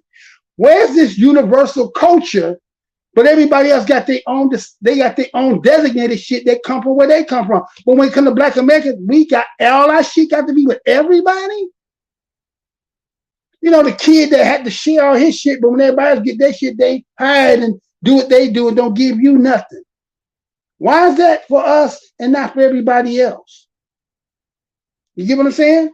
So to say that they pull out from the inner part, going back into the beginning of this video where I was showing you, and I said about the environment that was created that we had to reside in and live in and survive in. Those are the things that came up out of the spirit of what we were in. Like I gave the analogy of the 50 mice in a box and feeding them just a piece of bread. And those who had to survive to try to live off what they could get and still survive after that. That's what we breathe, the greatness. That's where creativity comes from. Creativity don't come from just a simple person saying, oh, we was on a damn boat. We all can say boat. We can all say slavery. But guess what? When you turn that damn TV on and you watch the sports, you can watch the Cowboys, you can watch any sport. They all are under the heading of the, let's say, NBA, NFL, MLB, but each team has their own coach, their own different owner. They got their own style. You may all say we playing baseball, but you ain't all the same. But when it comes to us, it's all blanket the same. Why is that? So he goes on and says, We was doing hip hop before it was hip hop. What you mean we? And what you talking about? Was doing hip hop before it was hip hop. You know what? Before 1973 in hip hop, black folks were already saying hip hop. There was dances called hibbity hop before there was hip hop. I remember back in the 70s when they was talking, they said, I'm hip. Wasn't no hip hop yet. I'm hip. Before there was hip hop. And then to say that, again, he was making his references, Fat Joe, and then how he said that Puerto Ricans, how did Puerto Ricans or anybody else create hip hop, right? He said that. Well, what about if you're Haitian? What if you're Jamaican? What if you Trinidadian, Barbadian, Bahamian? Are they excluded as well? You get what I'm saying? So sometimes you got to listen to people because the way that they talking, whether they do it conscious or unconsciously, they're including themselves that they know they don't come from the lineage of. Yes, you're a part of it. You contributed to it and so forth and stuff like that. Nobody trying to take that from y'all. But give credit to credit was due, which is our own, and give us that. Why everybody don't want to give us nothing? I mean, from what we come from, that you have people openly from somewhere else who say, we don't deserve to get reparations. Where you from? Or you from Guatemala? What the fuck is you? Why are you talking about our shit? Well, they took from us, but that's your fight. Why you talking about our shit? And so he said coming from the continent, right, to America, they were already doing hip hop. The continent ain't doing no hip hop. It might be doing hip hop now. Hip hop, matter of fact, music in itself, the new music, the modern music, the most modern music come from here and went out to other nations. A lot of that music got transported to a lot of these places due to the military and people bringing their music in and letting them hear and learning from it, and they learned from that. But everybody telling us they came here and contributed and made something that you don't come out of the elements. And they come out the elements in hip hop. The elements is that struggle coming through from slavery and then had to be reacclimated back in there after they freed you. Can you imagine, as I said earlier, that you had to go back and live with the people who just fought with the damn country, which normally that would have been treasonous, but they pardoned them and let you go back and live amongst them. And while they became legislative and law, that's when we get black code laws, because we had to live under that, of that tyranny. And they could do what they willed whenever they wanted, and we had to survive through that. Where y'all come from that? Where do you people from these other places, where do you come from that? You're not the same as me. This ain't no distinction. You're trying to take away from what my lineage and what the people I come from. So he said, if we was telling the stories, going back to the griots, okay, telling the stories, right? Telling the stories. Okay, storytellers, that could be anywhere, any place. That's fine. That might have came from the continent. But again, as I did the video last time about the Bering Straits, could that all be a misunderstanding that we might have started from the west to the east? And that those of us who come out of the United States might be some of the original people that ain't been nowhere. We was on move and moved from left from move and came here and been here. Then these people who created this story talking about bringing boats, ain't seen a boat yet, but they tell you came off a boat, but you might be from the original. And then the people that's over in Africa came there because why they only migrated later on to start filling up. How's the white man coming to the continent talking about he coming in, you ain't there? But you've been there from the beginning of eons and he's coming in and you ain't in certain places? You ever thought about that? And then when he come here, he tell you about some other people that you know they Siberian people who somehow they got here. And then yet, matter of fact, what does this say? What is an American? What is an American? What did it say American is? Huh? What is an American? Huh? What does it say American is, y'all? Look, read on your screen. Huh?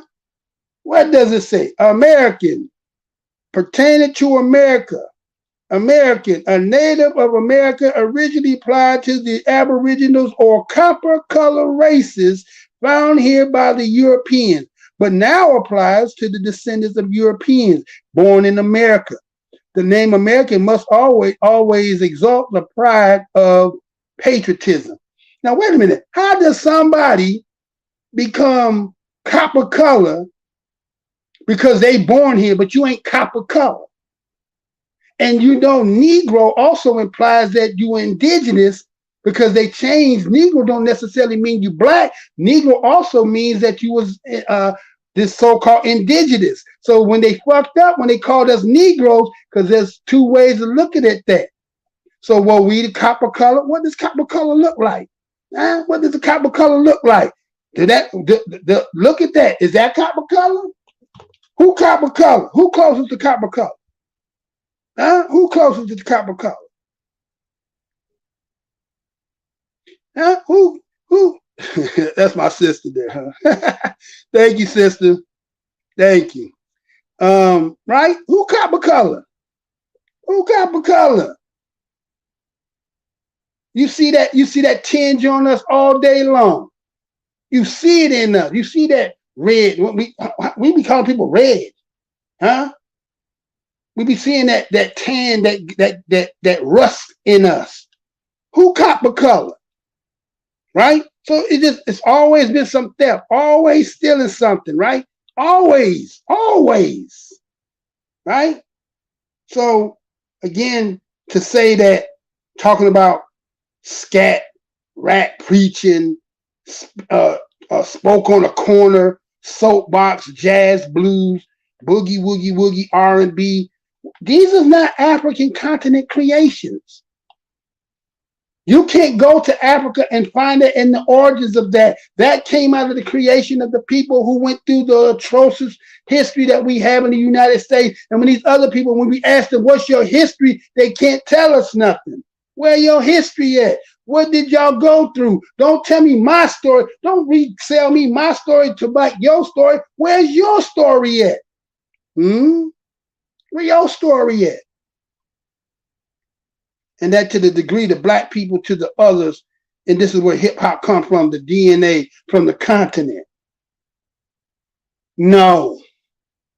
Just because everybody want to be everybody African, but it's about creation comes out of out of chaos. And the chaos that we in the United States have gone through can only breed a creation.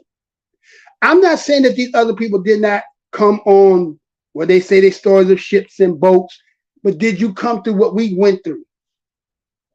Somebody tell they freed you and then sent you back down there for 100 years by the same people who used to be their property. Now they can do what the hell they want to you. We was living under that. Always until the time when we finally get to the table to eat, they bring in everybody else around the world to come in at the same time.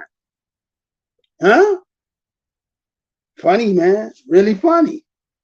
But you know, that's how they do.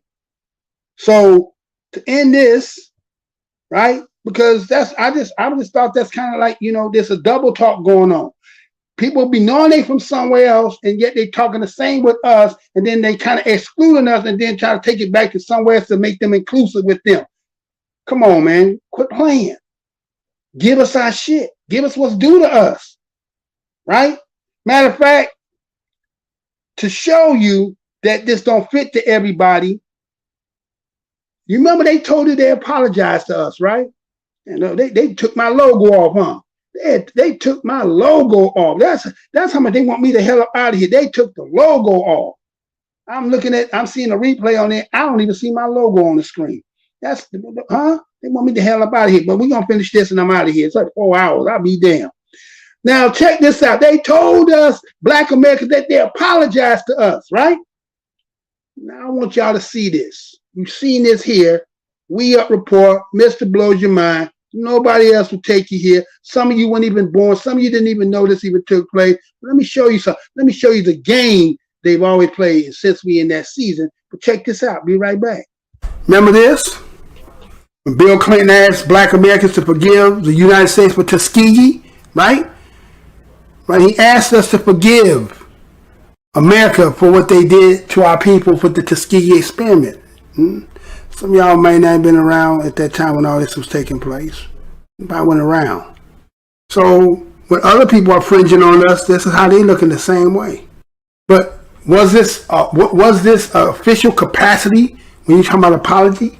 When you apologize to somebody, is it just them saying it good enough? Does it have to be sincere? Should there be something behind it to show the truth, especially of the damage that's caused, the detriment it has caused? And how many times can you keep saying, I'm sorry, when you keep doing the same old thing over and over again? But the ladies out here, you know how that situation is. You forgive your man, he cheated on you once. You take him back, he cheated on you again. You take him back, he cheated on you a third time. When do you say enough shit is enough? Right? I say, yeah, why should we apologize? I mean, okay, we start with, like the hip hop part, it went from saying 50-50, we are the creators, to contributions or contributors, right? It was a little less a stance. It went from creators of it, makers of it, to now we contributors of it, right? Because the backlash had came, right? So, like I said, they look here. Let me show you this. The S Congress Resolution 26, a concurrent resolution apologizing the enslavement of racial segregation of African Americans. Huh? Oh, MrBlowsurmind, you going in the archives, ain't you? This is a 2009 and 2010. In 2009, who was your president? Oh, the first black president went. Oh, that guy. Oh, okay. So everybody remember when they said this? There was the apologizing. You just seen the other apology, right? You seen this other apology, right? Right? What was the other apology, right? Remember this? Right? Black Americans to forgive us for Tuskegee, right? Right? Right? And then it came out, right? And this one was in 2009, right? But let me just show you, just like that one that Bill Clinton did, it was not by Congress. There was no paper to it. It was just a man on a podium speaking because he was the president, and that made it all better, right? So let me show y'all something here. Let me show you something. You see that there? This was the day that they went and they did this procession. Now what I want to show you, I want you to listen to this and see. Let me take you back to when they really did this. I want you to hear how they did this. I want you to see what took place. And then let's see, did they really apologize to us? Or was it just just a formality that looked like they was doing something? And how today people are getting angry because of the positioning that we're taking and saying tangibles and quid pro quo and right, something for something, right? So let me take you back to this 2009 day. Let you see this. Ready? See this? Chair will receive a message. Oh, I thought you were. I don't know. Members will please clear the center aisle.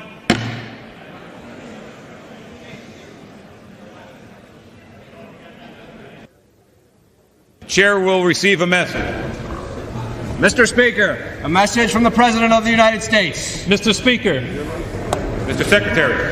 Mr. Speaker, I'm directed by the President of the United States to deliver to the House of Representatives a message in writing. What? The chair will receive another message. Speaker, a message from the Senate. Mr. Speaker, Madam Secretary. I have been directed by the Senate to inform the House that the Senate has agreed with S-Con Res 26, apologizing for the enslavement and racial segregation of African Americans, in which the concurrence of the House is requested. There being no question pending pursuant to Clause 12A of Rule 1, the House will stand at. I move that we adjourn. The House will stand at recess. Mr. Speaker. Chair. Mr. Speaker. Mr. Speaker. Mr. Speaker. I move that we be adjourned. Mr. Speaker, I move that we be adjourned. Parliamentary inquiry.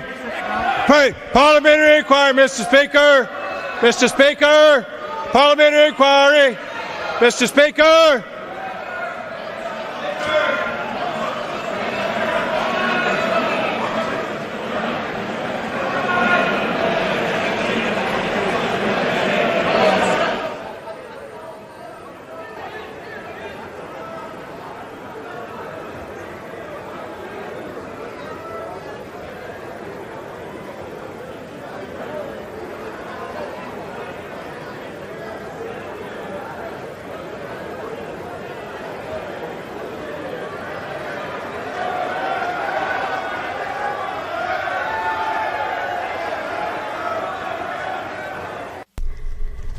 And the House has recessed. Subject to the call of the chair, we've been seeing a number of procedural votes today, protest votes. Stephen Dennis of Roll Call telling us earlier today that Republicans have been upset with the amendment process this year in the House, so we're expecting more of these sort of protest votes. Here's the actions of that day. Here's the actions of that date. Right? 6/18, the House referred to the House Committee on Judiciary. 6/18/2009, the Senate message on the Senate action sent to the House. 6/18 of 2009 at 6:26. Now, go back and look. Was it about 6:26? Look at the clock. Look at the clock to your right up there. Is that 6:26? It's like 6:26 to me. Right? That was her announcing saying that, right? And then they received that message in the House.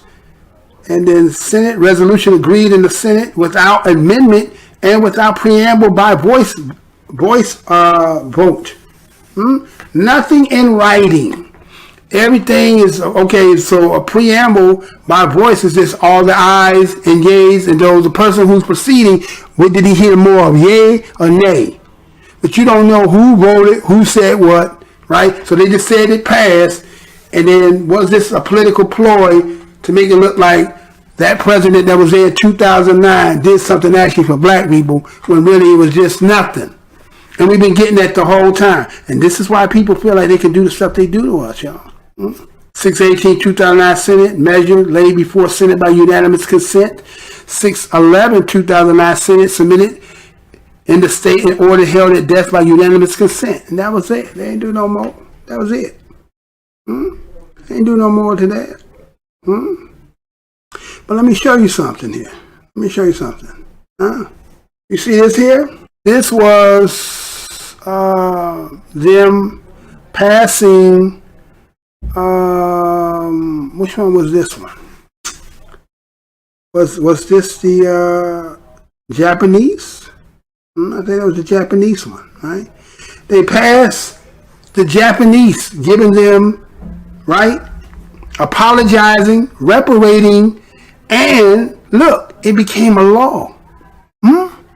Became a law, right? They apologized to them, reparated them, right? And it became a law. But when you was dealing with us, right? When you dealt with us, it was just, it got stuck right as it fell, right? Go back to it. No, not that one. Right? So look at it. It just sat there, agreed in Senate, and they moved no more since 2009. But they mad at us because they say we don't want to go along and go with the shit that they doing. But you ain't never gave us shit, and everybody else in the world know you ain't gave shit to us. And then you hear other people coming to us and trying to steal right in our damn place, and everybody think we just gonna just keep taking it. Right? So they also did when they come about Hawaii. Right? They had asked them, right? Back in 1993, they called it the Indian Fairs, but this was them on 100 year. They was going to go before and to actually they didn't really do anything, but other acknowledged it. But it became a law. It went through the procedures. If you're going before Congress, isn't the whole thing about Congress is either a bill? Isn't it about a bill to get something done? No, it's not about that at all. Really? I guess we don't know how the game plays. We have no idea how that works, right? So, did you notice when it said here? Go back up there to that for me, please. Go back up there, right? It says S, right, which is Senate Congress Resolution 26, right? So remember, if you was paying attention in the video I played which you could hear what they said. Remember when he was trying to adjourn, they were trying to make this become a motion to adjourn this hearing so that they would not have to vote for it. But see, the trick in the whole thing is this. You see where it says S-Con resolution, right? Senate Con. And then it says a concurrent resolution. Now, that's where the trick is at. You know, that's a trick. Do you know that's a trick? Right? What do you mean, Mr. Blow? That's a trick. I mean, it went before Congress. They did what they were supposed to do. I mean, you don't trust none of the process? Well, you know, there's several processes when you're talking about bills and resolutions, right? There's several processes, right? You may not know that. Because a lot of times, unless you go to college for political science and, you know, after that, most of the time, all of our knowledge about politics is only when we're about 13 years old, 12 or 13, 14 years old. In 8th grade, most of us learned had to take the Constitution test as part of the prerequisite for us to graduate out of grade school. So as a grown person, it's still not being, you know, having your political science or becoming more knowledge about how politics and government work. You have to rely on this. You as a 13, 12, 13, 14-year-old for your understanding of politics. So let me show you a concurrent resolution, but let me show you the processes of when you talk about bills and resolutions to show you that they didn't do nothing. As they said, it was just a formality. And this here, and this is going to be the kick in the head when I tell you afterwards, but okay. So when you're talking about the forms of congressional actions, and that's what that was. It was a congressional action. That when you go before Congress, isn't it about bills and laws, right? I'm just a bill. Yes, I'm only a bill. And I'm sitting here on Capitol Hill. Well, it's a long, long journey. Wow. Everybody remember that, right? So the works of Congress is to initiate by the introduction of a proposal in one of four principles. We heard the announcement. Remember that? A message from the president. Remember that? I got a message from the president. I got a message from the president. Remember? No, that one.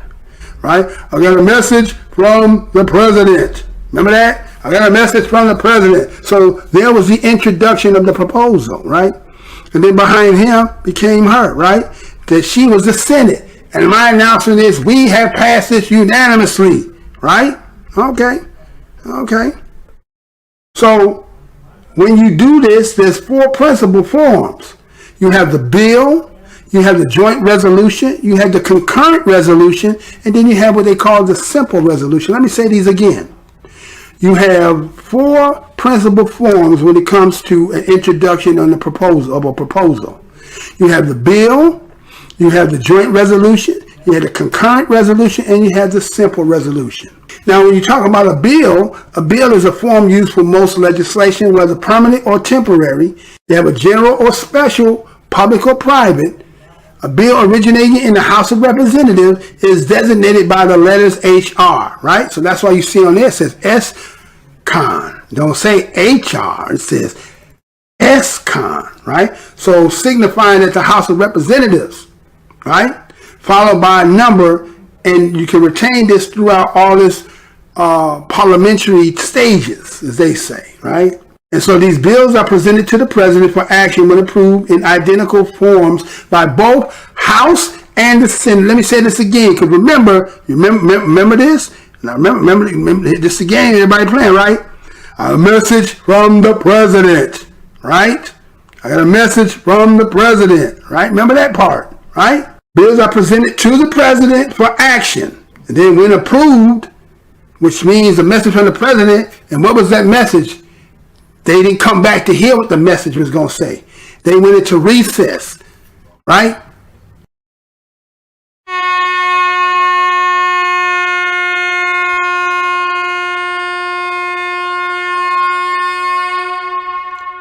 Hey, you sitting here watching the video. Why you sitting there? Put your hand on that like button, click it, thumbs it up, share this video, comment. You can like or dislike it. We don't care about that. And also, if you ain't over here and subscribe, what you waiting on? Get yourself over there and subscribe to get on up to WeUpReport so you can stay up, because we're going to keep you up. That's how you help keep this channel going. You can also do some monetary donations. We'll tell you about that later. But right now, wake yourself up, like, share, and comment. And don't forget, when you subscribe on that button, hit that put all notifications. You know how YouTube get down. You know I need some money, gotta get the money, cause I need some cash in hand. Come on, gotta get it. You know I need the money, gotta get the money, cause I need some cash in hand. Come on, gotta get it.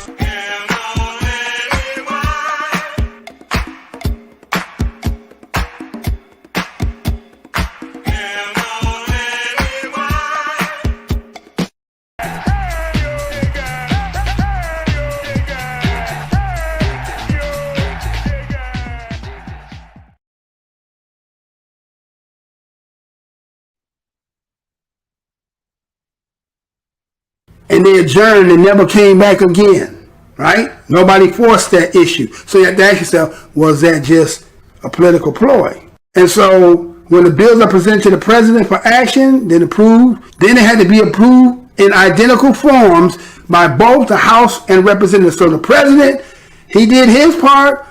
The representatives, the Senate did his part, but the House of Representatives pulled the trick.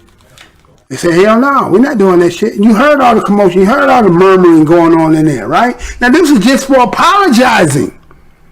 Okay? Now that's the bill process, right? That's how a bill moves. Now that wasn't a bill, y'all. Right? I just gave you the different phases principles how you move, right? So when you talk about a joint resolution, it originates in the House of Representatives or in the Senate, right?